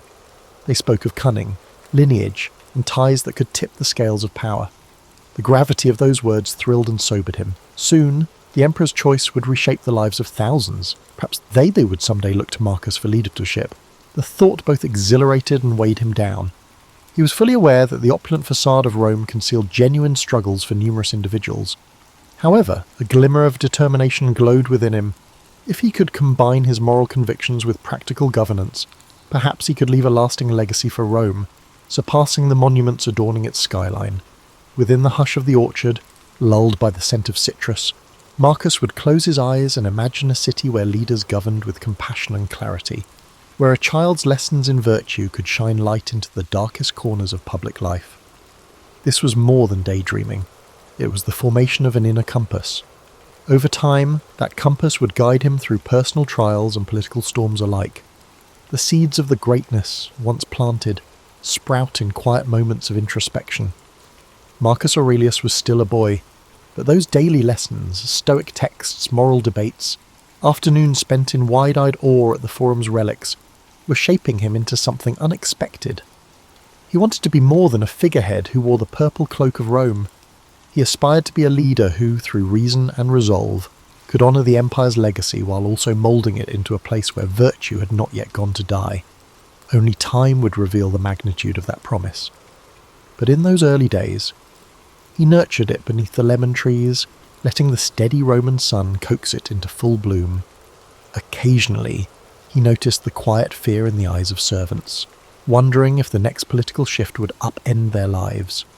These silent observers became Marcus's secret teachers, revealing how the whims of the powerful sent ripples through every social stratum. Each nervous glance was a stark reminder that real lives rested on the emperor's decrees. For Marcus, the truest path forward lay in forging a principled heart, one that would not falter when confronted by the swirling winds of power. He did not yet know how he might achieve such steadiness, only that he must, lest he become the very thing he feared. The turning point came when Emperor Hadrian, aging and burdened by illness, cast his gaze upon the empire's future. In doing so, he settled upon Antoninus Pius as his immediate successor, but insisted that Antoninus adopt young Marcus alongside Lucius Verus. For Marcus, this was no mere ceremonial shift. Suddenly, every gesture was scrutinized, every uttered word weighed for hints of potential.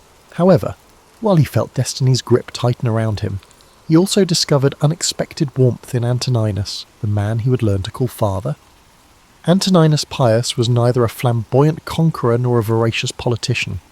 His nature leaned toward the steady and the dutiful. He managed affairs of state with consistent practicality, doing so in a manner that contrasted sharply with the tempestuous reigns Rome had witnessed before. Gradually, Marcus realized that the empire did not always hunger for breathtaking exploits. It sometimes needed the comforting hand of stability, and from Antoninus, he absorbed a set of quiet lessons, among them the value of patience, the virtue of measured decision-making, and the simple power of reliability. But not everyone supported this new arrangement. Some in the Senate murmured that Marcus was too young, too reflective, too predisposed toward philosophy to handle imperial responsibilities. They questioned whether the boy who spent hours with Stoic scrolls and moral treatises could ever become the commanding presence they believed Rome required. In response, Marcus met these doubts not with anger, but with a focused determination. If he was untested in governance, then he would devote himself even more deeply to studying its intricacies. He devoured treatises on law, pored over military histories, and conversed late into the night with advisors who had navigated the labyrinth of Roman politics. The more he learned, the more he recognized that governance was not a place for rash tempers or inflexible dogmas. Indeed, it demanded both compassion and detachment, an ability to stand firm for justice, while also understanding the fragility of human ambition. His bond with Lucius Verus added a twist to this evolving chapter. Lucius was his co-heir, a young man prone to revelry and spectacle, far less studious than Marcus but undeniably charismatic. The two could not have been more different. Yet they were tied together by destiny's decree. Even so, Marcus found that their differences enriched his perspective. Through Lucius, he glimpsed the appeal of festivity and lived experience, worlds that felt distant to his contemplative soul. He did not begrudge Lucius his extravagances, but he pledged to maintain a certain balance, steering clear of the pitfalls of mindless indulgence. Under Antoninus's watchful guidance, Marcus began attending meetings where Roman officials debated issues of provincial taxes and infrastructure. At first, he was a silent observer. He listened intently, noting how rhetorical skill could sway opinions, how alliances formed and dissolved. Gradually, Antoninus entrusted him with minor tasks, drafting letters to distant governors, reviewing small legal disputes, or overseeing the maintenance of an aqueduct. Despite the seemingly mundane details, each assignment revealed the hidden threads that held Rome together. An enlightening moment arrived when an official from a far-flung province complained about an unpaid legion. Though it seemed a trivial matter, an administrative oversight, it threatened the morale of hundreds of soldiers, men tasked with safeguarding Roman borders. Marcus tackled the crisis with empathy, ensuring funds were dispatched promptly and carefully, offering a few thoughtful words of gratitude for the troops' service. The gesture, though modest, resonated widely. Rumours spread of the young heir who was genuinely concerned for the well-being of people he had never met. For the first time, Marcus sensed that his inclination toward moral philosophy might, in fact, hold a practical value in the arena of power. Life under Antoninus's roof was both nurturing and demanding. The emperor expected discipline, but also allowed Marcus to cultivate intellectual pursuits. Debates with learned scholars and philosophers became as common as talk of grain shipments from Egypt. In these discussions, Marcus refined his belief that leadership was not about personal glory, it was about serving a greater whole. He saw in Antoninus a man who laboured daily for the good of Rome, not because it was glorious, but because it was right. Still, there were moments of doubt. The ghosts of the previous emperors, men such as Domitian and Nero, cast long shadows. Marcus knew well that absolute authority could corrupt a weak soul. Late at night, when Roman lamps flickered, he wrestled with questions that few dared to ask aloud. How could one wield power without compromising virtue? Was it possible to harmonize the Stoic ideals he revered with the demands of realpolitik? The path ahead was a precarious one, lined with expectations both from the Senate and the people. Yet each day, in small but significant ways, Marcus was learning that an emperor's duty was not just to conquer, but to care, not simply to command, but to comprehend. By internalizing these truths, he began shaping the course of his future reign. More importantly, he was becoming the steward of an empire that, under his guiding hand, might just find the soul it had long been missing. Years passed quietly, each sunrise an opportunity for Marcus to refine his understanding of both philosophy and government. Antoninus Pius, hale and cautious, presided over Rome without the military spectacles or outlandish feasts that had characterized some of his predecessors. In this environment, Marcus matured into a man who merged introspection with practical discipline. The empire, under Antoninus's measured hand, was relatively calm, but that calmness was not guaranteed to last. Everyone sensed the inevitable storms gathering on the horizon. Marcus spent his days balancing official duties with philosophical exploration. When he was not poring over scrolls of legislation or meeting envoys from distant provinces, he would lose himself in the works of Epictetus and Seneca. Far from an abstract exercise, these writings felt like maps, guiding him through the moral intricacies of leadership. He scribbled notes in the margins, pondering how to remain true to himself even when thrust into decisions affecting thousands of lives. Although he now enjoyed a status second only to Antoninus, Marcus remained approachable. He developed a habit of conversing with those at the fringes of power. Interpreters who facilitated talks with foreign delegations, stewards who oversaw the daily distribution of grain, even the librarians who cared for Rome's repositories of knowledge. Listening to their small but urgent stories, he saw more clearly the magnitude of responsibility that would soon rest upon his shoulders. Each conversation reminded him that the empire's success was anchored in everyday diligence, not just in grand proclamations. His personal life, though mostly tranquil, had its challenges. Encouraged by Antoninus, he entered a thoughtful marriage with Faustina, the emperor's daughter. Their union was not just a political arrangement, there was genuine affection between them. Faustina brought a spirited energy that balanced Marcus's more reflective nature. Yet, the intricacies of raising a family within the palace tested his composure in ways philosophy books rarely addressed. Their children's laughter filled the marble halls, but so did the strains of potential succession debates. Marcus tried to be an engaged father, but he often found himself juggling the empire's needs with the demands of parenthood. Meanwhile, Lucius Verus, his adoptive brother, grew increasingly restless. The lull under Antoninus's rule left Lucius craving excitement. He frequented gatherings that were rumoured to be lavishly hedonistic, drawing the curiosity of Rome's elite and the concern of its moralists. Despite their occasional friction, Marcus still cared for Lucius, who was, after all, part of the family. To reconcile their worlds, Marcus invited Lucius to more official functions, hoping to blend Lucius's charm with the seriousness of leadership. Sometimes it worked, other times it sparked tension.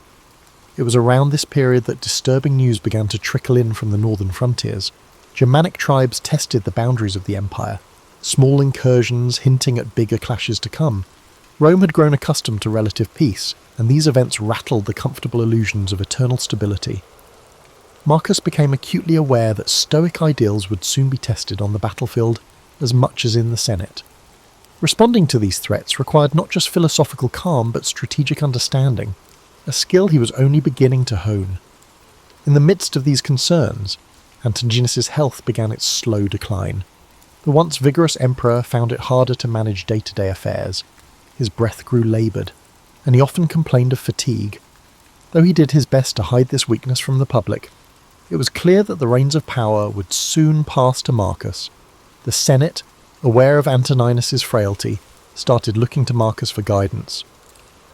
The time of apprenticeship was ending. A new chapter beckoned. As the final months of Antoninus's life slipped away, Rome braced for another transition. Advisors, supplicants, and petitioners flocked to Marcus, seeking to gauge how he would wield authority. Their probing questions highlighted the complexity of the imperial mantle. He would have to be judge, general, administrator, and guardian of moral order. While Marcus's Stoic studies had long taught him to just detach from anxiety, he found it increasingly hard to remain unaffected by these growing burdens. In private moments, he confided in Faustina, admitting fears about war, about the intrigues lurking beneath Rome's placid surface, and about the simple possibility of failing those who depended on him. She, in turn, reminded him of his capacity for empathy and reason. Though the role of emperor seemed impossibly grand, Marcus had spent his entire life preparing, in subtle ways, for the very challenges that now loomed ahead. Finally, Antoninus Pius passed, gently and without drama, surrounded by those he loved. The city let out a measured sigh of sorrow, acknowledging the passing of an era defined by stability. However, beneath that grief lay a cautious optimism that Marcus Aurelius, thoughtful, unassuming, and thoroughly steeped in the empire's workings, might guide Rome with both virtue and pragmatism. Many whispered that a new golden age could be on the horizon. Others, recalling the cycles of history, reserved judgment until events proved the substance of Marcus's character. With the emperor's seat now vacant, all eyes turned to Marcus. The hush that settled over the city was brief but profound. A quiet vow formed in his mind. He would carry forth the Stoic torch, letting reason define his reign and compassion temper his decisions. Unknown trials awaited him, from barbarian incursions to political betrayals, but he would meet them as a man dedicated to something greater than personal gain. Rome was poised to discover if a philosopher king could truly exist, a leader who could blend moral wisdom with the realities of ruling an empire that, though splendid, was also vulnerable and flawed. In the wake of Antoninus's passing, Marcus Aurelius ascended to the throne with a mixture of solemnity and resolve. By tradition, he shared authority with Lucius Verus, fulfilling the adoption arrangements that Hadrian had set in motion years before. It was a decision that simultaneously solidified Rome's governance and tested Marcus's patience. Despite their differing temperaments, one philosophical and measured, the other spirited and convivial, they now united in leadership. Their first challenge appeared swiftly. The Parthian Empire seized upon the perceived vulnerability of a transitioning Rome, threatening key eastern provinces. Roman legions prepared for battle, and Lucius Verus rushed to oversee military operations. Marcus stayed behind in the capital to manage the rest of the empire. Letters from the front revealed victories peppered with Lucius's flamboyant account of triumphs.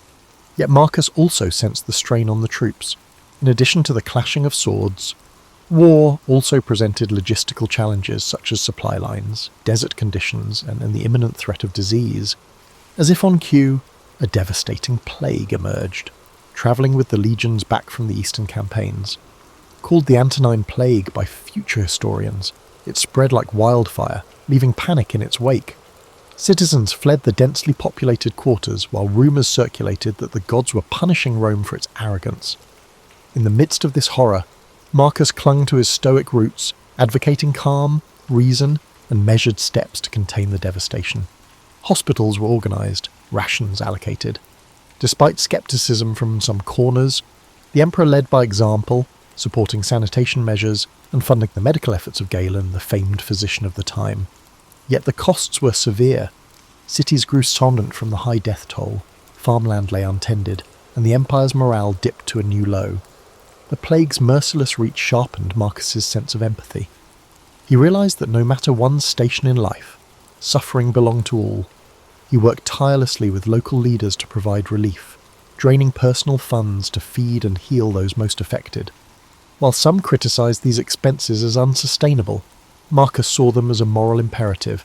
An emperor, he believed, was beholden to the welfare of his subjects, not the other way around. Over time, the plague receded, though the scars it left on Rome, both physical and psychological, would linger for years. The war front also stabilised under Lucius's oversight, enabling the generals to secure treaties. Eventually, Lucius returned to the capital, bringing with him ornate spoils of victory. Yet Marcus noticed a new gravity in his brother's demeanour. The conflict and subsequent plague seemed to have tempered Lucius's thirst for diversions, at least for a while. For the time being, they presented a cohesive front, but the empire had little time for respite. Almost as soon as the eastern threat subsided, word arrived of renewed aggressions along the Danube. Germanic tribes, emboldened by Rome's vulnerabilities, pushed southward. This new confrontation demanded a robust military response. Rome prepared legions to defend its territory, and Marcus himself resolved to lead them. Though it was not typical for a philosopher to don military garb, he understood that a hands-on approach would galvanize soldiers and reassure a fearful populace. Packing up his scrolls and leaving behind the marble halls of the palace, Marcus journeyed north. Stationed in military camps, he observed firsthand the stark realities of war. There were no polite Senate debates here, only the raw tension of men preparing for battle. Surrounded by tents and the clang of metal, he composed sections of what would later be known as his Meditations, journaling thoughts on duty, mortality, and the interplay between fate and free will. This writing served as a kind of mental fortress, shielding him from the cynicism and despair that often accompanied the brutality of war. In these harsh environs, Marcus discovered a facet of leadership seldom addressed in philosophical texts, the delicate balance between mercy and force. When tribunes asked how to handle captured enemy combatants or how to deal with the defiant provinces, Marcus weighed each decision with painstaking care. He believed that any punishment must be morally justified, not simply enacted for vengeance or as a show of might. Yet he also knew Rome had to maintain its authority, or risk inviting further rebellions. Back in Rome, Faustina managed the household and represented the imperial family in public ceremonies. She wrote supportive letters to Marcus, sharing updates about domestic affairs. Their bond, forged in quieter times, proved resilient through these challenges. Despite the stress of separation, they found solace in one another's determination to keep Rome functioning and hopeful.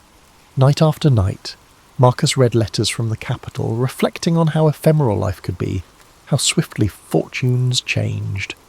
He reminded himself that an emperor's responsibility was to act as a steward, not a despot, and that each decision would reverberate through the empire long after he was gone. And so he pressed on, consulting with generals, negotiating with tribal leaders, and continuing to record his private reflections about human nature. As war raged, the empire watched with a mixture of dread and admiration. Here was a ruler who seemed less concerned with personal glory and more intent on preserving Rome's values and stability. Veteran soldiers, once sceptical of a philosopher emperor, fought with a renewed fervour, encouraged by his willingness to share their burdens. In those windswept camps along the Danube, Marcus Aurelius began shaping a legacy unlike any other, one rooted in the conviction that wisdom and compassion, far from being weaknesses, were the empire's strongest defence. The savage winters on the Danubian frontier tested Rome's legions in ways few had anticipated. Snow whipped through the encampments, layering tents in white drifts. Horses whinnied at the bitter chill, and the men huddled around makeshift fires. Marcus Aurelius, never one to shield himself from hardship, felt the sting of frozen air each morning.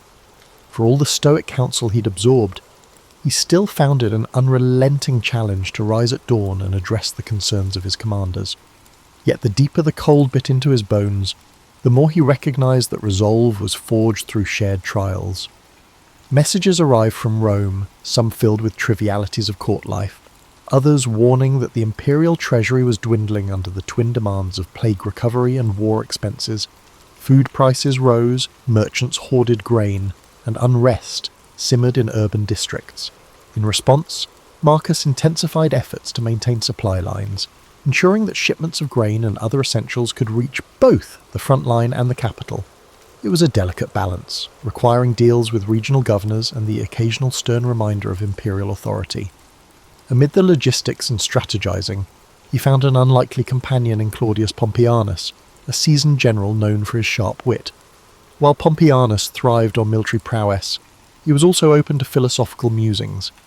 Many evenings the two men would talk over steaming bowls of spelt porridge about the nature of fate and whether a just war could exist.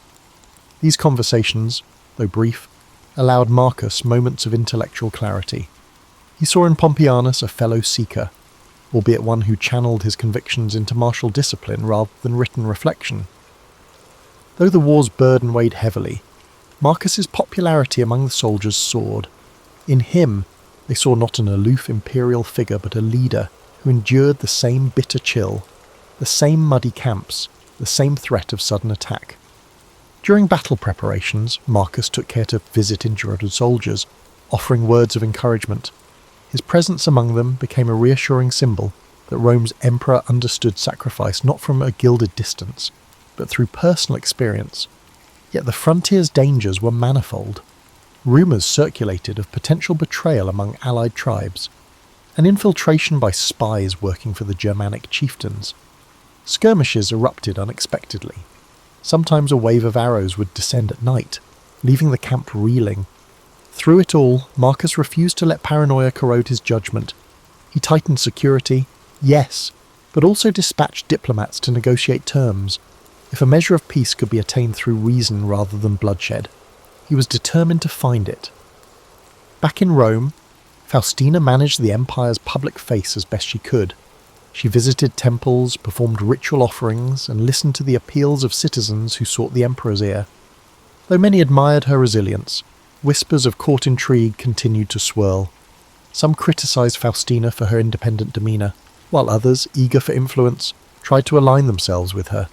She navigated these politics deftly, sending regular dispatches to Marcus so he was never uninformed.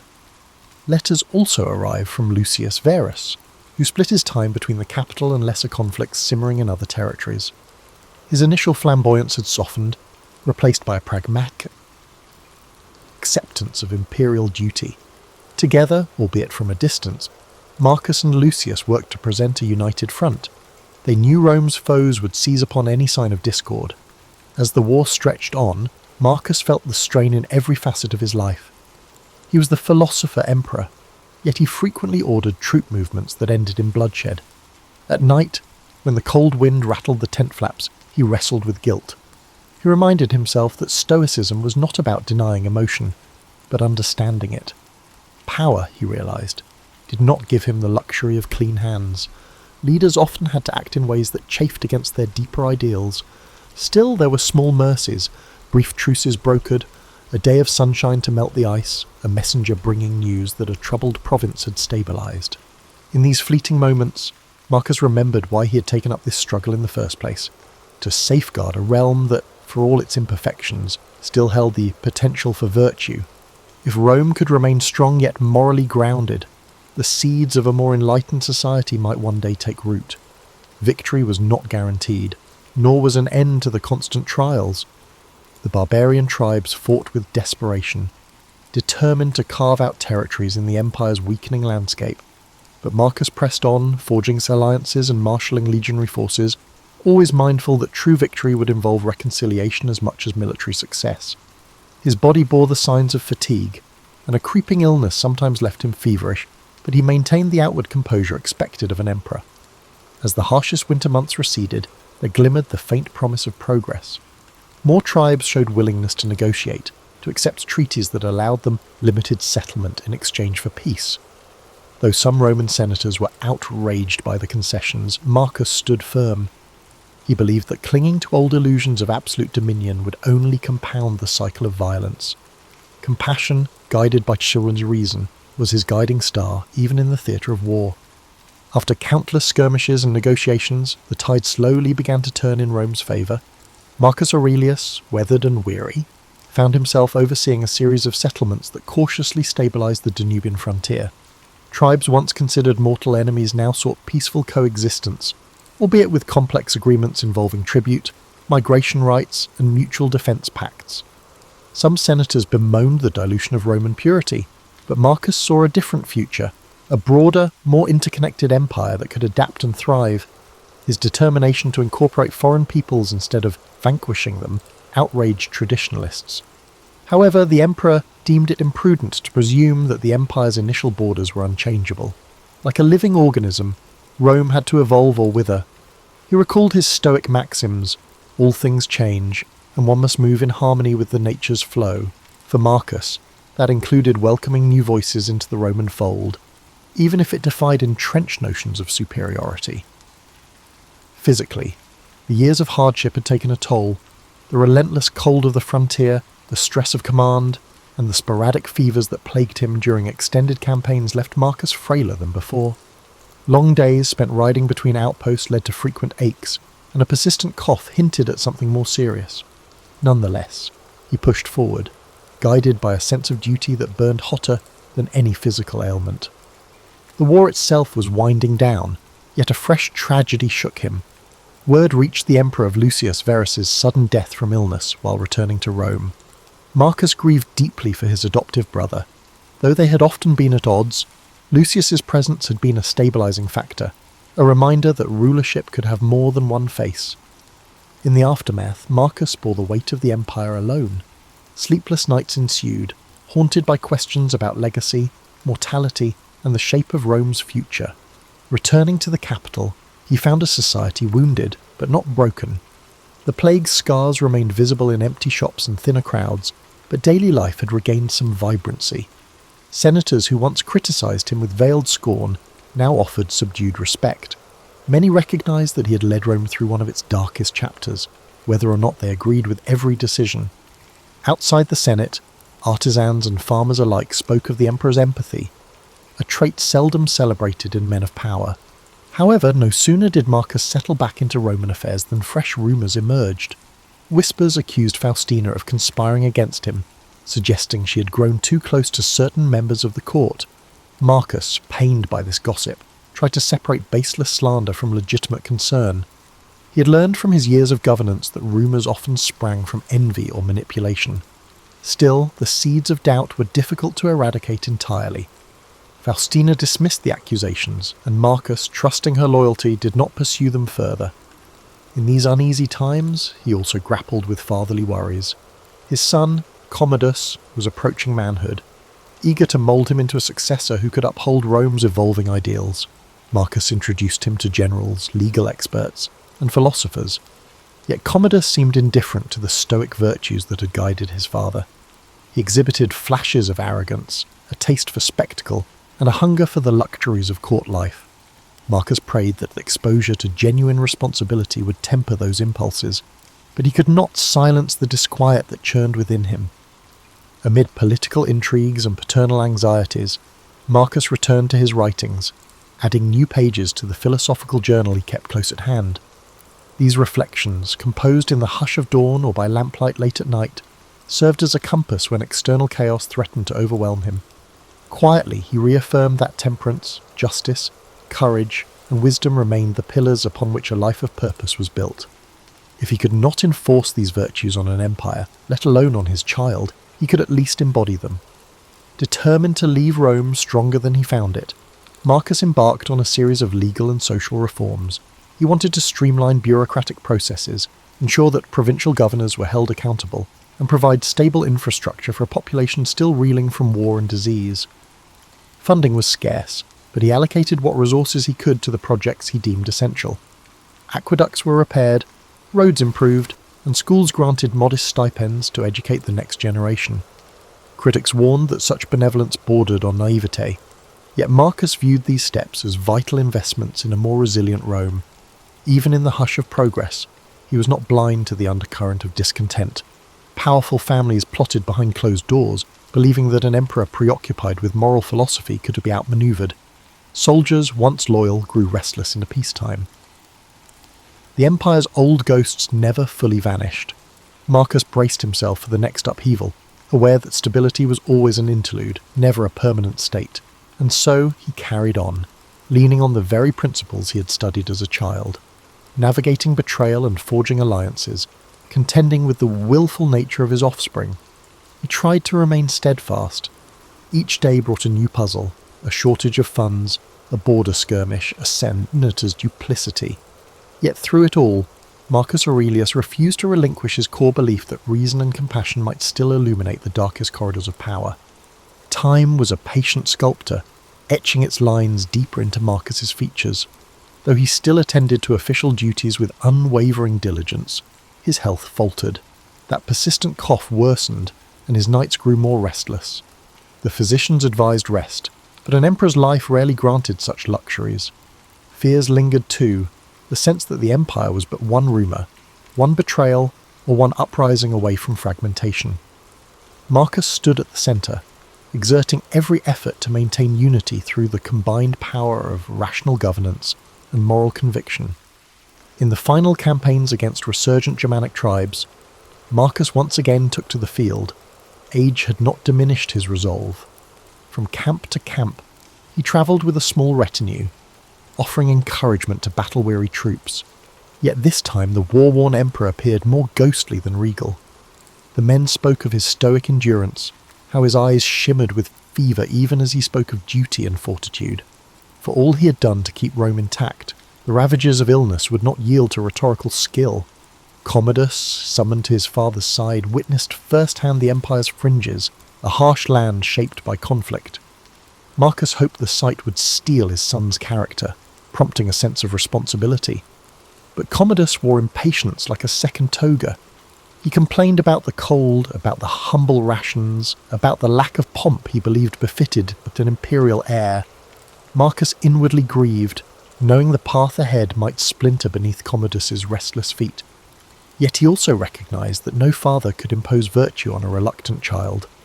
In quieter moments, Marcus confided in Claudius Pompeianus, who had remained a steadfast adviser. The emperor spoke of the contradictions inherent in rulership, how an aspiring philosopher must enforce harsh discipline to maintain the empire's cohesion. Pompeianus offered practical wisdom, while Marcus responded with meditative reflections.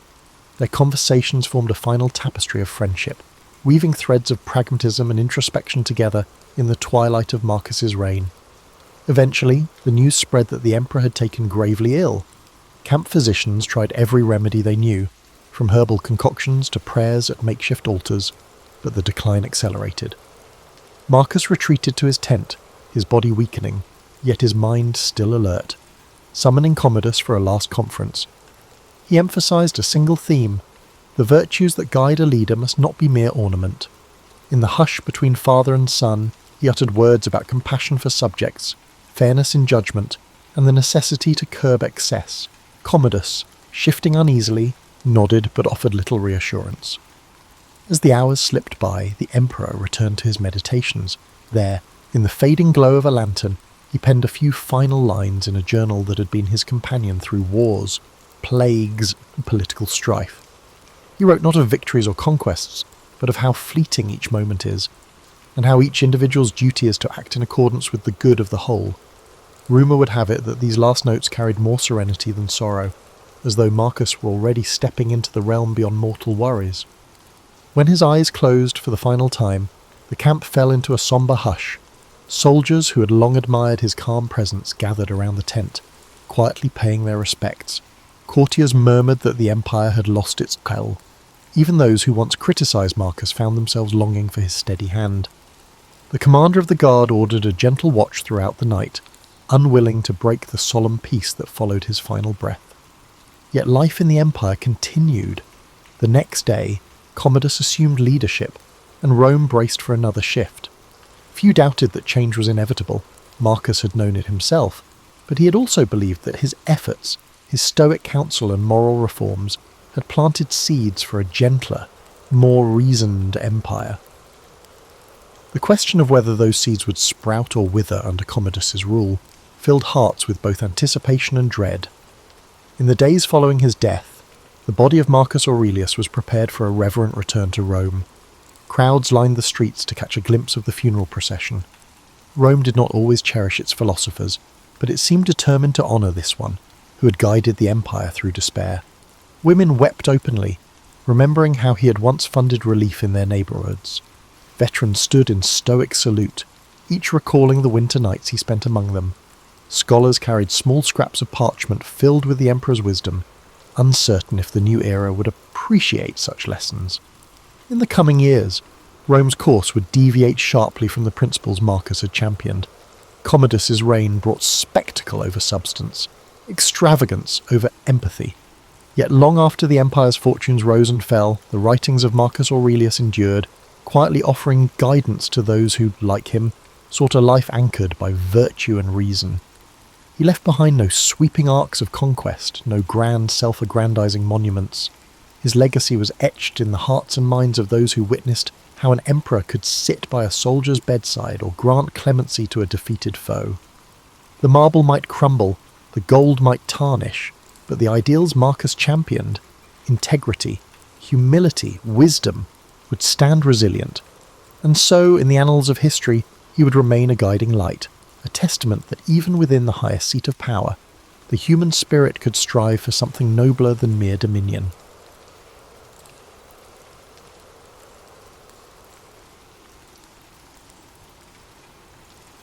From the vantage of old Macedonia, where elders gathered beneath olive trees to swap hushed lore, the story of Hercules emerged in sparks of disbelief. They whispered about a force that blurred the boundaries between the mortal and divine realms. This child, born in modest Tiryns, possessed an unsettling gift. Feats of strength performed so calmly that some wondered if the gods had quietly laid a blessing or a curse at his feet. Tiryns was a farming community framed by rocky hills and cloud-strewn skies, a place defined by the routine labour and rigid social caution. The boy's first display of uncanny power was witnessed by a shepherd.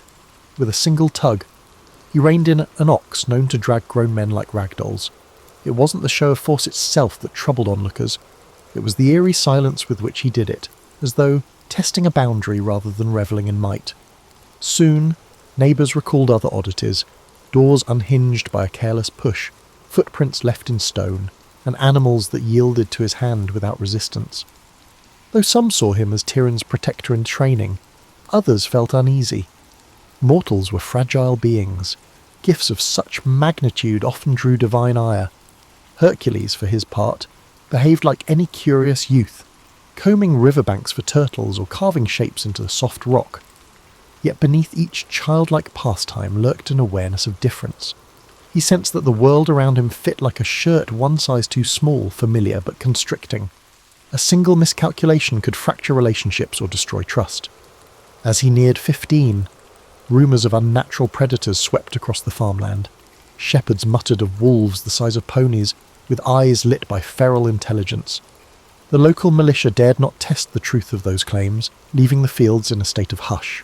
Hercules, compelled by equal parts curiosity and duty, gathered a simple spear and ventured into the pine forests alone. For 3 nights, the darkness swallowed him. On the 4th dawn, he reappeared at the village edge, clothes torn, blood running down his arms. Yet he carried no trophy, only the quiet certainty that the threat was gone. Word of his deeds spread through travellers' wagons and along shepherds' routes, echoing into lands beyond. It was said that the monstrous wolves vanished as swiftly as they had come. In the villagers' eyes, such might have signalled a guardian, or even a chosen instrument of the gods. Soon they built humble altars to honour him. They offered tiny bowls of grain and small cups of wine as offerings to the boy who had ensured their nights. Hercules accepted none of it openly. He would pause at those altars, gaze at them in faint puzzlement, then slip away. Inside him, a tug of longing clashed with the weight of expectation. He cherished the farmland's rhythms, morning light over tilled earth, the lull of cicadas in the summer. Yet each casual greeting now carried a jolt of awe, and every dirt path he roamed felt narrower, as though funneling him towards some vast unseen road. Occasionally, he stole into the hills to commune with nature's raw pulse, pressing his broad hands against boulders as though listening for whispered secrets of stone. Tiryns was never the seat of sophistication, unlike Athens or Thebes. It lacked gilded temples and philosophical gatherings. In a way, the simplicity of Tiryns allowed Hercules to flourish without being overwhelmed by rumours.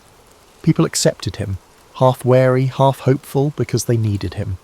He held back storms that might devour them in a single gulp. He soon learned of a summons from King Eurystheus of Mycenae, a monarch who demanded fealty and recognised the usefulness of a mortal wielding near-divine might. Friends warned him of palace politics. Even the local priest, stooped with age, cautioned that power-hungry rulers often feed on legends until there is little left of the legend itself. However, Hercules sensed an unspoken reminder that a simple shepherd's life would never be his. Gathering sparse belongings, he took one last look at the farmland, the lopsided fences, the distant bleating of goats that once filled his childhood mornings. Then, as dawn's first gleam touched the horizon, he set out for Mycenae. Those who witnessed his departure claimed a hush fell upon Tiryns, like the land itself held its breath, waiting. The path he walked would lead to triumph and sorrow, forging a destiny both luminous and shattering. In his heart, Hercules hoped to find a way back to quiet fields someday, but deep down he suspected the gods had other plans entirely. The road to Mycenae stretched through rolling plains dotted with olive groves and jagged hillsides. Hercules travelled quietly, observing the land more than pondering the future. Yet he couldn't ignore the murmur that followed him, a hum of anticipation carried by traders, roadside shepherds, and vagrant bards. Upon arrival at the fortified city, he faced a spectacle: drummers at the gates, banners hoisted high, and crowds craning to see if a rumour exceeded reality. King Eurystheus's palace gleamed atop a rise of white stone. Once inside, Hercules found himself before a ruler whose thin lips twitched at each mention of his name. Despite grandiose surroundings, Eurystheus exuded an air of self-importance, undermined by a hint of anxiety. In the hushed court, courtiers eyed Hercules with an odd mix of curiosity and caution. They had heard the rumours of unstoppable strength. Now they assessed the man himself, broad-shouldered, wind-beaten, eyes calm as still water. Eurystheus wasted no time. "Word of your deeds has travelled far," he said, feigning warmth. "To prove your loyalty, you shall fulfil labours for the glory of Mycenae. And the gods, of course." Applause followed from courtiers, though it felt forced. Hercules bowed, not out of fear, but recognising that refusal would brand him an enemy of a kingdom that seemed both powerful and petty. Besides, he sensed destiny's nudge again, that intangible force hinting these labours might shape his future. His first assignment, the Nemean lion. Villagers near Nemea spoke of a cat the size of a warhorse, its fur impervious to spears or arrows. Eurystheus demanded its pelt as proof. Setting out with minimal supplies, Hercules ventured into a region shadowed by tall grasses and jagged rock. On the second day, he spotted massive paw prints pressed into the soil. Following them, he entered a dank cavern overhung by dripping vines. The lion emerged, its coat shimmering like steel. Arrows snapped against its hide, confirming the rumours. They grappled, the beast roaring with unnatural ferocity while Hercules wrestled in silence, locking powerful arms around the creature's neck. At last, he wrenched it downward, ending its life with a blow that reverberated in his bones. No victory cry escaped his lips, only relief. He skinned the lion with its claws and then draped the pelt over his shoulder. When he returned, Eurystheus balked at the sight of that massive trophy. Commanding the city gates shut, he insisted Hercules remain outside due to displaying future conquests from a distance. Thus began a curious ritual. Each time Hercules completed a labour, the king would peer down from the safety of high walls, making excuses to avoid direct contact. The champion, calm in compliance, never argued. He found no pride in forcing an audience. Fulfilling duty was enough. Shortly after, he faced the Lernaean Hydra, a serpent with 9 heads that regrew if cut. Hercules approached the swamp of Lerna, its murky waters stinking of rot. He attacked, but each severed head sprouted 2 more, only with the help of his nephew Iolaus, who cauterized each stump with torchlight. Did Hercules triumph? Lifting the central head, still hissing in death, he returned to Mycenae. The king, peering over parapets, dismissed the victory. "You had help," he sneered. Yet the people watching from afar marvelled. Labourers mounted. The Cyrenaian hind, sacred to Artemis, tested his finesse. He chased it for a year across forests and streams before cornering the golden-antlered creature. Rather than slay it, he merely captured and displayed it, then set it free, earning grudging respect from the goddess. He subdued the Erymanthian boar, bringing it back alive. After each feat, Eurystheus found reasons to belittle it. Still, word spread, forging Hercules' name into a legend that outgrew even the king's attempts to contain it. Hercules, tasked with cleaning the Augean stables, an impossible mass of filth left for decades, diverted 2 rivers in a single day, washing away the grime and exposing the stable's owner, Augeas, for his dishonesty. Along the way, the hero recognised these tasks weren't simply chores from a cowardly king, they served as rites of passage. Each labour illuminated facets of responsibility, cunning, and mercy. Yet Hercules also sensed a growing gulf between himself and normal life. Day by day, the realm saw him less as a man and more as a living weapon. Behind the feats and rumours loomed an unspoken shadow. Stories hinted he was atoning for a private tragedy caused by a divine curse. he carried that burden silently, forging ahead on a path paved by others' demands. In fulfilling each new labour, Hercules grew ever more certain that his real battle lay within, a test to see whether monstrous foes or guilt from a past soaked in blood would claim him first. Over time, Eurystheus' list of labours seemed an endless well of peril. Some missions exuded a sense of malice, as if the king aimed to eliminate Hercules by challenging him to confront real-life nightmares. Yet it wasn't the magnitude of tasks that hollowed Hercules' spirit, it was the sense that each success fueled the king's resentment. Mycenae now revered a champion who strode in only to drop proof of another victory before vanishing again. At dawn one day, a messenger gasping for breath approached Hercules outside the city walls. A threat lurked by Lake Stymphalus, where ravenous birds terrorized farmers. Their iron-like feathers cut flesh, and the beating of their wings filled the sky with a menacing clang. Stymphalian birds were rumoured to be spawn of an ancient curse, feasting on anyone who strayed near the marsh. Eurystheus' decree was terse: exterminate them. Travelling to the lake, Hercules found the marshland choked with tall reeds and stagnant water. At dusk, he glimpsed shadowy shapes perched in twisted trees. Arrows alone wouldn't suffice. For every creature he felled, others scattered into the gloom. Recalling an old tale, he fashioned bronze clappers, forging a racket so loud it startled the flock skyward. As they took flight, he shot them down systematically. Their carcasses drifted into reeds, painting the swamp red under the waning sun. The few that escaped took the legend of this unstoppable archer with them. More labour followed. Fetching the Cretan bull, a massive beast rumoured to breathe fire, brought him face to face with an animal maddened by captivity. Rather than slay it, he subdued it and brought it to Mycenae, only to watch Eurystheus cower behind the gate. Later, capturing the mares of Diomedes required wrestling savage horses bred for violence. Some say Hercules fed Diomedes to his mares in a moment of grim poetic justice, ending their thirst for human flesh. Yet it was an act that left Hercules uneasy.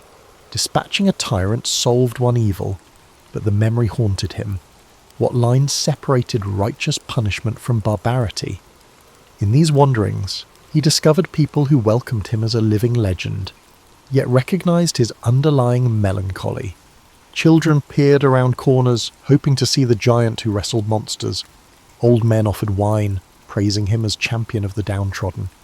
Occasionally, Hercules paused to help build a wall or fix a broken roof, acts of normalcy that anchored him to everyday life.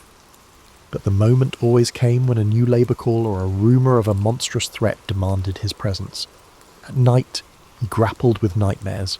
The unwritten story behind his forced servitude gnawed at him, a rumour that he'd once been driven crazed by Hera's wrath, causing him to commit unspeakable deeds against those he loved. Although few dared mention it aloud, the weight of that guilt never left his eyes.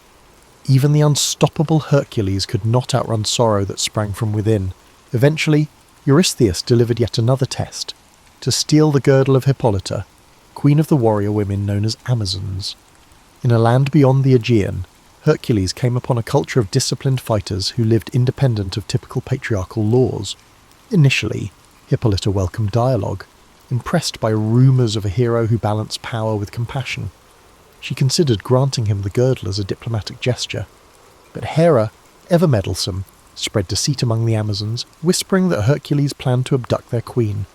In the ensuing chaos, swords clashed, alliances shattered, and Hippolyta fell.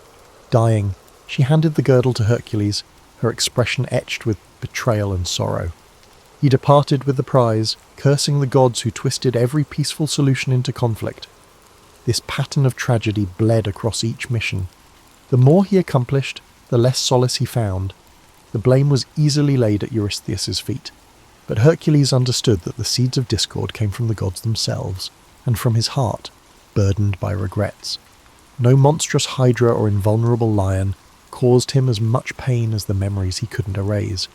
Each labour, though celebrated by others, felt like an extension of penance. Still Hercules pressed on, partially out of duty and partially from an instinct that stopping might let darker forces run rampant.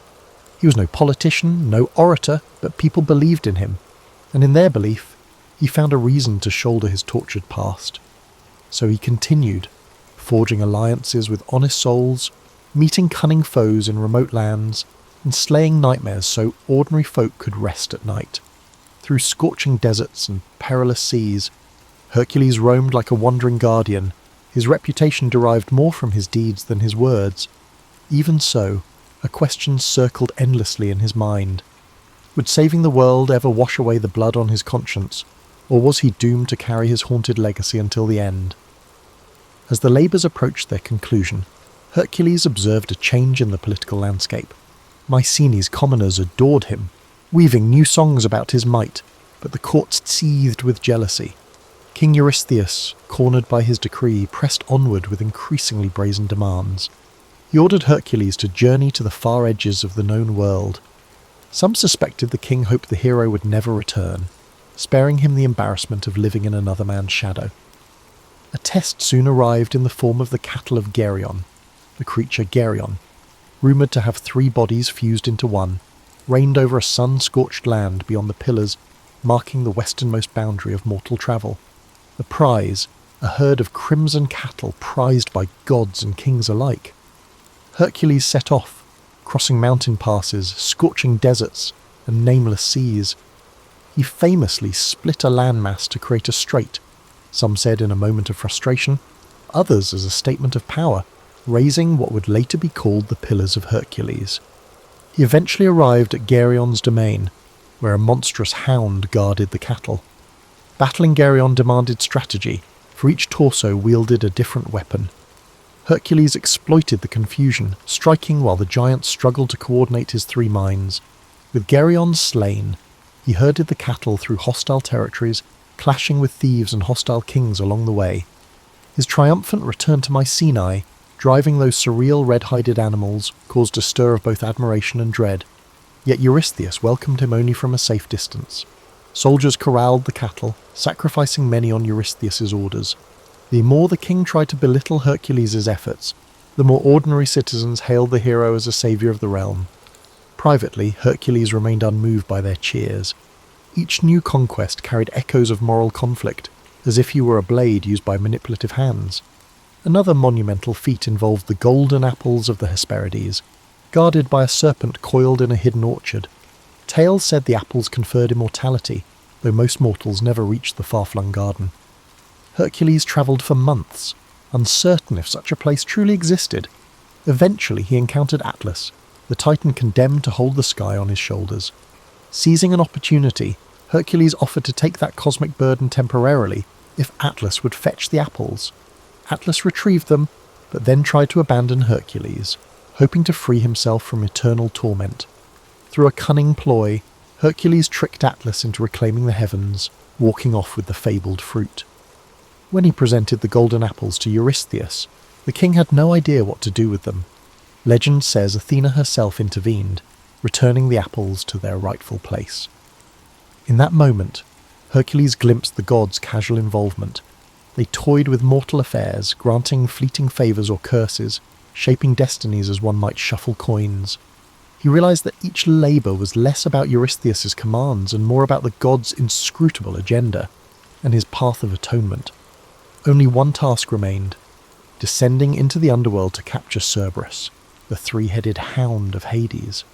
This final labour surpassed mortal limits, for no living soul dared approach that dismal realm without invitation.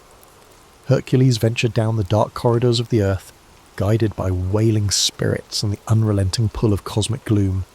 Before the throne of Hades, he offered to wrestle Cerberus bare-handed if permitted to bring the beast to the surface.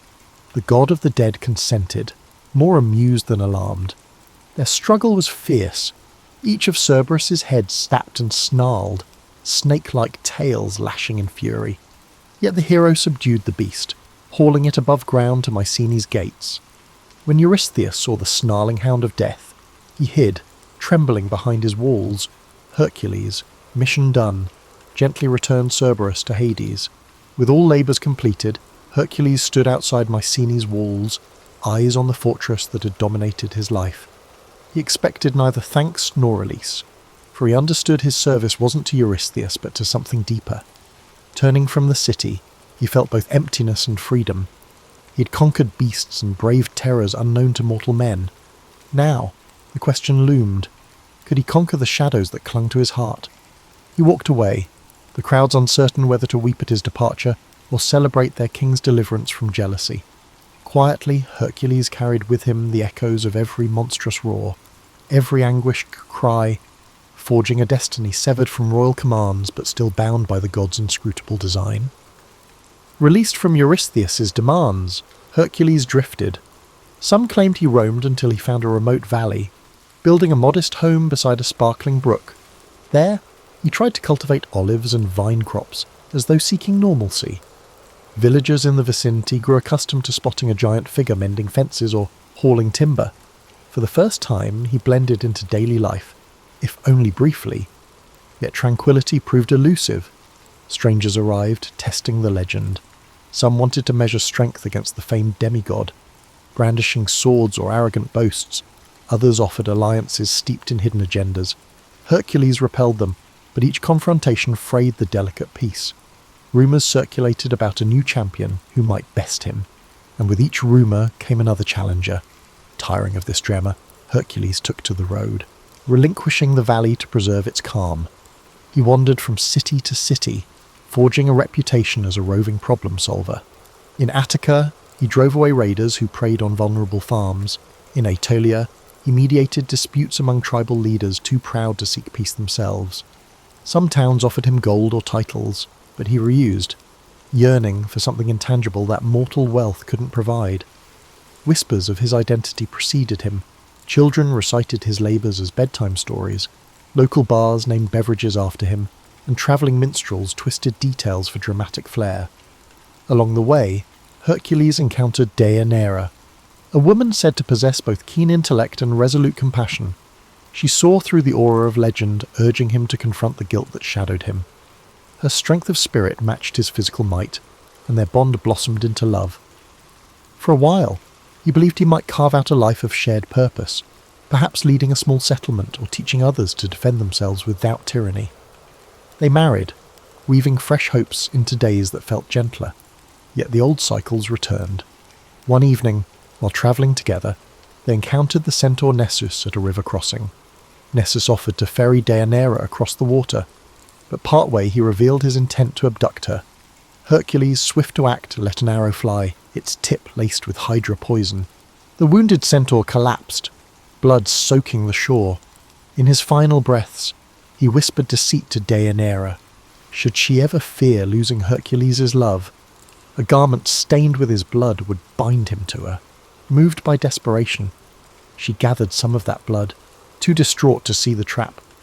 Life continued. Hercules continued to be a wandering force, with Deianira either by his side or anxiously waiting at home. Over time, she worried about rumours of his infidelity. Travelling the world exposed him to temptations, and his legend drew admirers of every stripe. In a moment of fragile insecurity, she recalled Nessus's final words. She treated a robe with the centaur's blood, believing it a charm that would secure Hercules' devotion. When Hercules donned it, the old poison ignited like living fire, adhering to his flesh. He tore at the fabric, but the agony only worsened, ripping his skin away.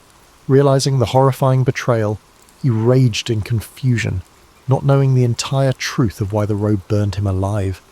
Faced with the insurmountable pain, he sensed no earthly remedy could quell it. Deianira, horrified by what she had caused, either fled or took her life. Accounts differ. Hercules, in his torment, built a funeral pyre on Mount Weta. Step by tortured step, he climbed, each footfall echoing the weights he'd carried all his life. Guilt, duty, heartbreak. He stretched himself upon the wood, begging for an end to his suffering. Flames were lit, devouring mortal flesh that once battled monsters and kings.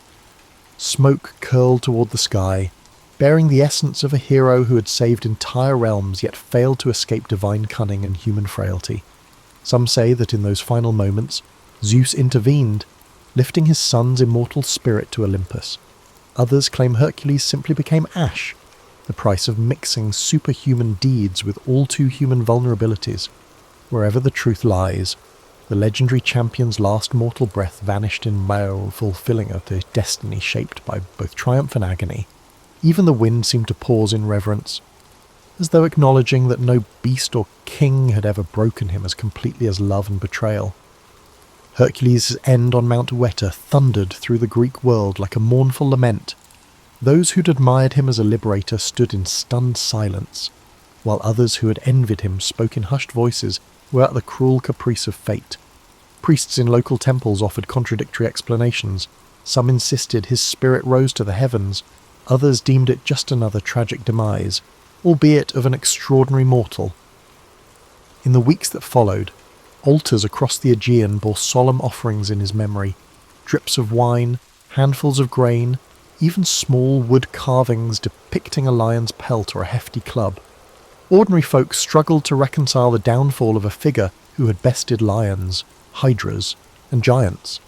How could such a champion succumb to something as simple, yet devastating, as poisoned fabric? For many, it confirmed that no one, not even a demigod, was immune to the brutal interplay of divine grudges and human failings. At Mycenae, King Eurystheus' court reportedly watched the news unfold with uneasy satisfaction. Though the king had long resented Hercules, learning of his agonizing death offered no genuine relief, only a hollow sense that the realm's most potent shield was gone. Some whispered that if a champion like Hercules could be vanquished, perhaps the gods would turn a harsher eye on lesser mortals. Fear lingered in the corridors of their power, as though Hercules' fiery end had shifted the cosmic balance in unpredictable ways. Stories multiplied, as tales do. Certain bards favoured the uplifting version. Zeus, recognizing his son's heroism, welcomed him among the immortals. They spun visions of Hercules seated on Olympus, sipping ambrosia in the presence of swirling constellations. Others told the bleaker side, that the flames consumed not just his body, but every vestige of his once glorious spirit, scattering him into oblivion. Across the seas, foreign scribes embellished details, turning him into a half-legendary king in lands he never visited, or crediting him with feats he never performed.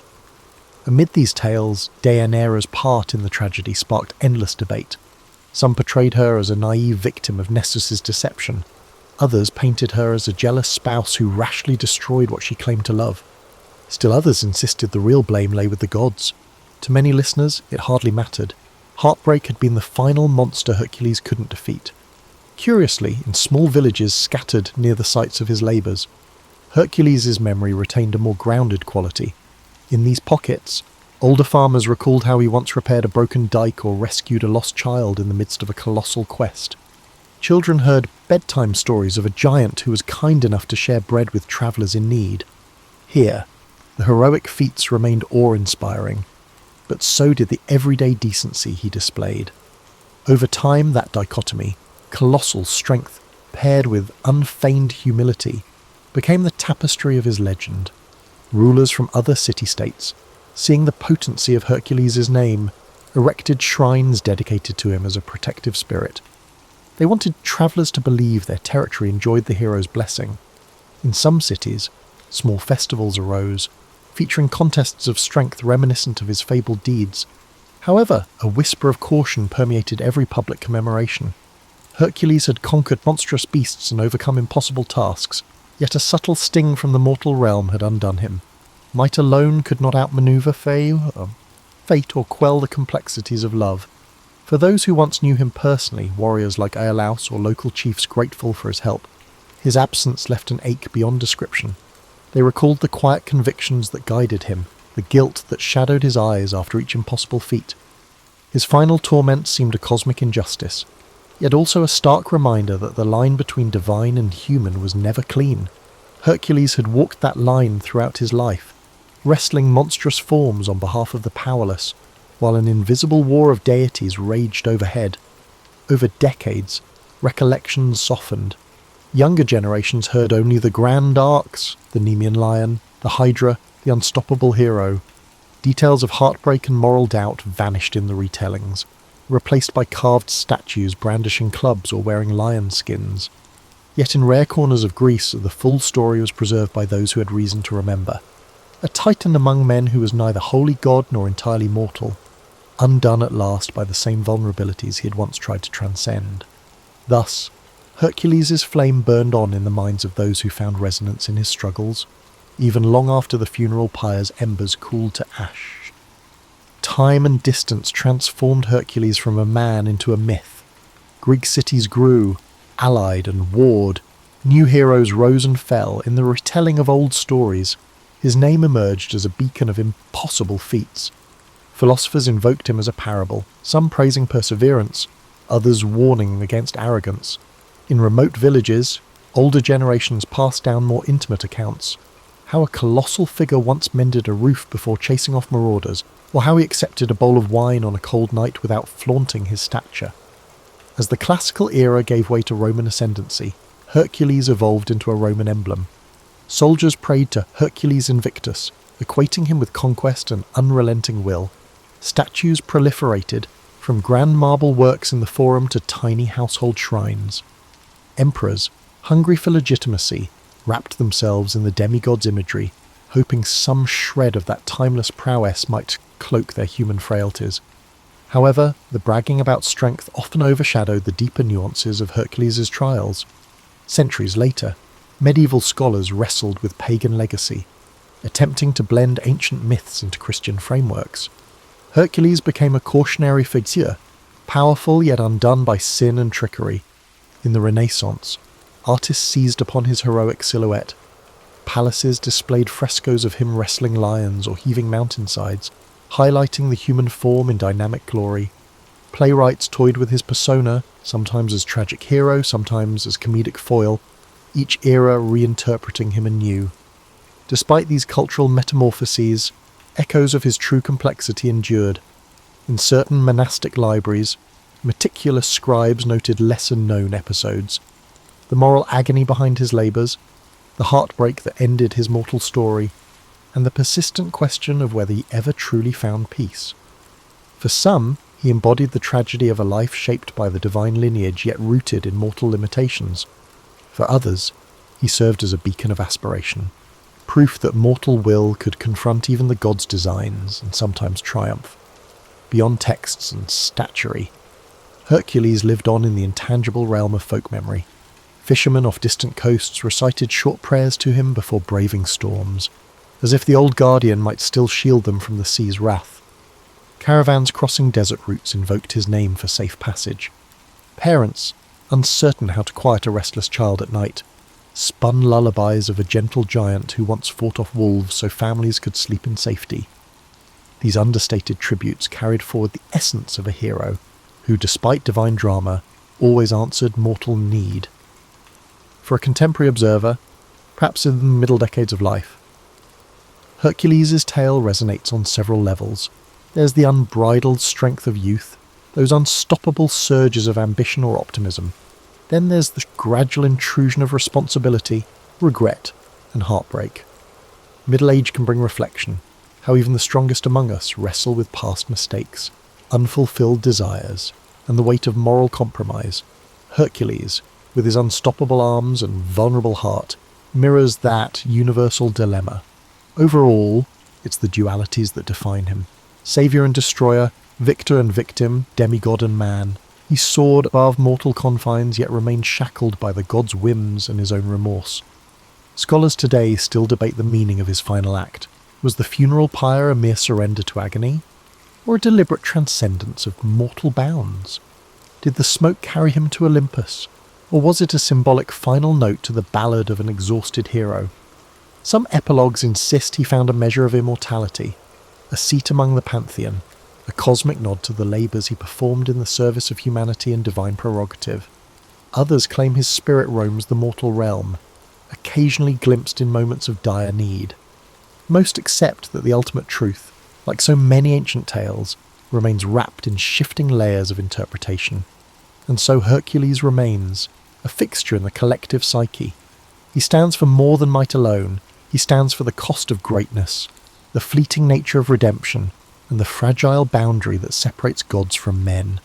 Whether chiselled in marble or accounted in a village tavern, his legend endures. He is the champion forever, forging new legends, even centuries after his final breath. In that sense, Hercules lives on wherever human hearts still strive, endure, and grapple with the powers, divine or earthly, that shape our destinies.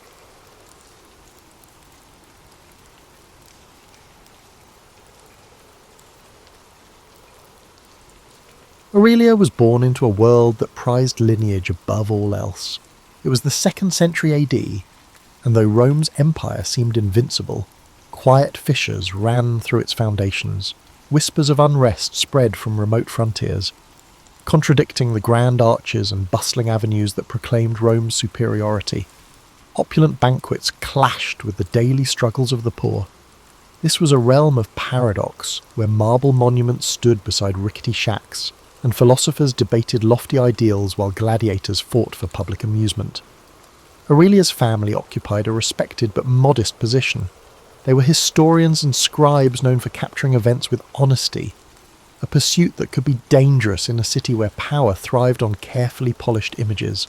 Her father, Marcus Fabius Crispus, meticulously documented senatorial proceedings, while her mother, Tullia, emerged from a lineage renowned for skillful mediation behind closed doors. Both parents nurtured Aurelia's keen sense of observation, teaching her that true influence often came from knowing what others overlooked. From a young age, Aurelia found magic in small details.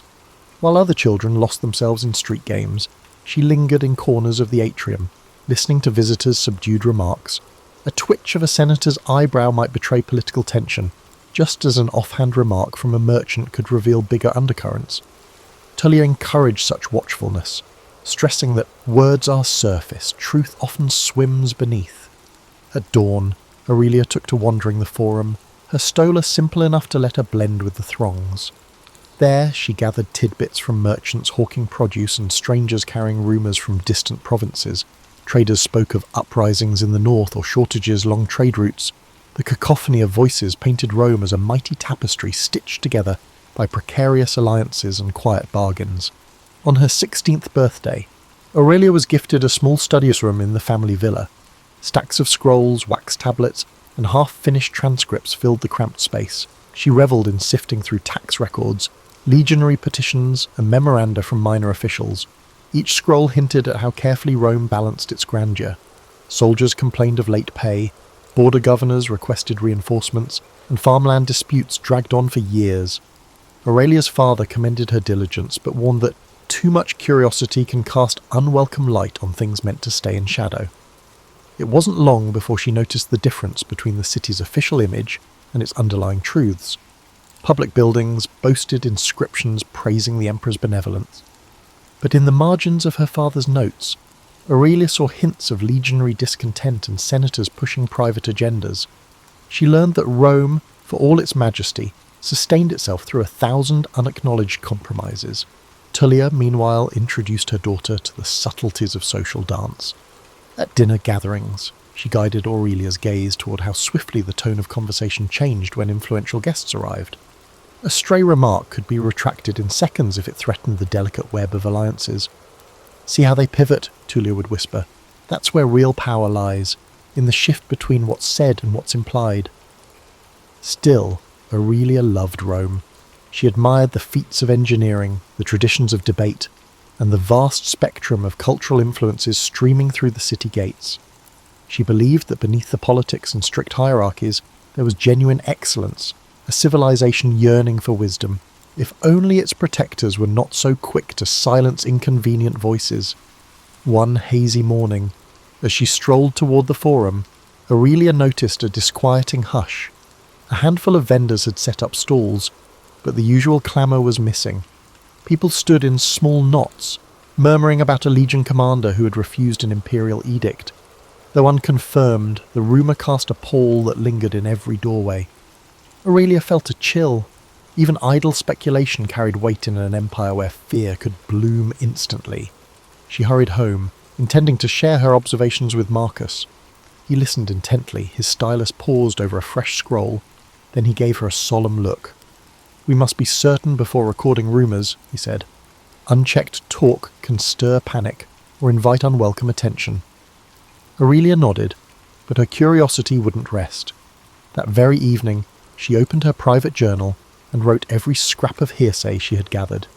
She sensed a reckoning forming at Rome's edges, like a distant thunder that might soon reverberate through marble halls. Even then, she had no inkling of how personal the storm would become. The tension Aurelia had sensed soon took shape in a single event. Nisia, a Greek-born olive merchant and one of Aurelia's most treasured confidants, vanished overnight. Gossip whispered that the Praetorian Guard had arrested her before dawn. Unsubstantiated talk claimed Nisia possessed letters challenging Rome's supposedly divine authority, an accusation severe enough to crush anyone caught in its net. Alarm coursed through Aurelia. Nietzsche had always been inquisitive, reading scrolls on Eastern philosophies and debating Plato's teachings with anyone who would listen. Aurelia couldn't imagine her as a threat, but in Rome's charged climate, curiosity often bordered on sedition. Desperate to learn more, Aurelia combed the forum's edges, interrogating acquaintances who might have glimpsed the arrest. Most merchants lowered their voices at the guard's mention, wary of drawing scrutiny themselves. At home, Tullia observed Aurelia's distress. Rather than scold her, she murmured, "Prudence is our lifeline. Inquire gently." Yet Tullia herself covertly sought leads through acquaintances in minor governmental posts. Marcus, on the other hand, reacted with carefully measured concern. He understood the stakes, but warned Aurelia that intervention might place the family under suspicion. Though well-intentioned, his caution left her feeling powerless, determined not to stand idle. Aurelia visited Petronius, an elderly scribe rumoured to have ties within the Praetorian administration. His cramped workshop smelled of ink and musty parchment, scrolls spilling off the shelves. After a furtive glance at the door, Petronius conceded that a woman matching Nisia's description had been held for questioning. He claimed that certain documents had been confiscated, referencing ideas unfit for Rome's ears. Aurelia felt her blood chill. She recalled how Nisia once mused that no empire should claim it a divine right to rule. In a sensitive era, that might be enough to brand her treasonous. At dinner, Tullia calmly explained her plan, quietly leveraged the family's modest connections.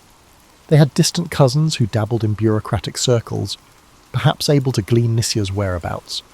Aurelia brimmed with a mix of gratitude and dread.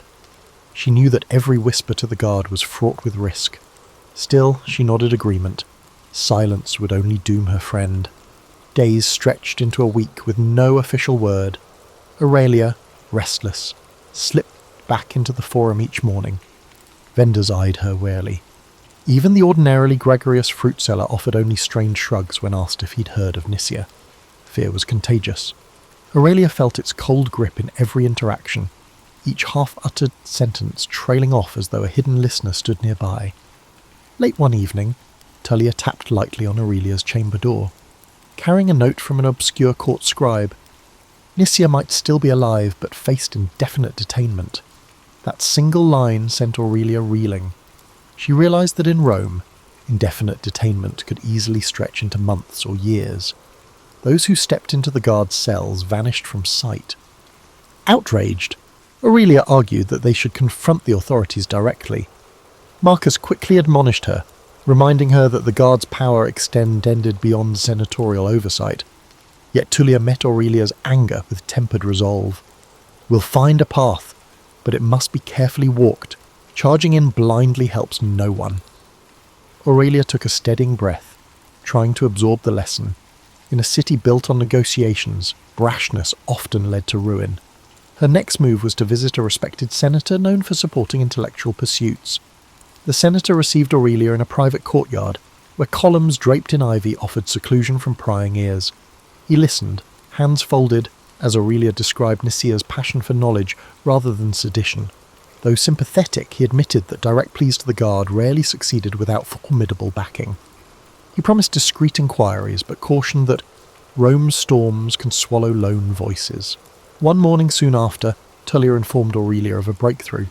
Their distant cousin had arranged a preliminary hearing regarding Nisia's arrest.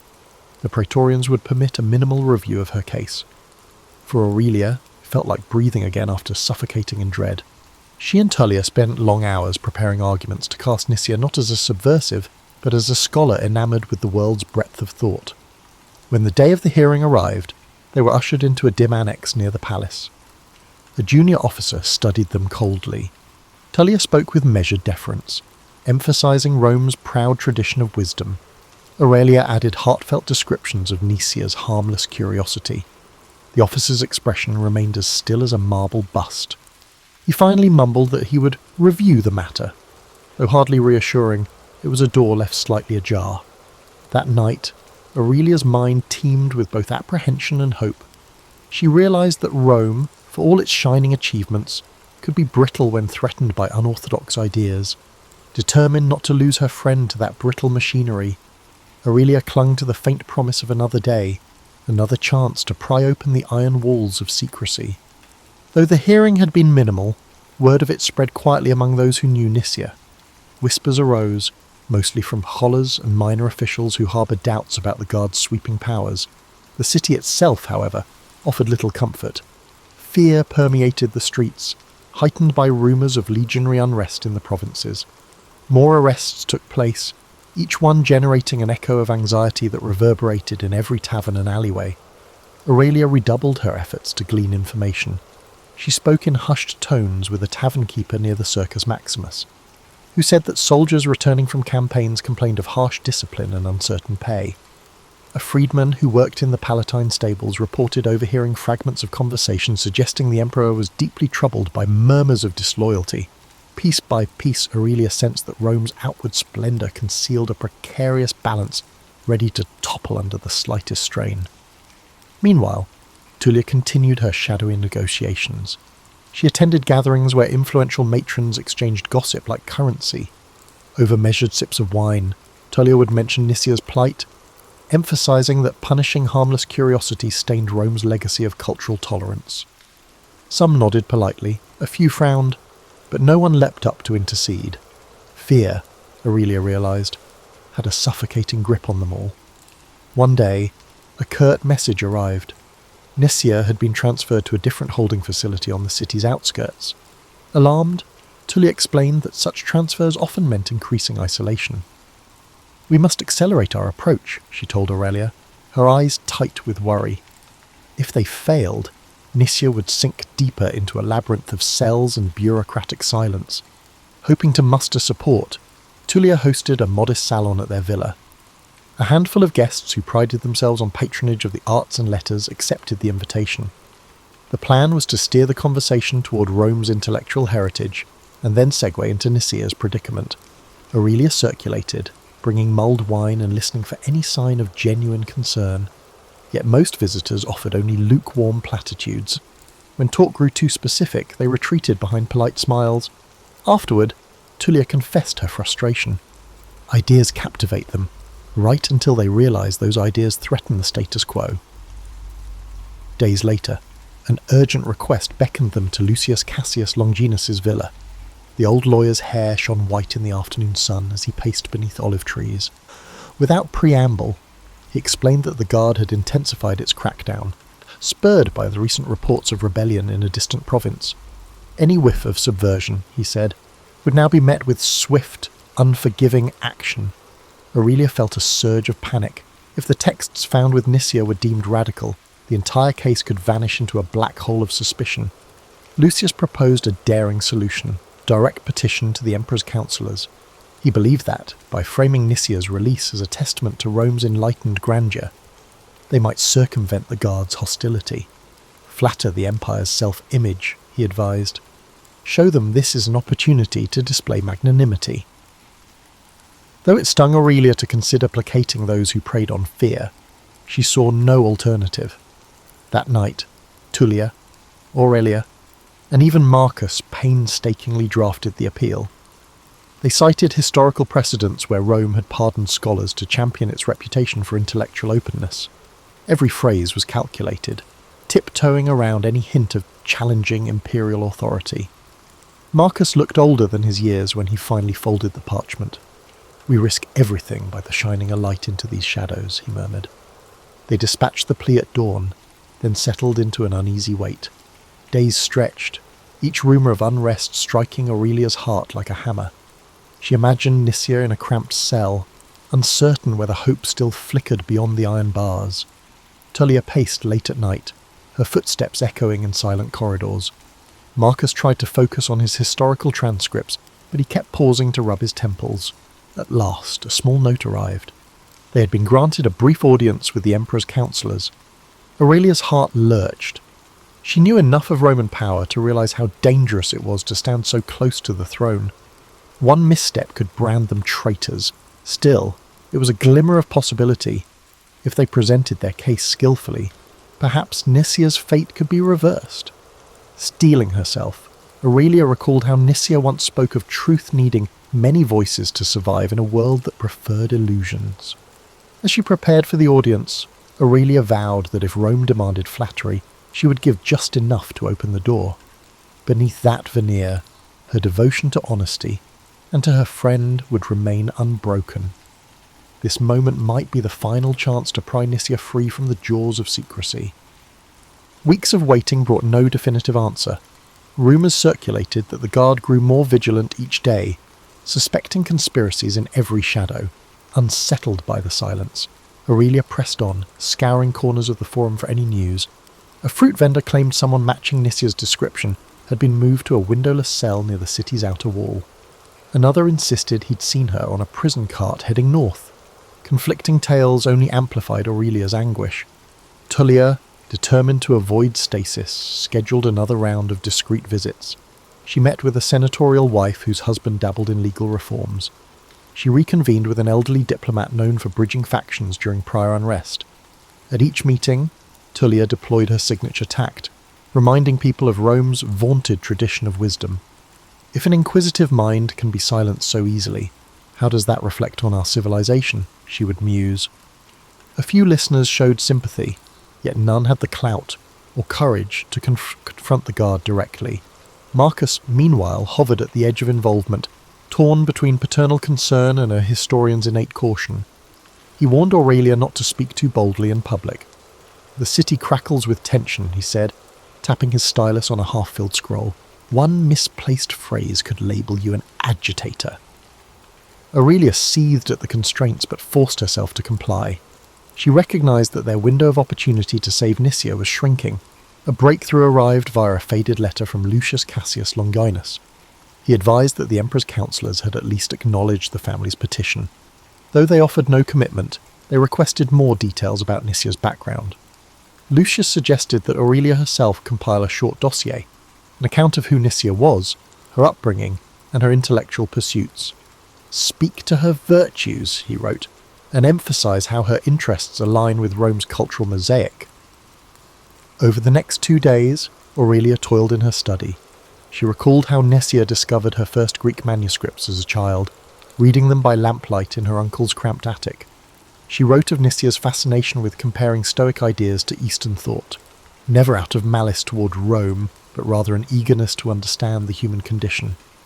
Tullia reviewed each sentence, gently rephrasing any hint that could be misconstrued as undermining imperial authority. On the third morning, a courier arrived to deliver the dossier to the councillors. Aurelia felt a pang of helplessness as she watched the parchment vanish in his satchel. They had done their best to paint Nicia as a curious mind, not a threat, but would it suffice for those who saw shadows of Rousselian everywhere? That afternoon, Tullia hosted a subdued gathering for a handful of respected scholars, hoping to quietly muster more support. A stooped rhetorician, famed for his speeches on civic virtue, listened attentively. After a moment of reflection, he admitted that he admired their stand but dared not provoke powerful figures. Aurelia bit back frustration, reminding herself that fear was a rational response in a city where dissenters could vanish overnight. Surprisingly, it was a younger philosopher who approached Aurelia after the gathering. His brow furrowed with concern, he confided that he'd heard about foreign troops on the move, possibly quelling uprisings in northern territories. "Each rumour of insurrection tightens the guard's grip at home," he said, voice trembling. "I fear your friend's case might be lost in the shuffle of bigger events."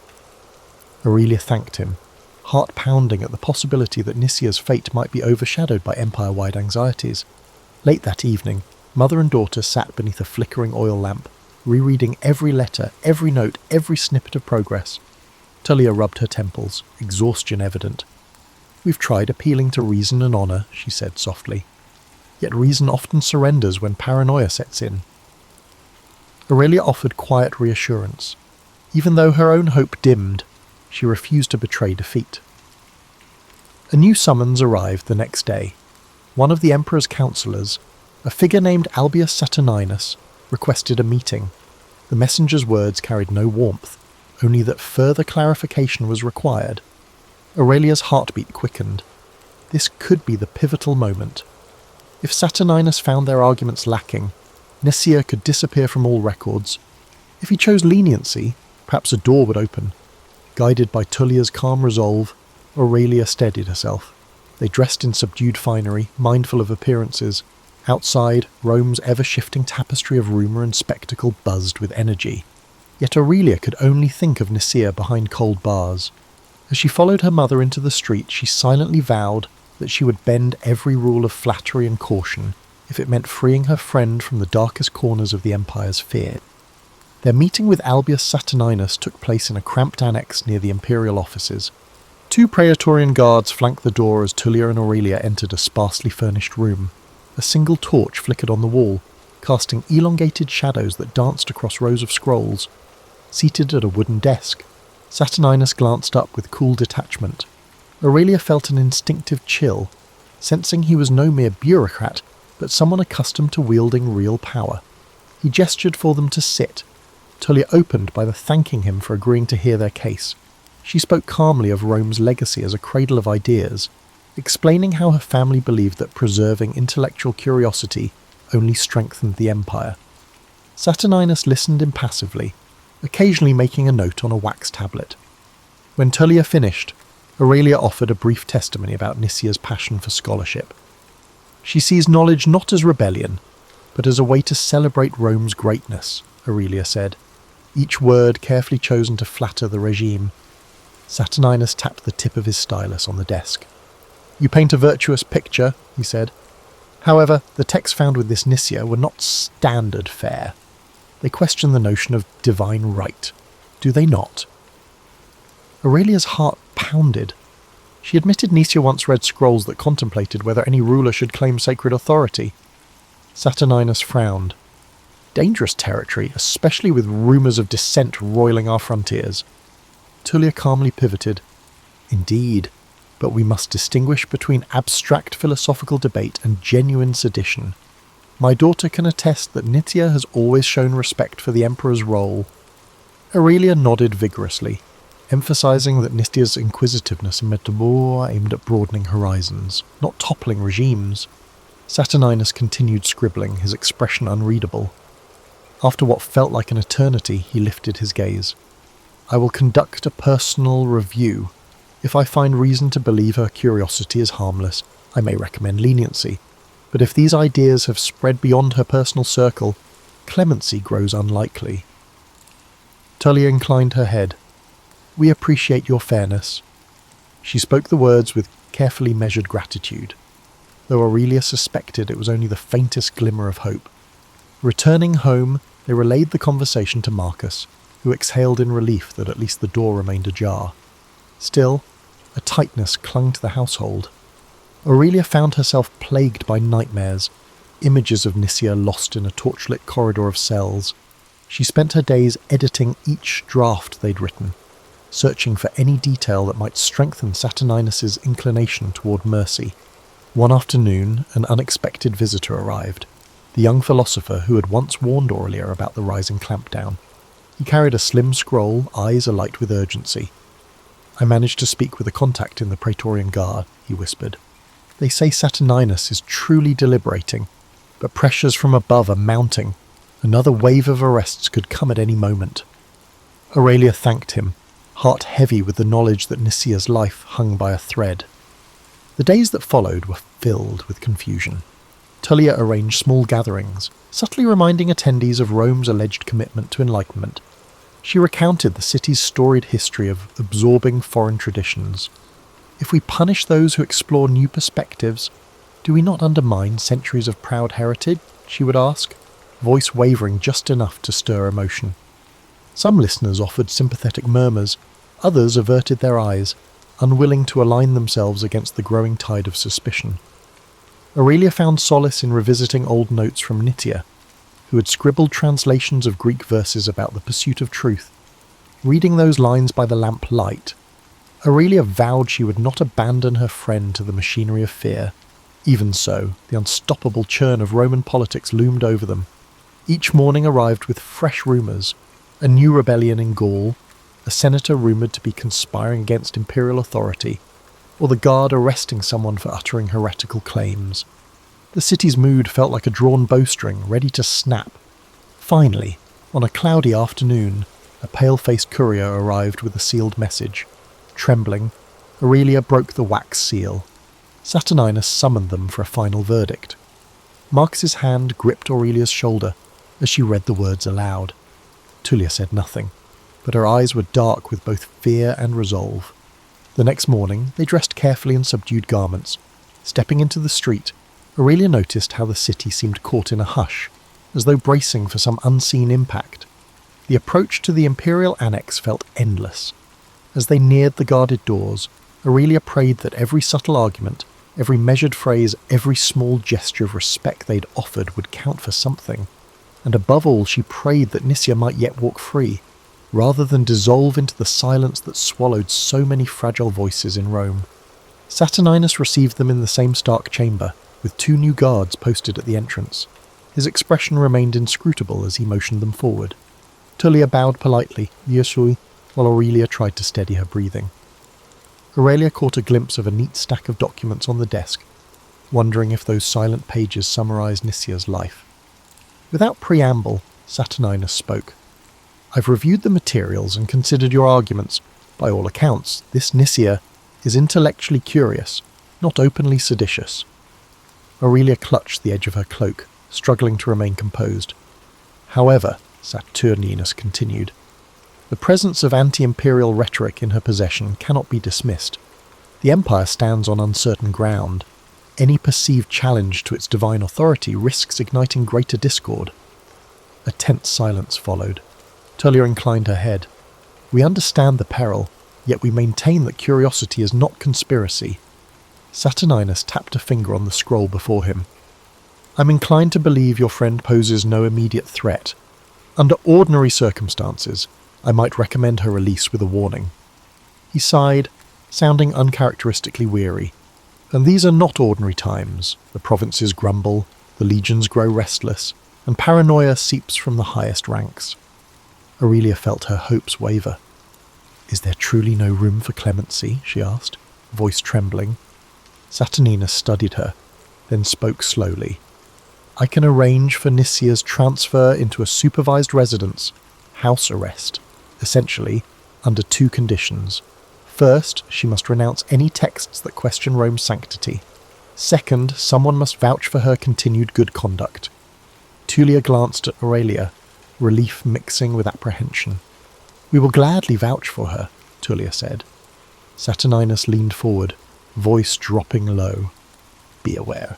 If anything else incriminating surfaces, your family's name will be forfeit alongside hers." He let the warning hang in the stale air.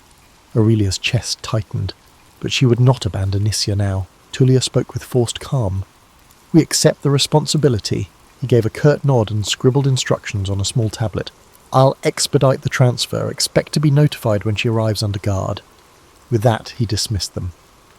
Aurelia managed to murmur thanks, though her pulse hammered in her ears. Once outside, Tullia squeezed her hand. "We did it," she whispered. Aurelia took a deep breath in relief. They hadn't truly won, but at least Nytia was spared a grim fate in hidden cells. Days passed, each one stretching with agonizing slowness. Aurelia and Tullia prepared a modest guest chamber, anticipating Nytia's arrival in guarded custody. Marcus wrestled with anxieties, pacing across the atrium at odd hours. "We've taken a risk. If the climate worsens, we could face the guard's wrath." Aurelia recognized the danger but clung to the thought of reuniting with her friend. Finally, on a bright afternoon, the clang of iron at the villa's gate signalled the guard's presence. Aurelia rushed to the entry, finding 2 stern soldiers flanking a figure whose wrists were bound by a simple leather strap. Nytia looked thinner, her eyes shadowed with fatigue. Yet when she recognized Aurelia, a flicker of relief lit her features. The lead guard stated that Nisia was now under house arrest, pending further review. Any attempt to escape or spread subversive materials will void the arrangement, he warned. Once the soldiers left, Aurelia guided Nisia inside. Tullia hurried forward with water and fruit, her voice gentle. Tears shone in Nisia's eyes, though she tried to maintain composure. "Thank you," she rasped. I wasn't sure I'd ever leave that place." Aurelia fought back her own tears, certain that the moment demanded steadiness. "You're safe here, as safe as any of us can be," she replied. Over the next hours, Nisia recounted her ordeal in halting tones. She had been interrogated repeatedly, pressed to name others who shared her dangerous viewpoints. She insisted she had none to name. Aurelia felt a swell of admiration. Nisia's loyalty to the truth had outweighed her fear, yet the cost was evident in every exhausted breath she took. As dusk settled, Tullia insisted that Nisia rest. Aurelia remained by her bedside, grappling with an odd blend of elation and worry. Though freed from the dungeon, Nisia now lived under perpetual threat. The looming presence of the guard was real. One misstep could hurl them all into ruin. "We must be careful," Aurelia said, her voice trembling. "House arrest is a precarious mercy." Nisia nodded, wincing at some unseen bruise. "I won't give them a reason to lock me away again, but I can't lie, I still believe what I believe." Aurelia reached for her friend's hand, heart pounding with the realization that this fragile respite might be the closest thing to victory they would find. For now, at least, they had wrested Nisia from the Empire's deepest shadows. Tomorrow would bring fresh challenges. Nisia's presence in the villa introduced both hope and new peril. Day by day, she regained strength, although she remained pale and silent at times. Aurelia noticed how Nisia jumped at minor sounds, as though expecting the guard to burst in at any moment. House arrest meant the Empire still held her on a leash, ready to yank tight if any hint of forbidden inquiry resurfaced. Tullia took pains to comply with the guard's stipulations. She dismissed most servants to avoid rumours, limiting outsiders' knowledge of Nisia's whereabouts. Family acquaintances who came calling were informed that the household required privacy due to an illness. Marcus withdrew further into his study, wary of inadvertently drawing attention. Meanwhile, Aurelia felt herself teetering between relief and anxiety. Free as she was to wander, she knew that one slip of the tongue could bring disaster crashing down. As Nisia recovered, they spoke in hushed tones about her prison ordeal. Guards had demanded names, twisting every conversation into a potential confession. "They wanted me to admit a conspiracy," Nisia said, voice strained, "but I had none to give." Aurelia bit her lip, recalling how dangerously close Rome's paranoia had come to extinguishing her friend's life. That same paranoia still loomed, ready to stifle any criticisms of imperial might. One afternoon, Tullia informed Aurelia that Lucius Cassius Longinus had invited them to a private supper. He wished to discuss a path to concluding Nisia's case permanently, ideally by persuading the authorities to close the file. "He believes that with the right approach we might seal this matter," Tullia explained. "No more indefinite limbo." Aurelia's heart lifted, though she feared illusions of finality. She had learned that in Rome, solutions were often temporary, compromised by hidden agendas. They left Nisia in Marcus's care and travelled to Lucius's villa under cover of dusk. Soft lamplight glowed in the colonnade where he waited, a discreet spread of bread, olives, and watered wine laid out. After greeting them, Lucius dove straight into the matter. "Saturninus's arrangement is conditional. We must convince the imperial councillors that your friend is no longer a subject of concern." He paused, choosing his words. A formal statement disavowing any anti-imperial notions might suffice. Aurelia tensed. She knew Nisia's stance on the Empire's claimed divinity wouldn't change. Yet Tullia, ever pragmatic, asked if the statement could be phrased to avoid direct falsehood. Lucius nodded. "We can craft something that emphasises loyalty to Rome's stability without forcing her to recant every idea she's ever held." Still, Aurelia sensed the moral quandary. Nisia would essentially have to tiptoe around her beliefs to survive. They agreed that Tullia and Aurelia would draft a declaration, referencing how house arrest had clarified Nisia's respect for Roman law. The next day, Aurelia presented the idea to Nisia, bracing for conflict. To her relief, Nisia gave a weary nod. "I won't lie about my convictions, but if there's a form of words that satisfies them without trampling the truth, let's try. I can't return to that cell." Within 2 days, they produced a carefully honed statement. Aurelia wrote it by hand, ensuring each clause underscored compliance with Rome's order while refraining from claims that the emperor was divine. Tullia smoothed out phrases, injecting enough deference to placate suspicious officials. Nisia approved, though Aurelia noticed her fingers trembling as she scrawled her name at the bottom. "Let's hope the city's thirst for scapegoats is momentarily quenched," she murmured. A courier delivered the statement to Saturninus, and a fraught silence followed. Meanwhile, chatter in the forum hinted that Rome's political storms continued unabated. A rebellious governor in the east caused unrest. A string of questionable executions rattled the populace. Against that backdrop, Nisia's predicament could easily vanish, overshadowed by larger crises. Aurelia felt a guilty relief that perhaps anonymity might shield them. One late afternoon, the fateful reply arrived. A letter sealed with the imprint of Saturninus declared that, upon due consideration and demonstration of loyalty, the matter is resolved. Nisia was released from official custody, provided she remained within city bounds and avoided any subversive gatherings. Aurelia's knees nearly buckled with relief as Tullia read the words aloud. Though the stipulations lingered, at least the threat of a renewed arrest had subsided. That evening, the villa filled with subdued joy.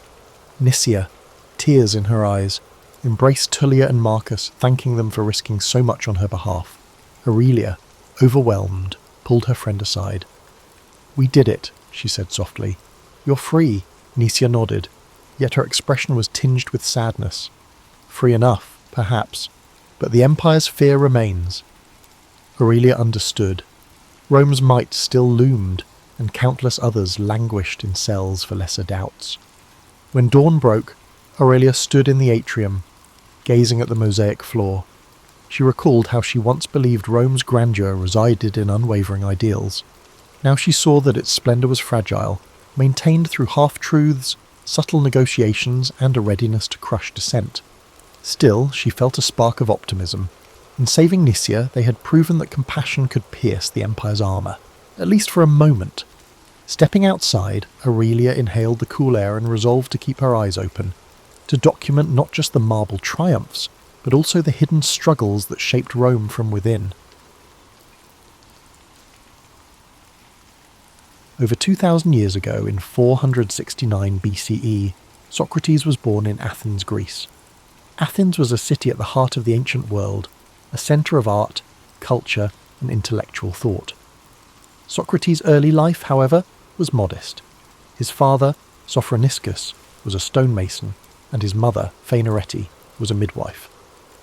From these humble beginnings, Socrates would grow to become one of the most profound thinkers in human history.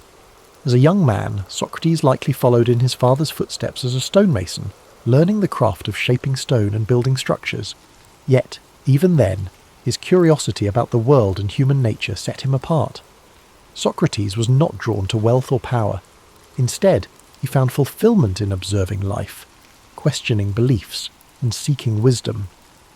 Unlike many of his contemporaries, Socrates did not write books or leave behind written records of his teachings.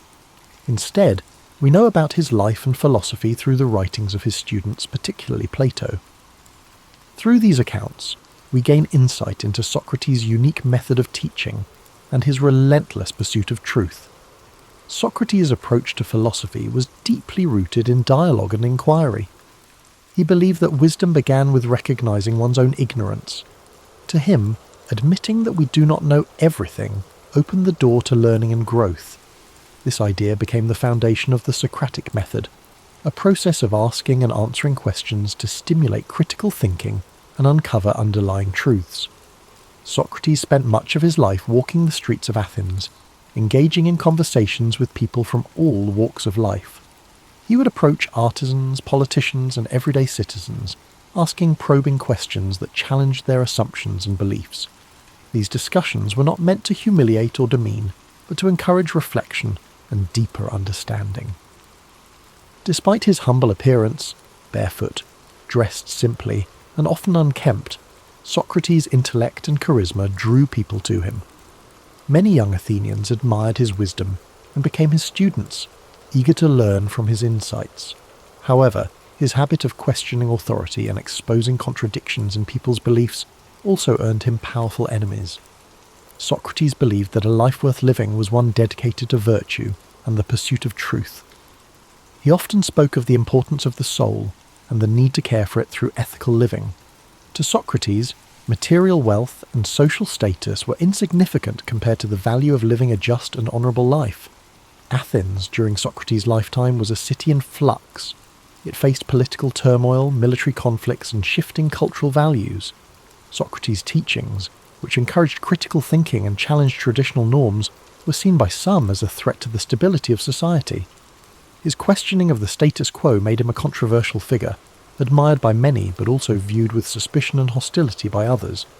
In 399 BCE, when Socrates was 70 years old, he was brought to trial on charges of corrupting the youth and impiety, essentially for not recognizing the gods of Athens and introducing new ones. His accusers painted him as a dangerous influence who undermined the fabric of society. During his trial, Socrates stood firm in his beliefs. Rather than plead for his life or renounce his teachings, he used the opportunity to defend the principles he held dear. He argued that his questioning and discussions were a service to Athens, pushing its citizens to think critically and live virtuously. The trial was both a demonstration of Socrates' unwavering commitment to truth and a reflection of the political tensions in Athens. Despite his eloquence and integrity, the jury found him guilty. He was sentenced to death by drinking a cup of hemlock, a poison that would end his life. In the days leading up to his execution, Socrates remained calm and composed. Surrounded by his closest friends and students, he continued to discuss philosophy and the nature of life and death. He viewed death not as something to fear, but as a transition to another state of existence, where the soul might find true knowledge. On the day of his execution, Socrates drank the hemlock with dignity and courage, accepting his fate without bitterness or resentment. His final moments were spent in conversation, a testament to his belief that the pursuit of wisdom and truth transcended even the boundaries of life itself. Socrates' death marked the end of his physical presence in Athens, but his ideas lived on through his students and their writings. Plato in particular dedicated much of his work to preserving and expanding upon Socrates' teachings, ensuring that his philosophy would endure for generations to come. Today, Socrates is remembered as the father of Western philosophy, a thinker whose commitment to truth and virtue continues to inspire. His life teaches us the importance of questioning, of seeking knowledge, and of living with integrity. As you reflect on Socrates' journey, let his story guide you into a state of relaxation and peace. His dedication to wisdom reminds us that the pursuit of understanding is a lifelong journey, one that brings meaning and purpose to our lives. Imagine the streets of ancient Athens, the soft light of the setting sun casting long shadows on the stone buildings. Hear the murmur of conversations as Socrates walks among the people, his questions sparking thought and introspection. Let this image fill your mind with a sense of calm and wonder. As you drift into sleep, let the wisdom of Socrates' life inspire your dreams. His legacy reminds us that even in the face of adversity, the pursuit of truth and the care of the soul are endeavours worth striving for. Let the story of Socrates settle gently in your mind as you relax deeper into rest. His life, though lived so many centuries ago, carries timeless lessons that resonate in every moment of reflection and inquiry. Socrates reminds us that the simplest question can lead to the most profound discoveries, and that truth, even when difficult, is worth pursuing. Picture Socrates standing in the agora, the bustling marketplace of Athens. The air hums with activity, merchants calling out their wares, philosophers debating ideas, and citizens discussing the affairs of the city. Amid this lively scene, Socrates stands calmly, engaging those around him with his thoughtful questions. His unassuming presence and sharp intellect captivate those who stop to listen, drawing them into conversations that challenge their deepest beliefs. As the sun sets over Athens, the city quiets, and Socrates continues his discussions under the glow of oil lamps. The stars above twinkle faintly, a reminder of the vast universe beyond, as his voice carries the gentle rhythm of inquiry and understanding. Socrates believed that philosophy was not just an intellectual pursuit, but a way of life, a commitment to questioning, learning, and living with integrity. Imagine his students gathered around him, their faces illuminated by the soft light as they listen intently. Among them are young minds who would carry his teachings forward, shaping the future of philosophy and ensuring that his legacy would endure. The scene is serene, filled with the quiet joy of shared knowledge and the timeless beauty of human connection. Socrates' belief in the power of dialogue teaches us the importance of listening as well as questioning. In a world often filled with noise and haste, his approach encourages us to slow down, to reflect, and to seek clarity in our thoughts and interactions. His humility, his willingness to admit his own ignorance, and his tireless pursuit of understanding are qualities that inspire us to approach life with openness and curiosity. Now, as you drift closer to sleep, picture Socrates walking along the quiet shores of ancient Greece, the waves gently lapping at the sand. The moon casts a silver light over the sea, and the cool breeze carries the scent of salt and earth. Socrates walks slowly, his thoughts as calm and steady as the rhythm of the waves. In this peaceful moment, his dedication to truth and wisdom feels as vast and eternal as the ocean itself. Feel the serenity of this image envelop you as you rest. Socrates' life reminds us that even in moments of uncertainty, the search for meaning and understanding brings us closer to the essence of who we are. His courage to stand by his principles, even in the face of great adversity, is a gentle reminder to live with integrity and purpose. As you relax further, imagine the soft sound of sandals on stone as Socrates ascends the steps of a temple, the sky painted with the warm hues of dawn. The first rays of sunlight illuminate the ancient city, a symbol of renewal and the endless possibilities that come with each new day. Let this image fill you with a sense of hope and calm, a quiet reassurance that the pursuit of truth is always worth the effort. As you drift into a deep and restful sleep, carry with you the wisdom and spirit of Socrates. His life teaches us that even the simplest questions can open the door to profound insights, and that the search for understanding is a journey without end. As the gentle rhythm of Socrates' life story echoes in your mind, allow yourself to relax even further. His life, dedicated to the pursuit of wisdom and the betterment of the human soul, is a profound reminder that every question we ask is a step toward understanding the world and ourselves. Socrates believed that knowledge was not about having answers, but about the courage to ask and to seek. Picture the calm stillness of ancient Athens at night, the soft glow of lanterns lining narrow streets. Socrates, with his simple cloak draped over his shoulders, moves quietly among the people, his presence as humble as it is impactful. Each conversation he sparks is a journey into thought, a reminder to those around him that wisdom begins with wonder. Socrates' approach to life was marked by an unshakable commitment to virtue. He often spoke of the importance of living a life in harmony with one's values, of aligning actions with principles. To him, the care of the soul was the highest purpose, far more important than wealth, fame, or material success. This philosophy reminds us that true fulfillment comes not from external achievements, but from inner growth and ethical living. As you rest, let the wisdom of this teaching soothe your thoughts. The idea that our choices shape not just our lives, but the essence of who we are, encourages us to approach each moment with intention and care. Socrates' belief in the transformative power of self-reflection invites us to look inward, to nurture our inner lives with the same dedication and compassion we offer to others. Now imagine the gentle breeze of a spring morning in ancient Greece, the hills around Athens bathed in golden light. Socrates walks with his students along a quiet path, the sounds of birdsong and rustling leaves creating a peaceful symphony. Their conversation flows naturally, filled with questions and ideas that challenge and inspire. This idyllic scene captures the essence of Socrates' philosophy, a life lived in connection with nature, community, and the endless pursuit of knowledge. As you drift deeper into relaxation, think of Socrates' courage in facing the end of his life. His calm acceptance of his fate, his willingness to stand by his beliefs, even in the face of death, is a testament to the strength of his character. He taught his students not to fear death, but to view it as a natural part of existence. A transition that, like life itself, holds the potential for learning and growth.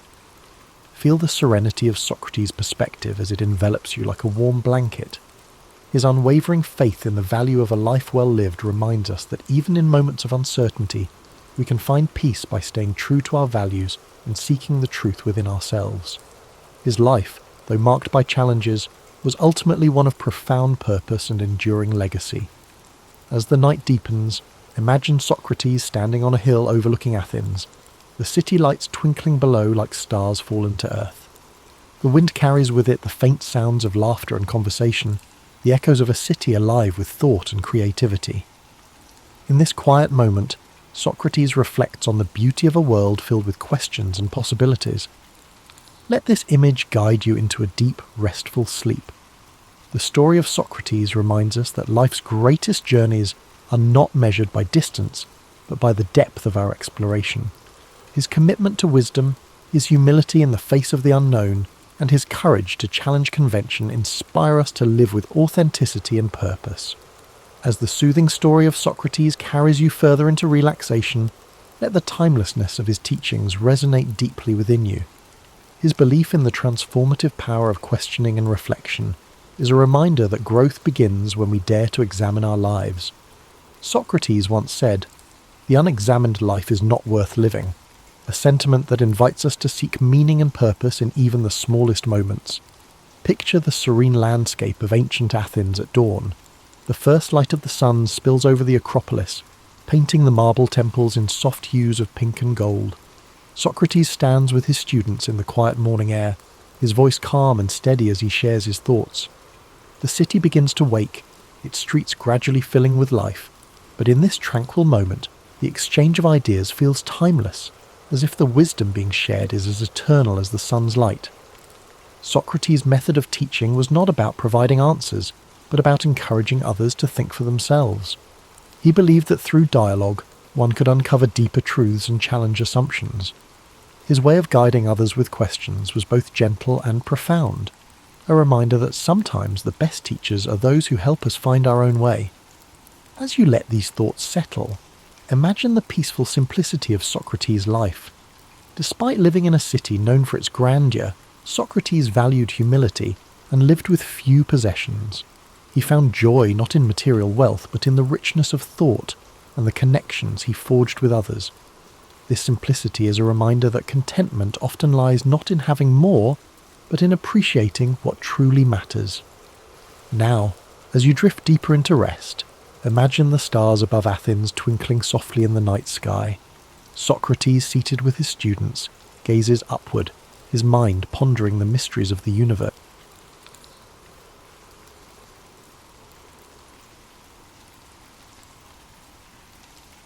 Aristotle's story begins over 2,000 years ago, in 384 BCE, in the ancient city of Stagira, located in northern Greece.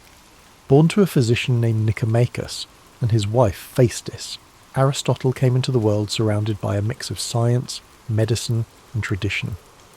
His father's role as the physician to the royal court of Macedon meant that Aristotle grew up in an environment deeply rooted in observation, inquiry, and the natural sciences. Even as a child, he showed a curious and inquisitive nature, traits that would come to define his life and work. However, Aristotle's early life was not without hardship. His parents passed away when he was still a boy, leaving him orphaned at a young age. Despite this loss, he was taken in by a guardian and received an education that emphasized both discipline and exploration. His early exposure to the workings of the natural world, combined with the structured environment of his upbringing, set the stage for his intellectual journey. At the age of 17, Aristotle travelled to Athens, the intellectual and cultural centre of the ancient world. There, he enrolled in Plato's Academy, a prestigious school founded by the renowned philosopher Plato. Aristotle quickly distinguished himself as a brilliant student, one whose mind seemed boundless in its capacity for inquiry. For 20 years he studied under Plato, immersing himself in philosophy, mathematics, and the natural sciences. Though Aristotle greatly admired Plato, he did not always agree with his teacher's ideas.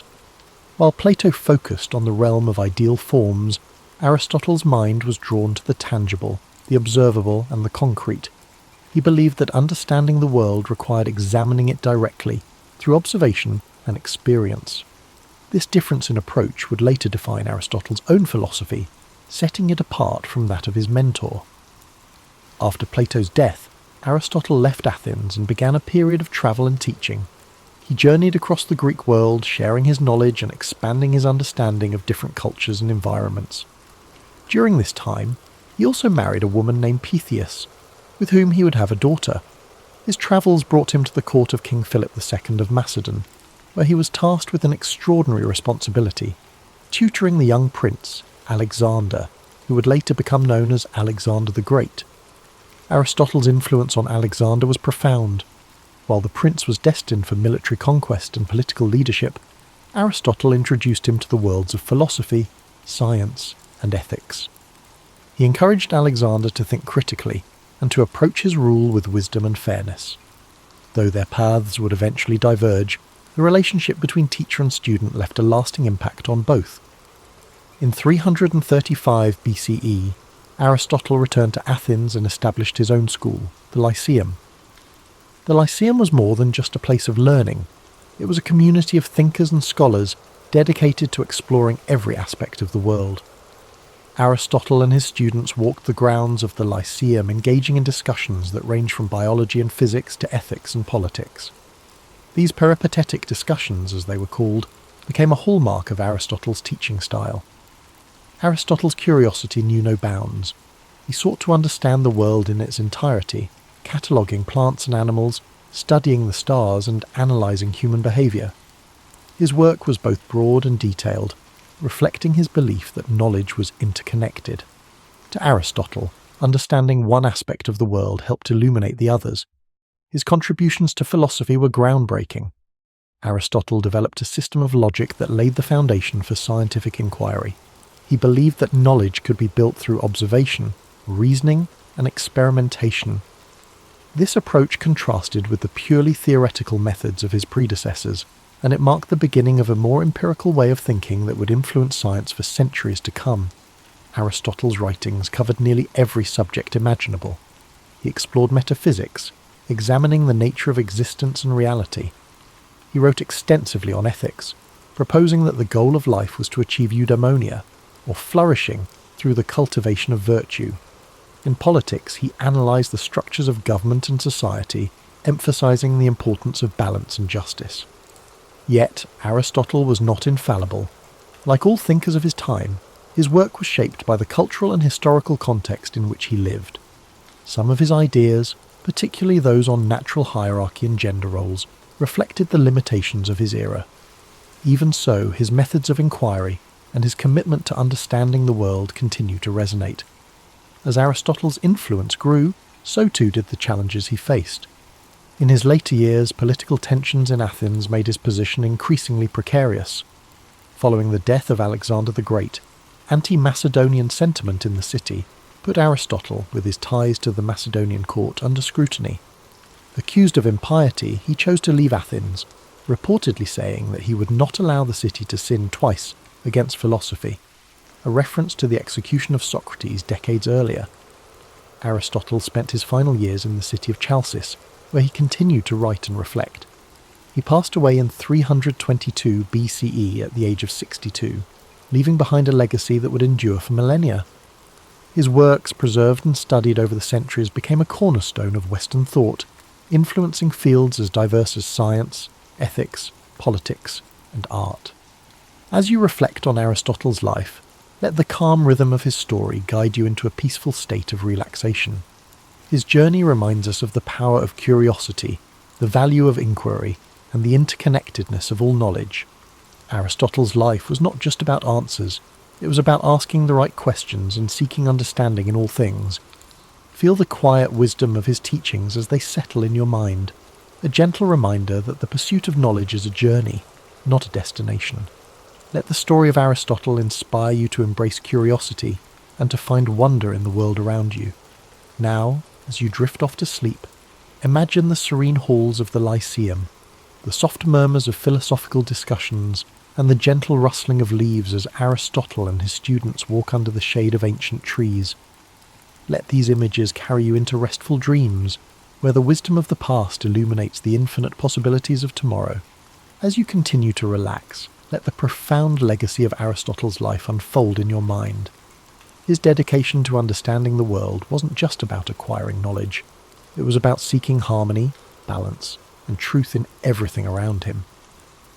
Aristotle believed that knowledge was interconnected, and through his teachings, he encouraged others to see the unity between the natural world, human behaviour, and the cosmos itself. Imagine Aristotle walking through the Lyceum, the warm sun filtering through the trees as he engaged in thoughtful discussions with his students. His words carried a sense of purpose, guiding those who followed him to think critically and observe the world with care. These walks, known as peripatetic lectures, were not just a means of sharing knowledge, they were a journey of discovery, where every step brought new insights and understanding. Aristotle's influence reached far beyond his own lifetime. His writings were preserved and studied by scholars throughout history, shaping the foundations of many disciplines. In the Middle Ages, his works became central to both Islamic and European philosophy, earning him the title of the philosopher among medieval scholars. His contributions to logic, ethics, and the natural sciences provided a framework for future thinkers, from Thomas Aquinas to Galileo Galilei. In the realm of ethics, Aristotle's concept of virtue remains timeless. He believed that the key to a fulfilling life was finding the balance between extremes, a concept he called the golden mean. For Aristotle, courage lay between recklessness and cowardice, generosity between stinginess and extravagance. This philosophy of moderation offers a calming and thoughtful perspective, reminding us that harmony often lies in balance. As you reflect on these teachings, let their wisdom bring a sense of calm and clarity. The idea that life's challenges can be approached with balance and thoughtfulness is a comforting reminder that, even in times of uncertainty, there is a path forward that brings peace and understanding. Aristotle's work on the natural sciences was equally revolutionary. He believed that observation and experience were the keys to understanding the world. He meticulously studied plants, animals, and celestial phenomena, striving to uncover the principles that governed their existence. His efforts to categorize and explain the natural world laid the groundwork for modern scientific inquiry, inspiring countless generations of researchers to follow in his footsteps. Picture Aristotle seated in quiet contemplation, surrounded by scrolls and diagrams, his mind alight with questions about the universe. The gentle hum of the world around him, the rustling of leaves and the distant chirping of birds served as the backdrop to his endless curiosity. This serene image reminds us of the beauty of learning and the quiet joy of discovery. In his exploration of politics, Aristotle emphasized the importance of community and the role of government in promoting the common good.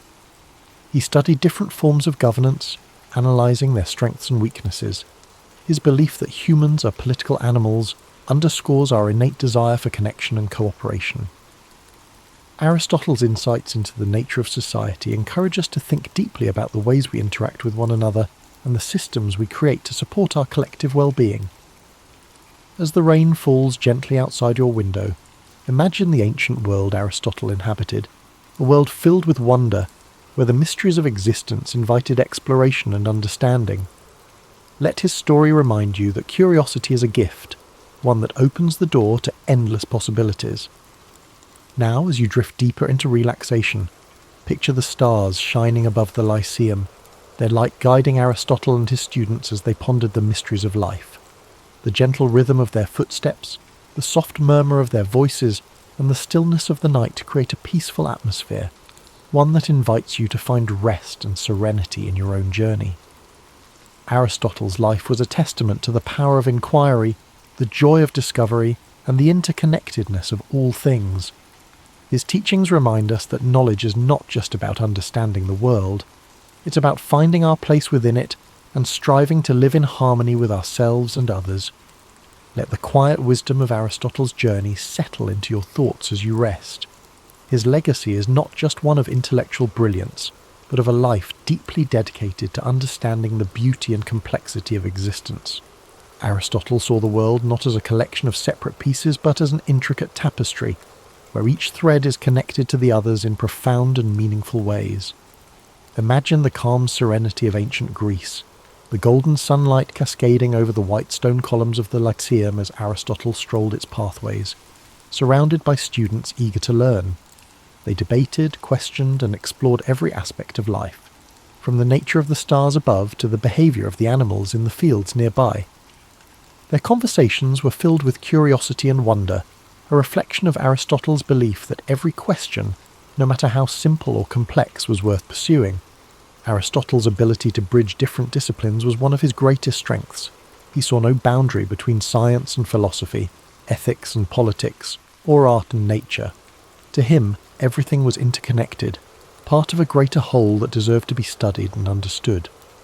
This holistic view of the world is a reminder of the beauty that lies in seeing the bigger picture, in understanding that each small piece contributes to something far greater than itself. As you drift further into relaxation, let the harmony of Aristotle's teachings bring you peace. His philosophy of balance and moderation encourages us to find calm in the chaos, to seek the middle ground where we can flourish. The idea of the golden mean is not just a guide for making choices, it is an invitation to live with grace and intention, to approach life with a steady and thoughtful heart.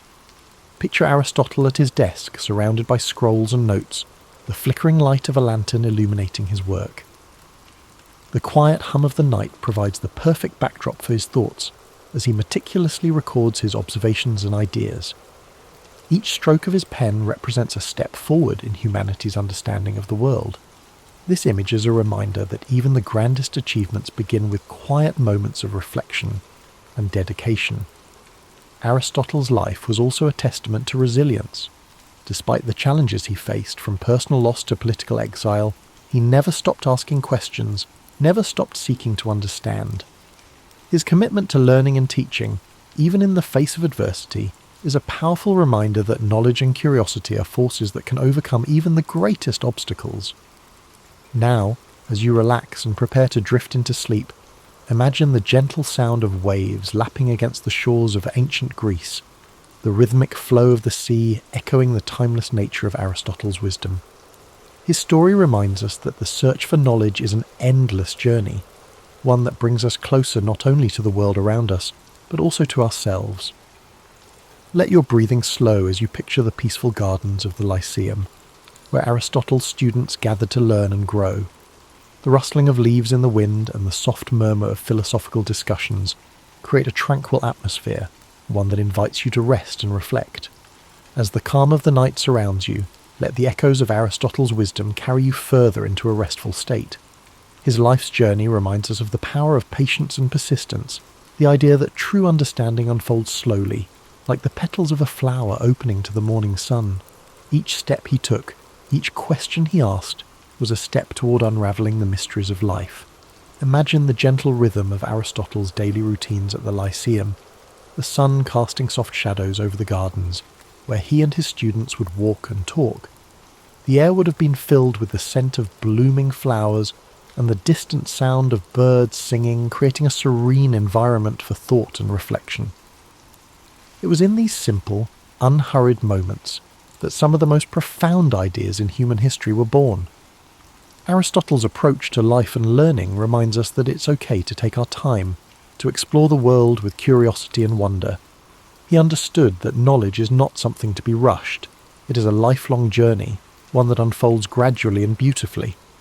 This philosophy of patience and exploration is one we can carry with us, a gentle reminder to approach our own lives with care and intention. Aristotle often turned his gaze upward, marvelling at the vastness of the universe and pondering the mysteries it held. To him, the stars were not just distant points of light. They were part of a grand, interconnected cosmos, a reminder of our place within something far greater than ourselves. Let this thought bring you a sense of peace and wonder as you rest. Aristotle's teachings also emphasized the importance of community and connection. He believed that humans are social beings, meant to live and work together in harmony. His ideas about politics and ethics were grounded in this belief, highlighting the value of cooperation, fairness, and mutual respect. These principles continue to resonate, reminding us of the importance of building strong, supportive relationships with those around us. As you relax further, imagine the soft murmurs of conversation in the Lyceum, the voices of students and scholars blending together in a gentle symphony of learning. The warmth of their shared curiosity and the strength of their connections created an environment where ideas could flourish. Let this image remind you of the power of community, the way it supports and uplifts us, even in our quietest moments. Aristotle's dedication to understanding the natural world was unparalleled.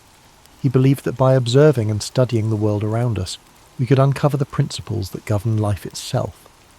From the smallest insect to the vast expanse of the heavens, Aristotle approached every subject with the same level of curiosity and care.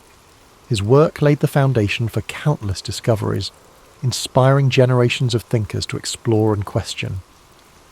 Now, as you drift closer to sleep, picture Aristotle walking along a quiet beach at sunrise, the waves gently lapping at the shore.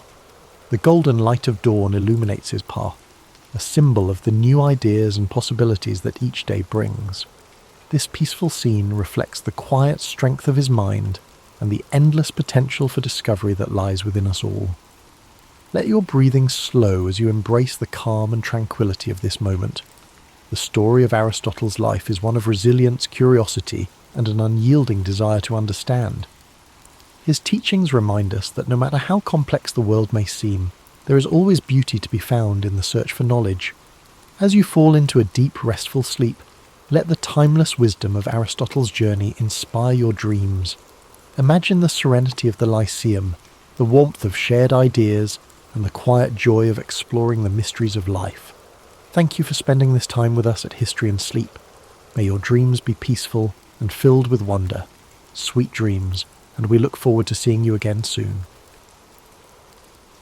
Morpheus rarely stands in the spotlight when people discuss Greek mythology, overshadowed by the grand Olympians who wield thunder and seas in their command.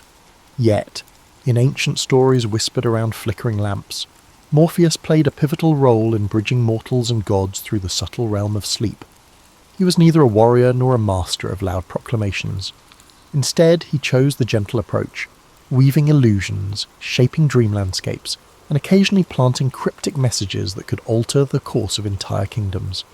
To understand Morpheus, one must first step back and recognize how the Greeks viewed the pantheon.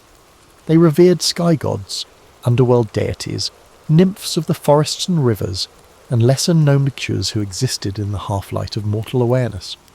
Morpheus belonged to this latter category, operating in spaces easily overlooked by the mortal eyes. Where lightning bolts lit up the cosmos, Morpheus lit up the inner mind. His was the quiet magic of unspoken revelations. He was typically described as the son of Hypnos, the personification of sleep, whose children were called the Oniiroi, or dreams. Yet Morpheus stood out even among his siblings. He had a unique talent, the ability to shift shapes and appear to dreamers in whatever form best conveyed the gods' messages. Some tales characterized him as an ethereal being, pale, silent, and drifting through moonlit corridors, while others claimed he was a shapeshifter who took on human guises so convincingly that dreamers seldom realized they were asleep. In either depiction, he was seldom menacing. There was no need to frighten mortals into submission. A carefully placed dream could do more to guide or warn than thunderous commands from on high. Morpheus occupied a pivotal position at the intersection of cosmic power and human fragility. Since ancient times, people have wrestled with the enigma of dreams. Are they mere figments of one's imagination? Or do they carry coded messages from beyond mortal perception? The Greeks, with their flair for blending superstition and storytelling, believed that certain dreams could indeed foretell the future or reveal divine will. For such dreams to occur, though, there had to be an intermediary, someone who shaped the dream into a symbolic narrative. Morpheus stepped into that role with an artistry that rivaled the muses themselves. He was not a mere messenger. The deeper mythic threads paint him as a curator of experience, someone who wove together a dream's characters, locations, and moods. He chose which relatives you might see, which long-lost lovers reappeared to stir your soul, which undiscovered realms you'd traverse. If the gods wanted a king to spare a village or redirect an army, Morpheus could craft a night vision so convincing that the recipient woke up resolute in a new plan. When the pantheon wanted to remain secret, Morpheus could deliver an enigma, a riddle wrapped in dream logic that only the clever or desperate would decipher. Yet for all this influence, Morpheus is largely absent from the boisterous epics of Homer, or the grand tragedies performed in Athens. You won't find him leaping into battlefield scenes or presiding over mead-soaked banquets on Mount Olympus. His domain lay in the stillness of late-night darkness, unnoticed by the wide awake. No chorus sang loud odes to him, but behind the scenes, he shaped destinies as surely as any decree from Zeus. That subtlety attracted a certain reverence among those who paid attention. Mystics, seers, and even oracles at Delphi sometimes acknowledged him as a hidden ally. They believed that whereas Apollo declared truths in broad daylight, Morpheus gently revealed them under the cloak of sleep. These characteristics made him neither a rival nor a subordinate, but rather another facet of divine revelation. To them, Morpheus represented the possibility that truth need not be shouted from temple steps. It could be softly breathed into the deepest recesses of human consciousness. In later centuries, references to Morpheus drifted into Roman thought, courtesy of the poet Ovid, who famously described him as the most gifted of the dream-bringers. He was singled out for his ability to mimic any mortal form. This skill, so modest on the surface, hints at the potent capacity to influence not just thoughts, but emotions, a subtlety that immortals rarely mastered. Thus begins the history of Morpheus, a quiet god, half forgotten in popular retellings, but deeply felt whenever dreams unfold. He represents the art of subtle persuasion and the comfort of illusions, a figure whose real power emerges when eyes close and the ordinary senses drift into shadow. To appreciate Morpheus fully, we must understand the lineage that placed him at the nexus of sleep and dreams.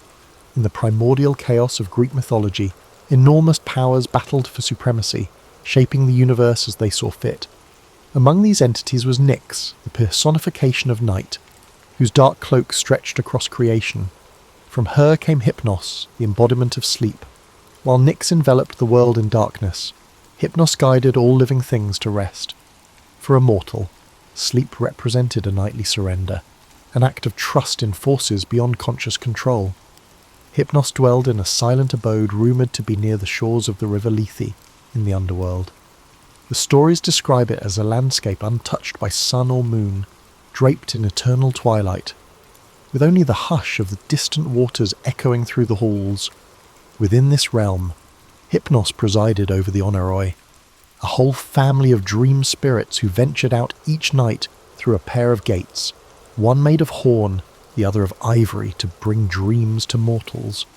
The horn gate delivered true visions, while the ivory gate offered deceptive dreams. This distinction underscored the Greeks' conviction that not all dreams were created equal. Among these Oneiroi, Morpheus stood apart.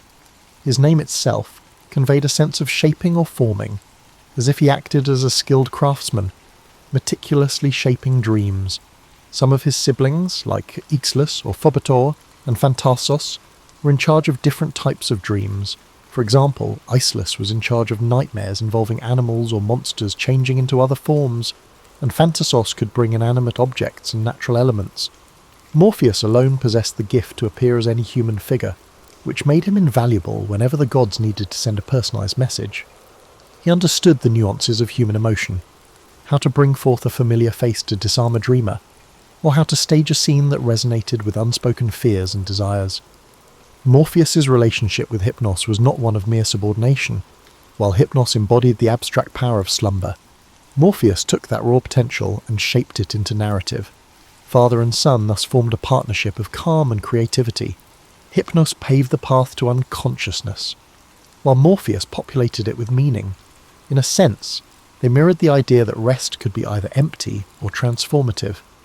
Under Hypnos, the mortal body relaxed. Through Morpheus, the mind roamed landscapes both familiar and surreal. It was said that Morpheus could slip past the notice of the Olympians themselves. In a realm dominated by displays of might, Poseidon's raging seas, Zeus's thunderbolts, Morpheus's power lay in subtlety. Gods might proclaim grand destinies to seers, but Morpheus brought his brand of prophecy, one couched in symbolism and open to interpretation. Any shift in a dream's plot, any cameo by a lost loved one, could spin fate in unforeseen ways. This quiet potential set him apart from other deities known for direct, sometimes violent intervention. In certain esoteric traditions, priests would leave offerings to Hypnos and the Oneiroi when interpreting dreams. Incubation rites took place in dedicated temples, where devotees slept overnight in hopes of receiving a cure or a prophecy from the gods. Morpheus played a starring role in these nighttime visions, sculpting experiences that might heal, warn, or guide, though rarely given the spotlight in epic poetry. His presence was keenly felt by those who sought divine interaction without the spectacle of oracles or the hustle of public ceremonies. Over time, as Greek culture spread and mingled with other civilizations, the concept of Morpheus evolved. In some local myths, he was depicted less as a subordinate to Hypnos, and more as an independent god of illusions, free to intervene or withhold as he saw fit. His fluid boundaries gave him a certain mystique. Mortals who believed in him imagined that their late-night revelations weren't random flickers of the psyche, but carefully tailored messages from a divine guide. Of course, skepticism existed even in ancient times.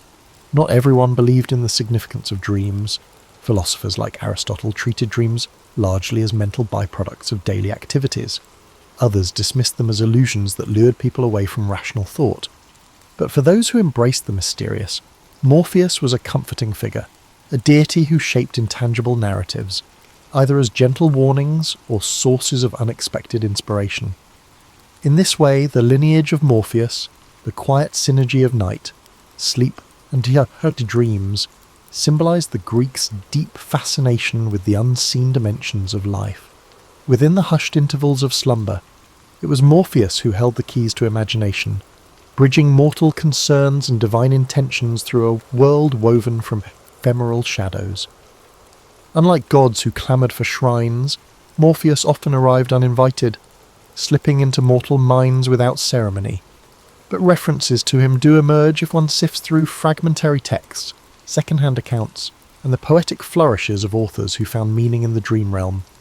Among these, the Roman poet Ovid left one of the most detailed portrayals, cementing Morpheus's image as a master shapeshifter. Though Ovid wrote in Latin centuries after Homer, his verses revealed a fascination with the intangible realms of dream, further interweaving Roman and Greek perspectives.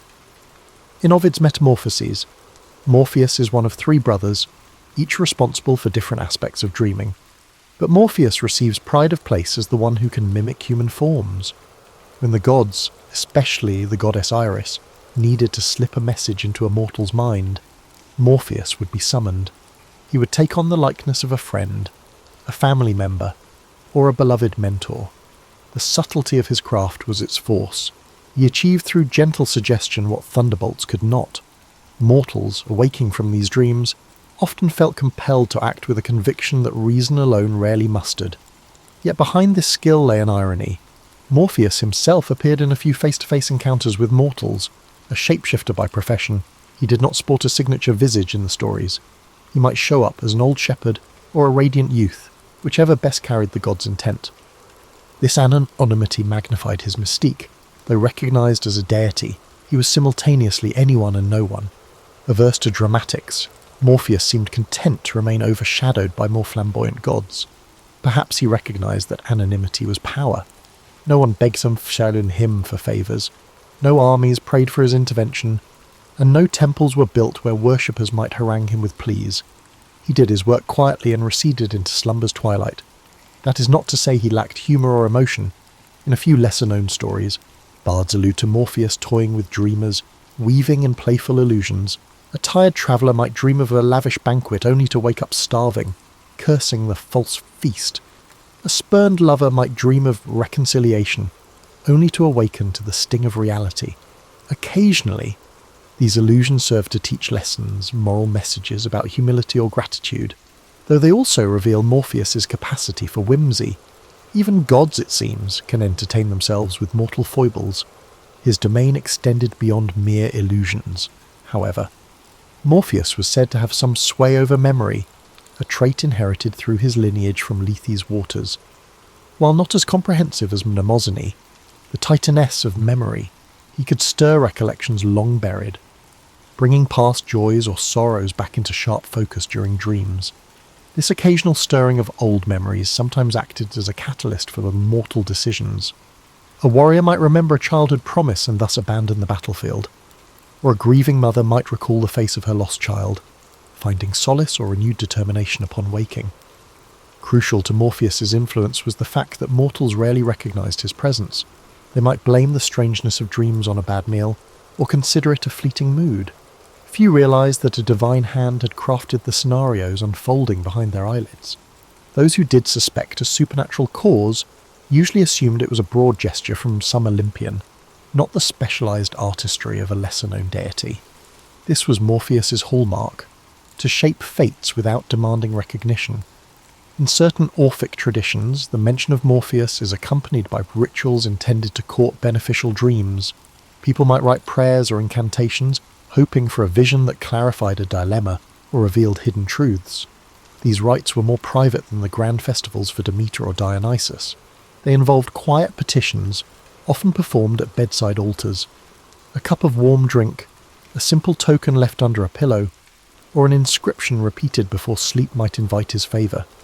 If results came, they were ephemeral, a dream that might fade by dawn, leaving behind only an inarticulate sense of guidance. Gradually, as Greek culture gave way to Roman rule, Morpheus's name and role adapted. The Romans had their pantheon, but they also absorbed Greek deities, translating them into Latin forms or merging them with local gods. Morpheus found a place in this cultural tapestry, aided by Ovid's literary gifts. His shape-shifting grew into an enduring metaphor for the power of dreams to challenge the status quo, to give mortal minds a glimpse of possibilities otherwise unreachable. That notion that something intangible could spark real-world change proved resilient. Even after temples crumbled and pantheons lost their worshippers, the idea lingered, quietly echoing whenever humans closed their eyes and wandered into the land of sleep. Beyond myths and poetry, Morpheus's influence took on tangible form in the dream-centric rites practiced in scattered regions of the ancient Mediterranean. Temple incubations, particularly those dedicated to Asclepius, the god of healing, are well documented. Supplicants slept in sanctuaries to receive curative or prophetic dreams. Though the official cult credited Asclepius with these visions, undercurrents of belief suggested that Morpheus or one of his siblings sculpted the dream imagery. In many accounts, dreamers would see Asclepius himself performing a healing act. But behind that divine mask might lurk Morpheus's handiwork, ensuring the dream resonated with the pilgrim's personal needs. Yet this indirect worship was as far as it went for Morpheus. No major city erected a grand temple in his honour. His name does not appear on long lists of civic gods who protected armies or oversaw commerce. In a culture that often prized the dramatic, victorious battles, epic voyages, monstrous confrontations, Morpheus's domain seemed too nebulous for large-scale devotion. Dreams were deeply personal, fleeting experiences not easily shaped into public festivals. This subtle presence, however, lent Morpheus a curious universality. He was accessible to everyone, king or peasant, without the need for elaborate ceremonies. A fisherman dozing by the shore might receive a warning dream about an approaching storm, courtesy of Morpheus. A farmer's child might glimpse a future bride in a fleeting reverie. Although such visions were unpredictable, they reflected a certain democratic aspect of his power. No mortal was too lowly or too exalted to receive a nighttime visitation. Philosophical schools took varied stances on dream deities. The Stoics viewed dreams with skepticism unless they aligned with virtue or reason. The Epicureans dismissed them as mental residue with no supernatural origin. Yet others, including certain Platonists, entertained the possibility that divine agencies influenced the soul during its nocturnal wanderings. Morpheus occupied a liminal space in these debates, neither firmly asserted nor fully denied. The complexity of dream experiences made them resistant to strict categorization, mirroring Morpheus's inherent elusiveness. In the everyday lives of ancient Greeks and Romans, dream interpretation became a small-scale industry. Travelling dream interpreters or local wise women offered readings, attributing cryptic images to messages from gods. Manuals like the Oneirocritica by Artemidorus served as compendiums of symbolic meanings. A dream about a serpent might portend betrayal or healing, depending on context. While Morpheus himself rarely got explicit credit, these interpretive practices implicitly acknowledged a shaping force behind dreams. It was possible to feel the subtle touch of a divine hand in every strange or enlightening vision. Meanwhile, dramatists occasionally hinted at Morpheus's presence on stage. In certain tragedies or comedies, characters received revelatory dreams that set the plot in motion. Although playwrights typically invoked the major gods, Zeus, Athena, Apollo. Some lines implied that it was a shapeless whisper of the night that delivered the dream. Audiences familiar with mythic lore would quietly attribute that role to Morpheus, even if the script avoided naming him outright. This indirect cameo suited his nature, a cameo in illusions rather than a direct spotlight role. As Roman influence peaked and Greek city-states became provinces within an empire, religious practices evolved. The cults of Isis, Mithras, and other deities from Egypt and Persia began to spread. Mystery religions thrived, promising spiritual experiences that mainstream rites did not provide. In these clandestine settings, where initiates sought personal transformation and glimpses of the afterlife, dreams were valued as a means of direct communication with the divine. Morpheus, though not explicitly worshipped, found renewed significance as a silent collaborator. Participants believed that their revelations during ritual-induced trance or sleep could unveil cosmic secrets, and who better than the gentle craftsman of dreams to facilitate those glimpses? Despite these evolving cultural currents, Morpheus kept his low profile. He neither clashed with up-and-coming deities nor demanded new reverence. Like a cameo actor in an ever-changing theatre, he adapted to shifting religious landscapes by maintaining the same core function. He shaped nightly illusions, passing along whatever message the dreamer needed, whether it was solace, instruction, or warning. Thus, while other gods experienced dramatic transformations or assimilation into new pantheons, Morpheus's essence stayed remarkably stable. His anonymity shielded him from the fortunes and misfortunes that befell gods tied to political power or public devotion.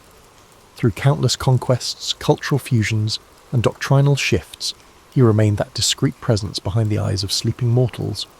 He needed no marble statue or sacrificial altar, for his temple was the quiet domain of the human mind, a refuge where illusions danced, and destinies could be nudged without the constraints of daylight logic. As the classical world gave way to the Hellenistic era, and then to Roman dominion, Morpheus's relevance persisted in subtler, more eclectic forms. Scholarship in the city of Alexandria produced treatises on the dream interpretation that blended Greek, Egyptian, and even Jewish thought. Hermetic texts invoked the interplay of cosmic forces, sometimes alluding to lesser gods of vision and illusion. While these references seldom name Morpheus directly, they revealed a growing intrigue with the mystical dimensions of sleep. The more people tried to decode their dreams, the more they acknowledged a guiding power behind them. During this period, philosophers like Plotinus delved into the nature of consciousness. They wrestled with questions about the soul's movements during sleep. If the soul journeyed outward or inward, while the body rested, might it encounter spiritual beings or glean higher truths? Such speculation wasn't mainstream, but it held appeal for seekers disillusioned with state-sanctioned cults. Morpheus, while rarely cited, remained the unspoken craftsman of these interior voyages, the silent engineer behind whatever glimpses the soul might catch of a grander cosmic design.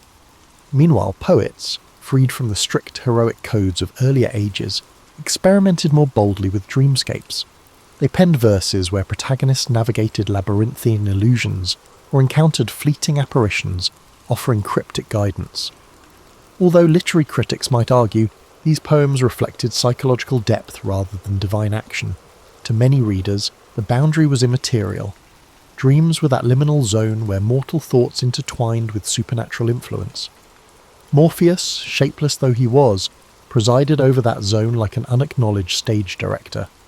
In everyday Roman society, too, the role of dreams took intriguing turns. Emperors occasionally claimed that certain expansions or decrees were inspired by divine apparitions at night. Augustus himself, recognized for his strategic cunning, was rumoured to pay attention to auspicious or ominous dreams, though officially, he credited major gods like Apollo. Citizens, hearing such stories, might privately wonder if a lesser-known deity like Morpheus had orchestrated these nocturnal briefings. After all, if the god of dreams could sway the mightiest ruler in the world, it underscored his quiet potency. As Christianity began to spread across the empire, attitudes toward pagan deities shifted. Bishops denounced the worship of multiple gods as idolatry, and an ascendant monotheism strove to replace the old pantheon. In this environment, minor figures like Morpheus faded from official discourse. Yet the phenomenon of dream visitation did not vanish. biblical narratives contained their own dream sequences, Joseph interpreting Pharaoh's dreams, the Magi warned in a dream about King Herod. Early Christians recognized that significant messages could be delivered during slumber, though they attributed such interventions to angels or the one god. Morpheus, if mentioned at all, became a quaint relic of pagan folklore. However, among rural populations and within certain esoteric sects, older beliefs persisted in fragments.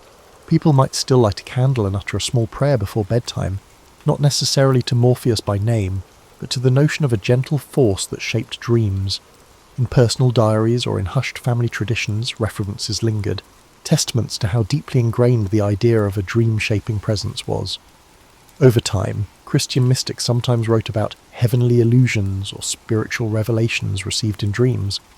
Though they did not call Morpheus by name, the conceptual overlap was clear, a benevolent entity bridging the gap between mortal minds and higher powers, all while the world lay in darkness.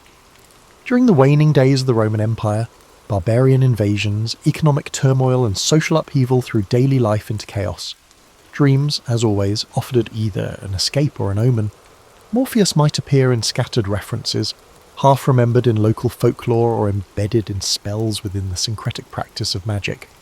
These spells, scribbled on papyrus or scratched into lead tablets, sought to harness dream power for love, revenge or knowledge. In some, the incantation invoked a shape-shifting figure of night, a shadowy being able to emulate any human form. The text might use Greek or Latin synonyms, never explicitly stating Morpheus, but the lineage was clear to those who knew their myths.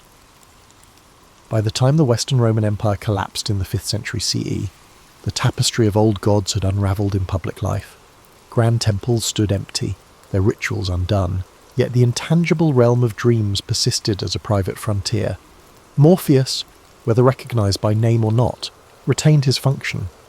As centuries slipped by, he would shape-shift again, receding deeper into cultural memory. In occasional manuscripts or monastic texts, he survived as literary reference, an allegory for illusions or hidden messages that surface when reason comes. The twilight of antiquity thus set the stage for a Middle Ages in which classical gods receded but never vanished entirely. Like seeds buried under layers of history, their legacies lay dormant, waiting to surface when imagination or scholarly curiosity revived them. For Morpheus, all it required was for people to dream, a condition unlikely ever to fade. Explicit references to Morpheus become rare in medieval Europe. The academic class largely occupied itself with textual analysis and theological treatises as Latin Christendom shaped the intellectual and spiritual terrain. If at all mentioned, dreams were explained as the result of divine or demonic powers. Still, the classical corpus never vanished entirely. Though sometimes covertly, copies of Ovid's Metamorphoses were distributed in monasteries due to the church's conflicted view of pagan literature. Morpheus stayed a weird footnote in these books, a name a conscientious monk or a curious researcher would come upon and question. The handful who did study Ovid or other classical texts came onto someone who resisted simple moral classification. Neither was Morpheus a demon, nor did he fit Christian angelology exactly. Instead, he was a crafter of visions, free from ideas of sin or virtue. Sometimes this ambiguity inspired creative interpretations, particularly in the undercurrents of medieval allegory. Some writers suggested that Morpheus might be used to represent the illusions of the world, his form shifting a metaphor for the ephemeral character of worldly concerns. Still, these readings were occult rather than conventional. Greek philosophy was kept alive and developed in the Islamic world, meanwhile. Dream interpretation flourished in that field, thanks in part to customs derived from the hadiths of the Prophet Muhammad, but references to Morpheus, especially, were few. Still, the idea of a shaping dream creature echoed in mystical Sufi teachings, in which glimpses in sleep may transmit spiritual truths. Although the name Morpheus did not travel much in these writings, the agent who creates significant illusions stayed universal. Europe became quite interested in classical antiquity by the Renaissance. A fresh wave of humanism pushed the study of pagan literature. Scholars rediscovered old manuscripts. Artists found inspiration in Greek and Roman mythology. Morpheus revived in this environment. Poets started referring to him more freely, entwining him into allegorical tales about time, knowledge, and love, though their images differed. since the ancients never offered a consistent iconography. Painters occasionally portrayed him as a winged young man or as a delicate presence hanging over a slumbering person. Beyond intellectual and creative circles, Christianity and local mythology concerning dreams nevertheless affected the public imagination. Common people could talk of night hags or guardian angels, entities visited during sleep, but not so much of an ancient Greek dream maker. But at the courts of Europe, where educated courtiers flaunted their classical knowledge, a reference to Morpheus marked the speaker as well-versed in old stories, a sophisticated illusion. Sometimes masquerading writers of masques and pageaux personified dreams, calling them Morpheus for a little vintage flair. The printing press helped these illusions to proliferate more quickly. Ovid's translations into common languages brought the clever dream shaper a larger audience. Renaissance writers who loved stacking their works with antique themes grew to favour Morpheus. He represented to them the magical ability of illusions, the tempting attraction of imagination, capable of surpassing the physical world. Trusting the audience's increasing awareness with mythic connections, Shakespeare's contemporaries would call for Morpheus in stage directions or comic asides. Morpheus's nature stayed fluid even with this increasing attention. Unlike Jupiter or Venus, who had well-documented personalities and cults, Morpheus was defined essentially by function. This provided writers of plays and poetry freedom. One author would label him an aloof trickster, while another might write him as a kind mentor. Some works confused him with the whole idea of the dream world and attributed any nighttime vision to the arms of Morpheus. At least among the educated classes, this word even seeped into common parlance, a beautiful way to explain falling asleep and a monument to how completely the god of dreams was entwining with Western consciousness. The Renaissance also inspired fresh interest in sleep and dreams in science and medicine. Unprecedented rigidity in their study of the human body, doctors dissected cadavers to grasp physiology. Still, the character of dreams stayed mysterious. While some suggested dreams were the residue of sensory impressions, others suggested they were brought on by vapours or humours influencing the brain. For these newly arrived empiricists, the legendary concept of Morpheus as a physical dream maker was no more convincing. Still, the metaphor stayed with the writers and speakers. It caught something the scalpels and early microscopes could not. The sensation dreams emerged from somewhere beyond normal experience. So Morpheus lived in several worlds concurrently, as the Renaissance gave way to the early modern era. For academics and artists, he was a classical reference, a person who gave creative works depth and vitality. To the general public, he remained a rather obscure moniker, sporadically mentioned in sentences like summoned by Morpheus, but hardly connected to any active religious practice.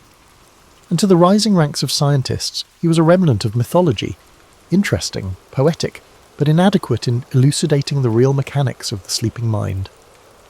This diversity of roles highlighted Morpheus's ongoing adaptability, a shape-shifting presence not only in the dream realm, but also in the cultural scene of a Europe undergoing change. The scientific, political, and religious upheavals of modernity altered people's perceptions of nature. A more mechanical or logical view of human experience was influenced by the Industrial Revolution, the Enlightenment, and later advances in psychology. Instead of being living elements of belief systems, the ancient gods appeared in this context as antiquated artifacts, curiosities for literature, art, or historical research. Despite his subtlety, Morpheus was no different. However, his legacy continued in surprising ways, subtly influencing contemporary cultural expressions and the human mind. The derivation of the drug morphine, which Friedrich Saturner called in the early 19th century after separating its active ingredients from opium, is one such example. By associating the drug's ability to produce sleep and dreamy states with the ancient god of dreams, he decided to honour Morpheus. Morpheus was elevated to a strange position by this scientific acknowledgement. He was no longer only a mythological character, but now had a real link to medicine. Ironically, the idea that Morpheus facilitated altered consciousness, albeit through chemical rather than divine intervention, was supported by morphine's ability to ease pain and induce visions. He was still mentioned in literature, though infrequently. Enthralled with the mystery of dreams and the human imagination, romantic poets invoked Morpheus as a metaphor of spiritual or creative insight. He appeared in Gothic stories during the Victorian era, occasionally taking the form of a character in dream sequences that made it difficult to distinguish between the real and the fantastical. The power of dream imagery was rediscovered in the 20th century by surrealist painters and fantasy authors who occasionally used Morpheus as a thematic device. Even comic book creators found him to be a fascinating character. Neil Gaiman's The Sandman series, for example, depicted a modern reinterpretation of Morpheus, albeit it was more influenced by modern fantasy than by rigid classical myth. Meanwhile, under the leadership of individuals like Carl Jung and Sigmund Freud, psychology became a recognised field of study. They conducted in-depth research on dreams, examining their symbolic meaning and unconscious function. Jung's idea of archetypes allowed for the recognition of mythic characters as expressions of universal psychological patterns, but Freud rejected direct allusions to dream deities. Despite being infrequently mentioned in clinical discourse, Morpheus personifies some mythological features, such as the shape-shifting messenger who connects the conscious and unconscious domains. Speaking poetically, one could imply that, even if they employ different language. A therapist and a patient are really tiptoeing over Morpheus's territory whenever they engage in dream interpretation. Outside of academics, the phrase "the arms of Morpheus" is still used in casual conversation as a charming way to describe someone who is falling asleep. Morpheus is sometimes used by songwriters as poetic shorthand for illusions or dreamy situations. Characters in plays or movies may joke that they were taken by Morpheus when they are particularly exhausted or have bad dreams. As a result, the god's name endures in popular culture, reflecting a persistent interest in the transitional realm between the fleeting theatre of dreams and the real world. Morpheus was occasionally likened to comparable dream figures in other traditions, gods, spirits or ancestors. Credited with forming nighttime visions, as religious plurality increased and audiences for myths from around the globe expanded. Morpheus has occasionally attracted followers in some New Age and neo-pagan societies, which revive ancient pantheons for individual spirituality. These contemporary practitioners might view him as a lucid dreaming guide, or an ally in creative inquiry, creating a personal bond that somewhat reflects the age-old practice of looking for important dreams. Naturally, such varied revivals do not dominate popular belief, but they highlight Morpheus's versatility throughout history. He continues to serve as evidence of the human need for a go-between for conscious awareness and the innermost parts of the mind. The appeal of a guiding figure endures even at a time when sleep labs and neurology are used to analyse dreams, the subjective landscapes that play out in our minds every night. After all, cannot be completely mapped by any technology. Therefore, Morpheus persists as a cultural shapeshifter. Initially a minor character in Greek mythology, he was crucial in bridging the gap between mortal life and divine aims, while being overshadowed by Olympians. He withstood scientific breakthroughs, religious upheavals, and conquests throughout millennia. He found new homes in literary flair, psychological metaphor, and medical terminology. He now represents that sadient, all-encompassing enigma, the dream realm where we face self-revelations, delusions, and reflections of ourselves. Despite being elusive and infrequently worshipped in official ceremonies, Morpheus never fails to arouse our imaginations by serving as a reminder that sleep is more than just a place to rest. It is a doorway, thoughtfully crafted by a being who doesn't require a temple to demonstrate his might. It is the 3rd century BCE in the ancient city of Syracuse, a bustling Greek settlement on the island of Sicily. The air is filled with the scent of the sea carried by the breeze from the nearby Mediterranean coast. The streets are alive with merchants, artisans, and scholars, their voices blending into a harmonious hum.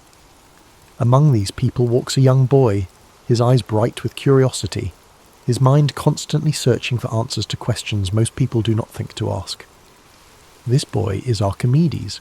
Born to a family of intellect and privilege, Archimedes' father, Phidias, is an astronomer who nurtures his son's love for learning. From a young age, Archimedes is fascinated by the world around him. The way the stars move across the night sky, the precise mechanics of gears and levers, the simple yet profound mysteries of numbers, all of these captivate his developing mind. He spends his days asking questions, pondering problems and seeking answers in the natural world. As Archimedes grows, his thirst for knowledge takes him beyond the borders of Syracuse. He travels to Alexandria in Egypt, a renowned centre of learning, home to the Great Library of Alexandria. Here he studies alongside the brightest minds of his time, absorbing knowledge like a sponge. he dives deep into the works of great thinkers, geometry, physics, astronomy.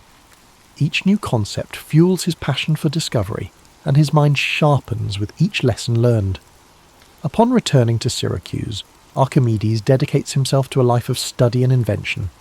He spends his days in quiet contemplation, often retreating to his study or wandering the shores of the sea. His mind dances with ideas, equations, and theories. He is not concerned with wealth or fame, but with understanding the fundamental principles that govern the universe. One of his most famous discoveries begins in a moment of quiet observation. The story goes that King Hero II, ruler of Syracuse, asks Archimedes to determine whether a crown made for him is pure gold, or if the goldsmith has mixed in lesser metals. Pondering this problem, Archimedes relaxes into a warm bath, the water rippling around him. As he lowers his body into the tub, he notices how the water rises, displaced by his form. In that instant, a revelation strikes him, the principle of buoyancy. He realizes that by measuring how much water an object displaces, he can determine its density and thus its purity. Overcome with excitement, he leaps from the bath and runs through the streets shouting, "Eureka! Eureka!" Greek for "I have found it." This moment, though simple, is a breakthrough in science and engineering, demonstrating Archimedes' brilliance and his ability to find solutions in the most ordinary of experiences. This principle, now known as Archimedes' principle, lays the foundation for understanding buoyancy and density, concepts that will influence science for centuries to come. Archimedes' work continues to expand. He is fascinated by the power of simple machines and begins to develop tools and mechanisms that demonstrate the incredible potential of levers, pulleys, and screws. He famously declares, "Give me a place to stand, and I will move the earth." These words reflect his deep understanding of the mechanical advantage provided by levers. He designs ingenious contraptions such as the Archimedean screw, a device used to raise water for irrigation and drainage. This invention, with its elegant spiral structure, helps farmers move water efficiently and will continue to be used for centuries in different parts of the world. Archimedes' mind does not rest. He explores the mysteries of geometry, calculating areas, volumes and surfaces with astonishing precision. He develops formulas for the areas of circles, the volumes of spheres, and the properties of parabolas. His work on the mathematics of shapes lays the groundwork for calculus, a field that will not fully develop until many centuries later. In addition to his theoretical work, Archimedes applies his knowledge to practical problems. Syracuse faces threats from rival powers, and Archimedes' inventions become tools of defense. He designs war machines, catapults, cranes, and even rumoured death rays that use mirrors to focus sunlight and set enemy ships ablaze. These devices, products of his genius, help protect his city from invaders. Yet for all his achievements, Archimedes remains humble, his mind always focused on the pursuit of truth. His days are spent drawing diagrams in the sand, solving equations and pondering the mysteries of the universe. His joy lies not in the recognition of others, but in the quiet satisfaction of discovery. As you breathe deeply and slowly, imagine Archimedes in his study, the soft glow of an oil lamp illuminating the scrolls and diagrams spread before him. The gentle sound of waves drifts through an open window, a soothing rhythm that accompanies his thoughts. The air is filled with the faint scent of parchment and seawater. In this moment of stillness, there is a profound sense of peace, a quiet celebration of the mind's limitless potential. Archimedes' life, though dedicated to discovery, ends in a moment of tragic misunderstanding. During the siege of Syracuse by the Roman army, the city falls despite its defences. As the soldiers enter, Archimedes is engrossed in his work, drawing a mathematical diagram in the sand. A Roman soldier approaches him, but Archimedes, absorbed in his thoughts, asks the soldier not to disturb his circles. In a tragic instant, the soldier strikes him down, unaware of the brilliance of the man before him. But though his life is cut short, Archimedes' legacy endures. His discoveries, his inventions, and his insights into the world of mathematics and physics continue to inspire generations. His work becomes the foundation for future scientists, engineers, and thinkers, a testament to the enduring power of curiosity and intellect. As you drift further into sleep, let the story of Archimedes remind you of the beauty of exploration, the joy of discovery, and the quiet power of the mind. His life teaches us that the pursuit of knowledge, no matter how simple or complex, is a journey worth taking. Each question we ask, each problem we solve, brings us closer to understanding the wonders of the world.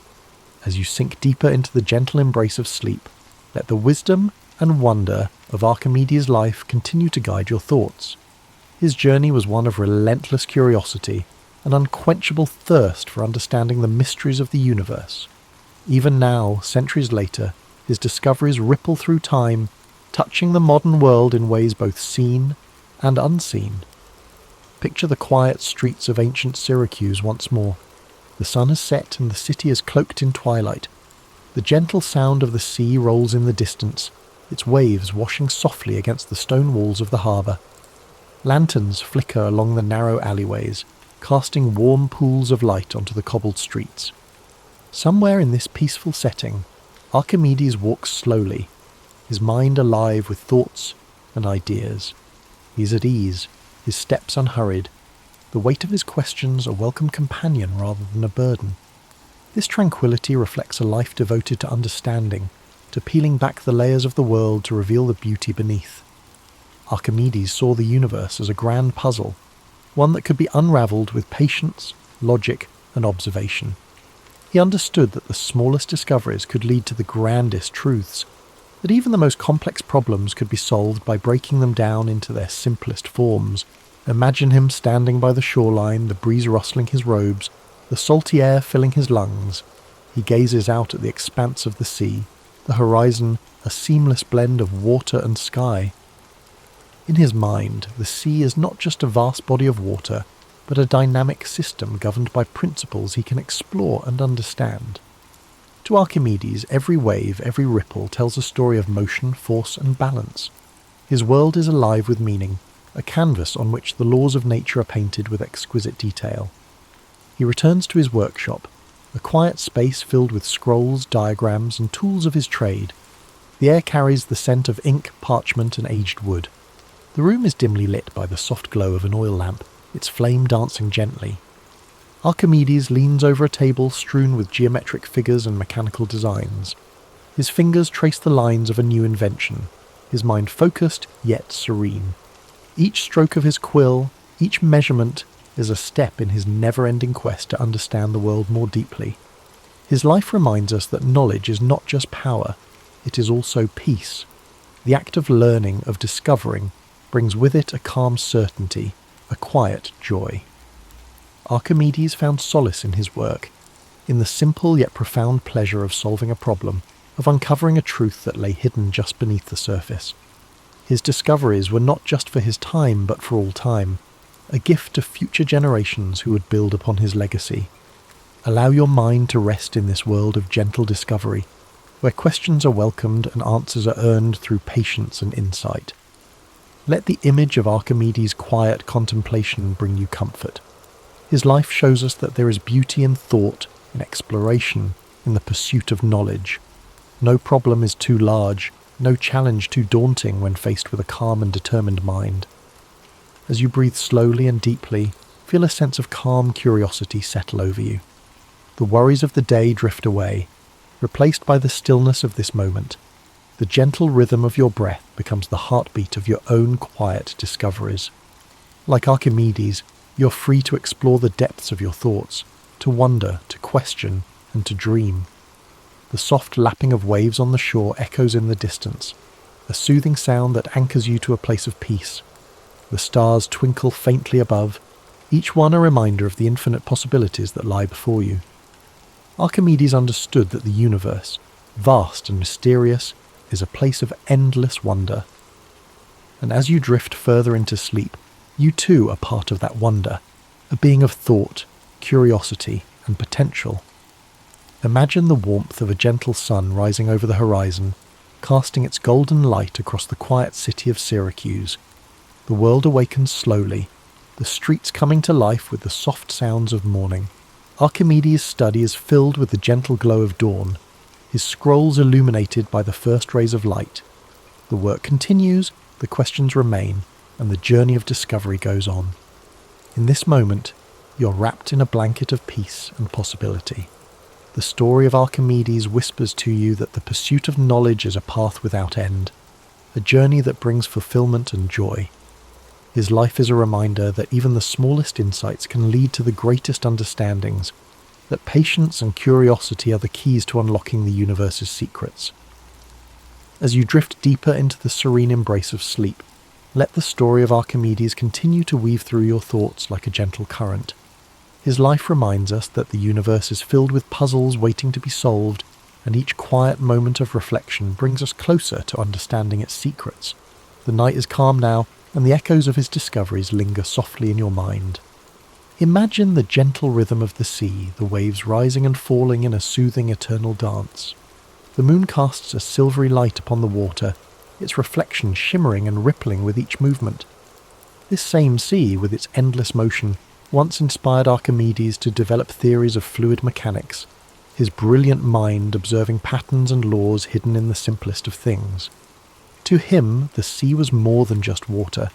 It was a universe of knowledge, a place where physics, geometry and nature met in perfect harmony. Allow yourself to float upon this tranquil sea, the waves cradling you with their soft, steady motion. The worries of the day dissolve, carried away by the tides. Each breath you take is like the rise and fall of the waves, a rhythm of life, of peace, of calm. You're held safely in this space of quiet discovery, where the world's complexities fade into simplicity, and every thought leads you closer to rest. Picture Archimedes seated on a sun-warmed rock by the shoreline, a piece of parchment resting on his knee. The wind tousles his hair as he sketches shapes and equations with a steady hand. His eyes are focused, yet there is a deep peace in his expression. The world is his canvas, and with every observation, every calculation, he adds a stroke to the masterpiece of human knowledge. His mind is a sanctuary, a place where curiosity flows freely, unencumbered by doubt or fear. In your own mind, you too have this sanctuary, a place where thoughts drift like clouds, where questions are welcomed, and where answers are like stars twinkling softly in the night sky. There is no need to rush, no pressure to understand everything at once. The act of wondering, of exploring is enough. This quiet space within you is a reflection of Archimedes' own calm, thoughtful mind, a place where peace and discovery coexist. As the night deepens, the sounds of Syracuse fade into stillness. The bustling markets, the clink of hammers in workshops, the calls of merchants, all grow quieter, like the world itself is gently falling asleep. The only sounds that remain are the whispering of the sea and the soft sigh of the breeze. Archimedes continues his work, his mind at ease, immersed in the beauty of the world's mysteries. In his final moments, Archimedes was said to have been absorbed in thought, drawing figures in the sand. Even as chaos swirled around him, his focus remained unbroken, his mind lost in contemplation.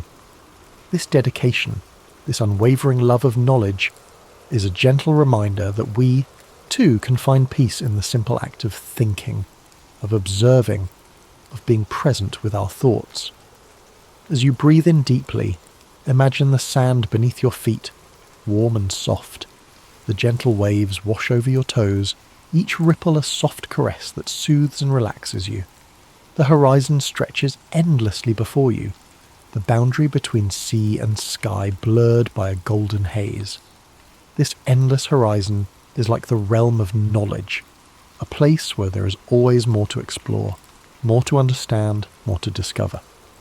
Feel the weight of your body sinking into comfort, your muscles relaxing, your mind unwinding. The story of Archimedes lingers like a comforting presence, a reminder that within you is the potential for great insight, for curiosity, for peace. You are part of the same universe that Archimedes sought to understand, a universe filled with beauty, logic, and wonder. Now let go completely, surrendering to the calm embrace of sleep. The sea of your thoughts grows still, the waves gentle and soothing. The stars above shine with a quiet brilliance, each one a beacon of endless possibility. You're safe here, wrapped in the warmth of the night, guided by the gentle wisdom of Archimedes' journey. Thank you for joining us tonight on History and Sleep. May this story of discovery, resilience, and curiosity guide you into a deep, restful slumber. Let Archimedes' legacy remind you that every question, every thought, every moment of wonder is a step toward understanding the world around you. Sleep deeply, knowing that you are part of a grand, beautiful universe, and that peace and curiosity are always within your reach. The Ninth Legion, known as Legio IX Hispana, was one of the most battle-hardened and feared units in the Roman army, its origins tracing back to the violent civil wars of the late Republic. Raised by Julius Caesar in the mid-1st century BCE, the Ninth fought fiercely in the Gallic Wars, earning a reputation for unyielding discipline and brutal efficiency. Over the decades, it became a cornerstone of Roman military power, participating in some of the empire's most pivotal campaigns. It battled in Spain, Germania, and across the vast landscapes of Britannia, Rome's most rebellious frontier. But for all its glory, the Ninth would become a ghost in history, vanishing from records as if erased by time itself. By the early 2nd century CE, the Ninth Legion had already seen centuries of bloodshed. Under the rule of Emperor Hadrian, Rome's grip on Britain was fragile. The island had been a thorn in the empire's side since the conquest began in 43 CE under Emperor Claudius. While the Romans had established towns and fortresses, they never fully tamed the wild, mist-covered north, lands inhabited by fierce tribes like the Caledonians and Picts, warriors who resisted Roman rule with unrelenting ferocity. Rome had built walls, roads, and forts to control Britannia, but their presence was never secure. The Ninth was stationed at Eburacum, modern-day York, tasked with enforcing order in an increasingly volatile land. Then, at some point between 108 CE and 120 CE, the Ninth Legion disappeared from history. Unlike other Roman legions, whose movements were meticulously documented, the Ninth simply vanished, its name never appearing in imperial records again. Historians have debated its fate for centuries. Was it annihilated in a catastrophic battle? Was it quietly disbanded? Did it march into the unknown, leaving only whispers behind? The most widely accepted theory is that the Ninth was sent north, into the uncharted highlands of Caledonia, on a mission that ended in disaster.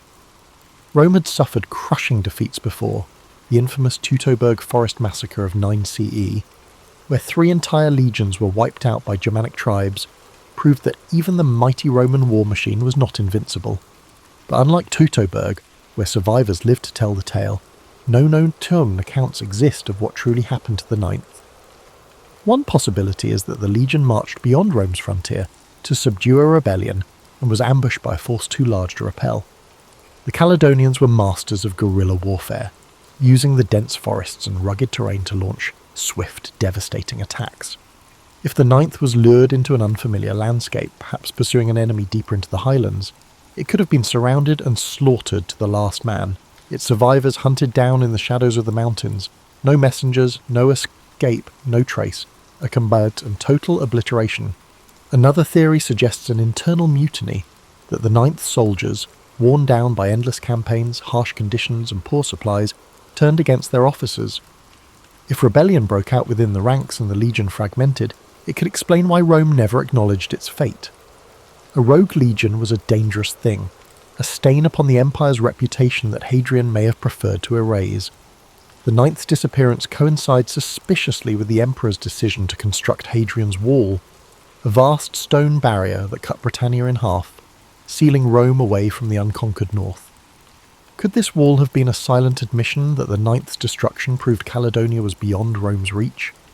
Whatever happened, the Ninth was never reformed. Unlike other legions that suffered heavy losses but were later reconstituted, the Ninth was erased from history as if it had never existed. No triumphal inscriptions were made in its honour. No poets sang of its bravery. A unit that had fought for over a century across 3 continents was simply gone, leaving only speculation in its wake. His disappearance remains one of Rome's greatest mysteries, a shadow in the empire's annals, a silence where history should be. Did the Ninth meet its end in one final savage battle in the mist-shrouded hills of the north? Or did it disappear for reasons Rome dared not reveal? The answers may forever remain buried beneath the earth of Britannia, lost in the echoes of time. Somewhere beyond the Roman frontier, deep in shadowy Caledonian highlands, lay the probable fate of the Ninth Legion. Contrary to the well-patrolled roads of southern Britannia, beyond Eburacum known today as York loomed an unforgiving wilderness of heavy forests, icy rivers, and endless hills perpetually shrouded in grey mist. An unyielding place, the Romans had previously suffered a couple of very critical defeats at the hands of local tribes. If it did, the 9th Legion marched north for one last campaign, perhaps into the jaws of annihilation, never to return. One such theory says that around 117 CE, the 9th was sent to put down an uprising in Caledonia. Roman historian Fronto mentioned severe losses suffered in Britain at about this time, hinting at unrest beyond the frontier. It is probable that the newly appointed governor of Britannia, Quintus Pompeius Falco, ordered the 9th to strike north against rebellious tribes. The Romans, with their heavy armour and rectangular shields and disciplined formations, would have been an unstoppable force, but the Caledonians fought on their own terms in their own country, where the rigid tactics of Rome could be broken as easily as shattered stone. The Caledonians were past masters at ambush and in guerrilla warfare. They did not fight in formations, nor were they challenging the Romans in an open field, but they were using their acquaintanceship of the terrain best by striking out from the forest, cutting off isolated units to melt back in the mist again before the Roman could react. It is just as likely that the 9th Legion was lured into some unrecorded valley or thick forest, out of which the entire force could be surrounded, attacked from all possible directions, and systematically wiped out before they could rally themselves. Whereas in other battles the Roman forces faced defeat but did not annihilate, and the soldiers left some message for those who stayed back, the 9th left behind no messengers, no written records, no word of what happened. If every last man was cut down, if the legion was so utterly destroyed that no Roman lived to report the disaster, then their disappearance would have been absolute, a massacre so complete that it erased the 9th from history itself. Another grim alternative is that the 9th was led into an ambush, possibly thinking that they were on a mission to discuss peace terms with some local petty chieftain, then were massacred in a surprise betrayal. Some records suggest that the Roman officers may have overestimated their security and taken their enemy too lightly, much as they had during less serious earlier confrontations. If the Caledonians granted the Romans license to advance deeply into their land, apparently without opposition, only to strike with crushing force at a time of their choosing, then the 9th had been consumed deep in the bowels of the enemy, in a place that was without exit. But even assuming the legion was defeated, why were no Roman reinforcements sent? If one of its legions was in trouble, Rome did not spare any expense in answering by using overwhelming force. If the 9th had been destroyed, the Roman military should have sent out scouts, reinforcements, or at the very least a search party, yet no such records exist. Could it be that the Roman authorities knew what happened, but deliberately buried the truth? Some historians speculate that the destruction of the 9th was too embarrassing to acknowledge, that Hadrian, who came to power in 117 CE, the same time the legion may have vanished, chose to erase the event from history. The timing is striking. Shortly after the 9th is believed to have disappeared, Hadrian ordered the construction of Hadrian's Wall begun in 122 CE, a massive defensive barrier meant to keep the northern tribes out of Roman-controlled territory. Might the wall have been an unspoken admission that the north was beyond Rome's grasp, that the loss of the 9th proved further expansion impossible? Other theories suggest the 9th did not get annihilated, but rather broken up, moved or reappointed to another frontier. Records even reveal that remnants of the legion might have been shifted to Germania, or the eastern provinces. But if indeed that was the case, why was the name never reused? Rome revived legions which had been defeated. Why was the 9th completely erased? If these legions had been silently disbanded as a result of internal mutiny, poor performance, or even for reasons of political consequence, this would serve to explain their silence in history. After all, the empire did have enough history of revising history per the current needs of the leading regime.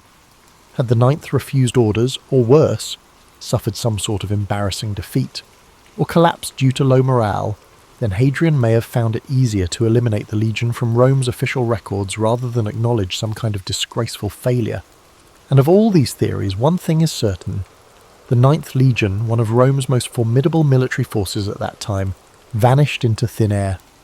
No memorials were built in their honour, no surviving officers recorded their final battle, and no concrete evidence explains their disappearance. The 9th marched into history and into legend, becoming one of the greatest unsolved mysteries of the ancient world.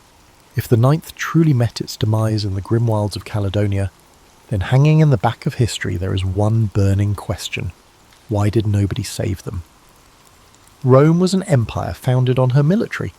Thus, when the legion faced an existential threat, whether to reclaim lost territory or to avenge their fallen comrades, reinforcements were usually dispatched. But when the ninth vanished, there was no Roman response on record, no counter-attack, no inquiry, no wild expedition to retrieve the fallen standard of the legion. The ninth simply disappeared from history. It is an unsettling prospect that can be put as a question. How can more than 5,000 trained men vanish without this being noticed by anyone? In the best scenarios, maybe Rome never actually found out. If the ninth had been lured onto hostile soil, say tricked into believing they were marching towards some kind of skirmish, only to be completely surrounded, the slaughter could have been so swift and total that no messenger survived to report back. In the days before modern communications, legions depended upon runners and scouts for delivering information.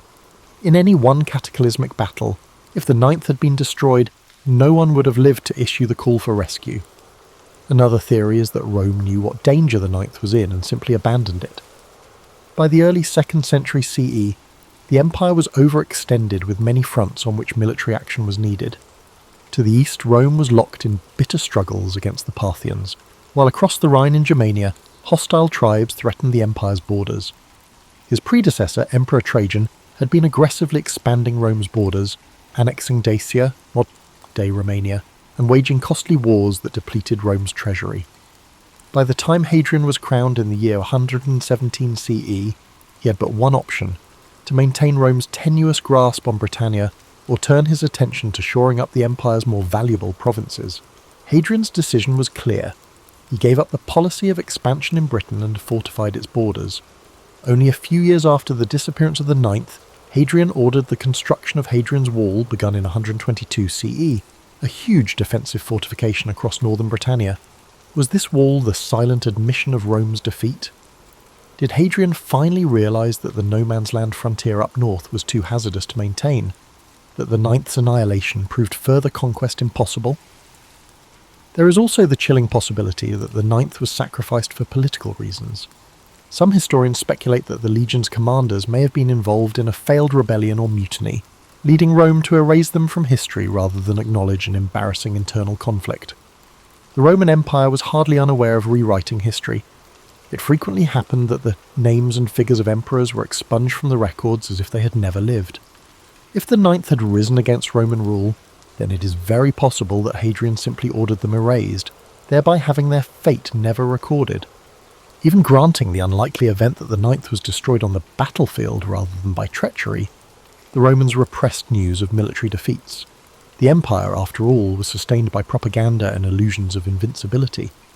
To let news get out that an entire legion had been wiped out could encourage further rebellions against Rome's enemies. It could have been easier for Hadrian's administration to simply bury the truth and leave the fate of the ninth unknown. However, there are other theories that the ninth was not destroyed but was simply removed from the records for far less sensational reasons. Some believe that the legion was quietly reassigned to another part of the empire, perhaps to the eastern provinces, since many Roman military units were stationed there against Parthian invasions. There is, however, some evidence that elements of the ninth may have appeared in records in the Middle East decades later, but without any clear chain of command, it cannot be confirmed whether this was the same unit or just rebranding of another legion. One more troubling possibility is that the ninth simply walked away from Rome. If this legion had endured years of harsh conditions, thinning supplies and incompetent leadership, is it possible they could have deserted en masse, melting into the wilds of Caledonia? There are accounts of Roman soldiers deserting their posts and integrating themselves into the local tribes against impossible odds. They will also have realised that they had been abandoned, and if the ninth voted to take their leave of Rome, then they could have simply dispersed among the native people, their descendants melting into the population of Scotland without trace. Whatever the truth, the disappearance of the Ninth Legion is one of history's greatest unsolved mysteries. If they were truly annihilated in battle, their bones may yet remain beneath the hills of northern Britain, buried in forgotten mass graves. If silenced by the political machine of Rome, they will forever be lost to the mists of time, and if to disappear on their terms, leaving behind an empire that did not serve them anymore, then perhaps their legend is greater than history remembers. The disappearance of the Ninth Legion has evolved over the centuries from a mere historical mystery to a full-blown legend, serving as the catalyst for a great deal of speculation, folklore, and even conspiracy theories. With no clear answers in the ancient records, historians, archaeologists, and storytellers alike have attempted to reconstruct the fate of the Lost Legion. But did the Ninth really perish in the wilderness of Caledonia, or might its soldiers have survived, their story lost to history's fog? One of the most resilient theories has been that the Ninth Legion was not destroyed in Britain at all, but was instead moved, without fanfare, elsewhere in the empire. Indeed, scattered references tend to indicate the presence of parts of the Ninth in the eastern provinces, certainly in Judea or Cappadocia, many decades later than those in which the regiment is last heard of in Britain. More probably, this would suggest that Hadrian transferred the Ninth, breaking it up and reassigning its men to other existing legions. Indeed, this would say that the legion was not vanquished on some desperate blood-drenched battlefield. The sands swallowed any traces of records in its aftermath. A sensationalistic hypothesis, popularly postulated, holds that the Ninth embarked to the east against the Parthians, and lost to native rebellions on unfamiliar fields, and not in Caledonia at all. It would not have been unusual for the Roman legions to be redeployed trouble spots throughout the empire, and some inscriptions have suggested that the remnants of the Ninth were serving in far-flung campaigns from Britain. If so, their disappearance may have been due more to gradual attrition rather than a single destruction. As survivors over time were absorbed into other units, the identity of the Ninth may have become blurred, erased by bureaucracy not battle. But if this was so, why was the Ninth never reconstituted? It was customary for Rome to re-establish such legions which had suffered defeats, sometimes with the same number but with recruits. The very fact that it was never revived suggests that something more significant actually happened, something Rome wanted forgotten. Legends and folklore suggest more dramatic possibilities. One such is the legend that says the Ninth did not perish, but instead broke its oath its men, realising they'd been left high and dry by Rome, turned their backs on the empire, and melted into the wilderness. The interpretation is partially based on a fact. Roman deserters were known to join barbarian society, even leadership in some instances. But if the Ninth did desert, might they not have been subsumed by the Caledonian or Pictish tribes, their armaments and knowledge of Roman tactics giving the natives a decisive advantage in future conflicts? Indeed, some have gone so far as to speculate that descendants of those lost Roman soldiers continued to live among the northern tribes, their lineage surviving long after Rome itself had fallen. This has been the inspiration for several works of fiction, most notably Rosemary Sutcliffe's novel The Eagle of the Ninth, where the remnants of the legion escape into the highlands, hiding amongst the tribes and keeping their Roman identity secret. Of course, it is highly speculative, but the idea of a Roman legion abandoning its empire and disappearing into the mist-covered hills is a tantalizing prospect, one that inflames the imagination as much as any historical theory. Then there are more supernatural accounts, the whispered rumours of ghost legions, accursed battlefields, and restless spirits. Various local legends say it never left Britain at all, but was instead wiped out in a battle so fierce that their spirits still haunt the land. For centuries, stories have been passed down of Roman ghosts that march along countryside roads in Scotland. On misty nights, some say, the faint din of clashing swords and rhythmic tramp of iron-clad feet can still be heard echoing through the hills. The truth of what happened to the Ninth Legion may never be fully revealed. Their bodies, if they were destroyed in battle, still lie buried beneath the earth of Scotland, awaiting archaeologists to find where they lie. If they were quietly reassigned, the last remnants of their history might be tucked away in forgotten inscriptions on crumbling Roman monuments. But had they run, were leaving Rome, beginning to reinvent anew, far up north, then this is a story not about vanishing but of reinvention, about the few who wanted more than to choose between liberty and empire, and by that choice would become the stuff of legends. Whatever the truth, the Ninth Legion is one of Rome's greatest mysteries, a shadow in the annals of history, a whisper of a force that once marched beneath the eagle standard, but whose fate is unknown. Its story stays out there in the fog, beyond the reach of certainty, waiting for those who would uncover the past.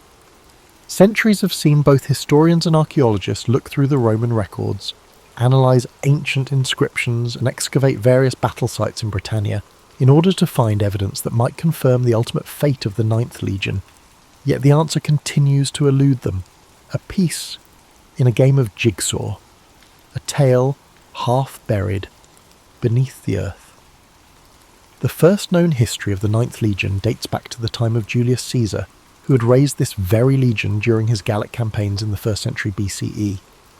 Over time, records trace its movements across the empire from Hispania to Germania and finally to Britannia, playing a major role in suppressing the revolts and defending Roman rule.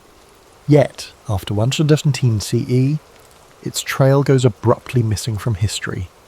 For many years, the prevailing theory among scholars was that the Ninth ended its days in Britain, most likely in a catastrophic defeat at the hands of the northern tribes. This view had been apparently substantiated by what seemed to be the most relevant piece of evidence, a stone inscription found in Eburacum, modern York, dated around 108 CE, recording the Ninth Instation in Britannia.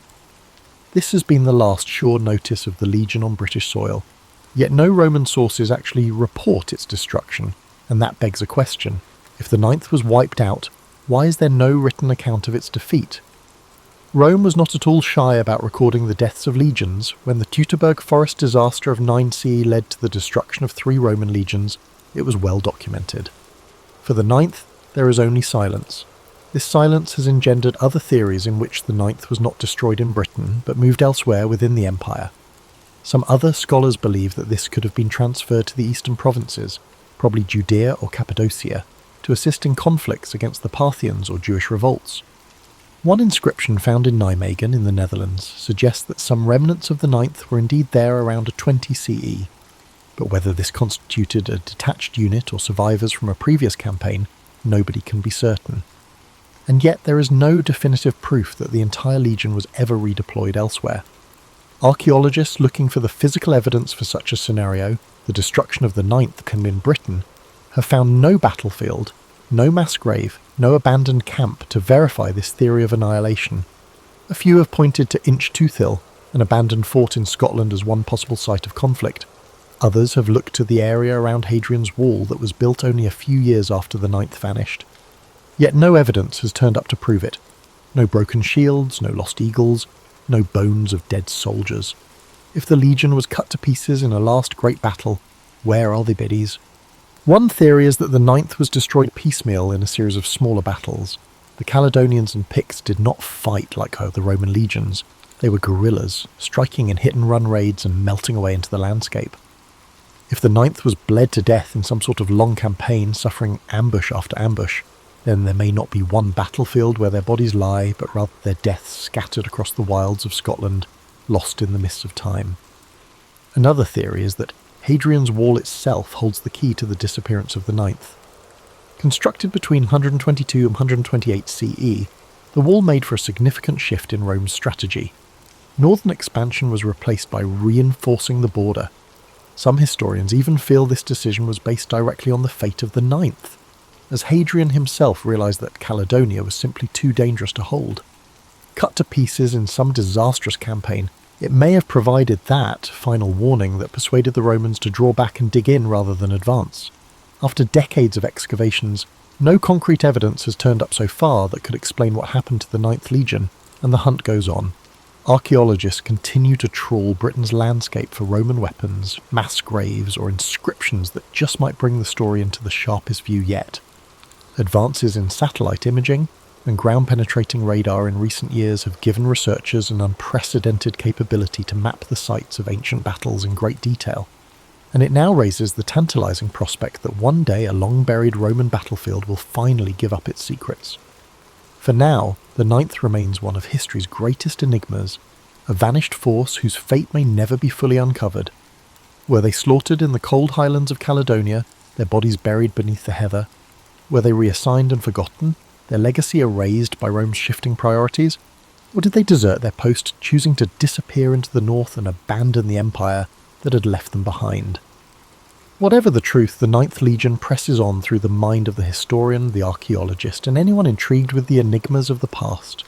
Their story is a story of battle, betrayal, and the unknown. A whisper of steel and blood, lost in time, merely waiting for a voice that might tell it. The Ninth Legion's tale has largely been lost in the rear view of history. We don't actually know what happened to them. Their last journey is but a distant rumour nowadays. Nobody actually knows what happened. If they were wiped out in some murky battle, went missing in the uncharted regions of Caledonia, or simply dropped off the face of the earth for good, one thing's certain, they were never heard from again. You're familiar with that slow fog that rolls in over the hills in the morning? Yeah, their presence is sort of like that. Just fragments of stone, small memories, and those silent questions that just persist on through the centuries. When the world's all asleep beneath the stars, it's as if the ghostly echoes of the ninth are stirring again. In the silence of the Scottish Highlands, where the wind moves like a faint breath through the glens, there are people who say the Legion marches on. There are stories, old, half-remembered myths, of ghostly soldiers spotted on empty roads, of the distant rhythmic sound, of iron-shod feet that appear to have no origin. Legends tell of how on certain nights, beneath a silver moon, the spirits of the ninth emerge from the shadows, caught in a perpetual march across the land that devoured them. Perhaps they were separated in the chaos of combat, their shields broken, their armour cracked by the blow of an unseen enemy too late to avoid. Maybe they struggled through the wilderness, panting with fatigue, their path swallowed by the dense forests and winding rivers, to discover that no rescue would ever come. Or maybe they simply dissolved into history, their final battle so conclusive, so absolute, that Rome chose to forget them, to let them slip away like a dream slipping beyond memory. Yet even dreams leave a mark, as the ninth has left its mark upon time itself. The silence of their vanishing is louder than any record, their absence taking up the space between the pages of history like the profound, soothing quiet before daybreak. Hadrian's Wall remains a silent witness to their disappearance, a wall built to exclude the untamed land that could have claimed them, a divide between the known and the unknown. It remains there, steadfast against the winds that blow through it, a testament to an age still hidden in mystery. Though the fate of the Ninth Legion can never be fully disclosed, their myth survives. Their names are recalled in books, in whispers, in the minds of those who are drawn to the mysteries of history. Up in the still hills, where you can truly scent the earth and rain, and the rivers glimmer like liquid silver in the moon's light, the ninth could still be roving about, not physically, but in memory, always walking the shadows of the ages. This concludes tonight's quest into the mystery of the lost Ninth Legion. But the past is replete with even more stories just waiting to be unearthed.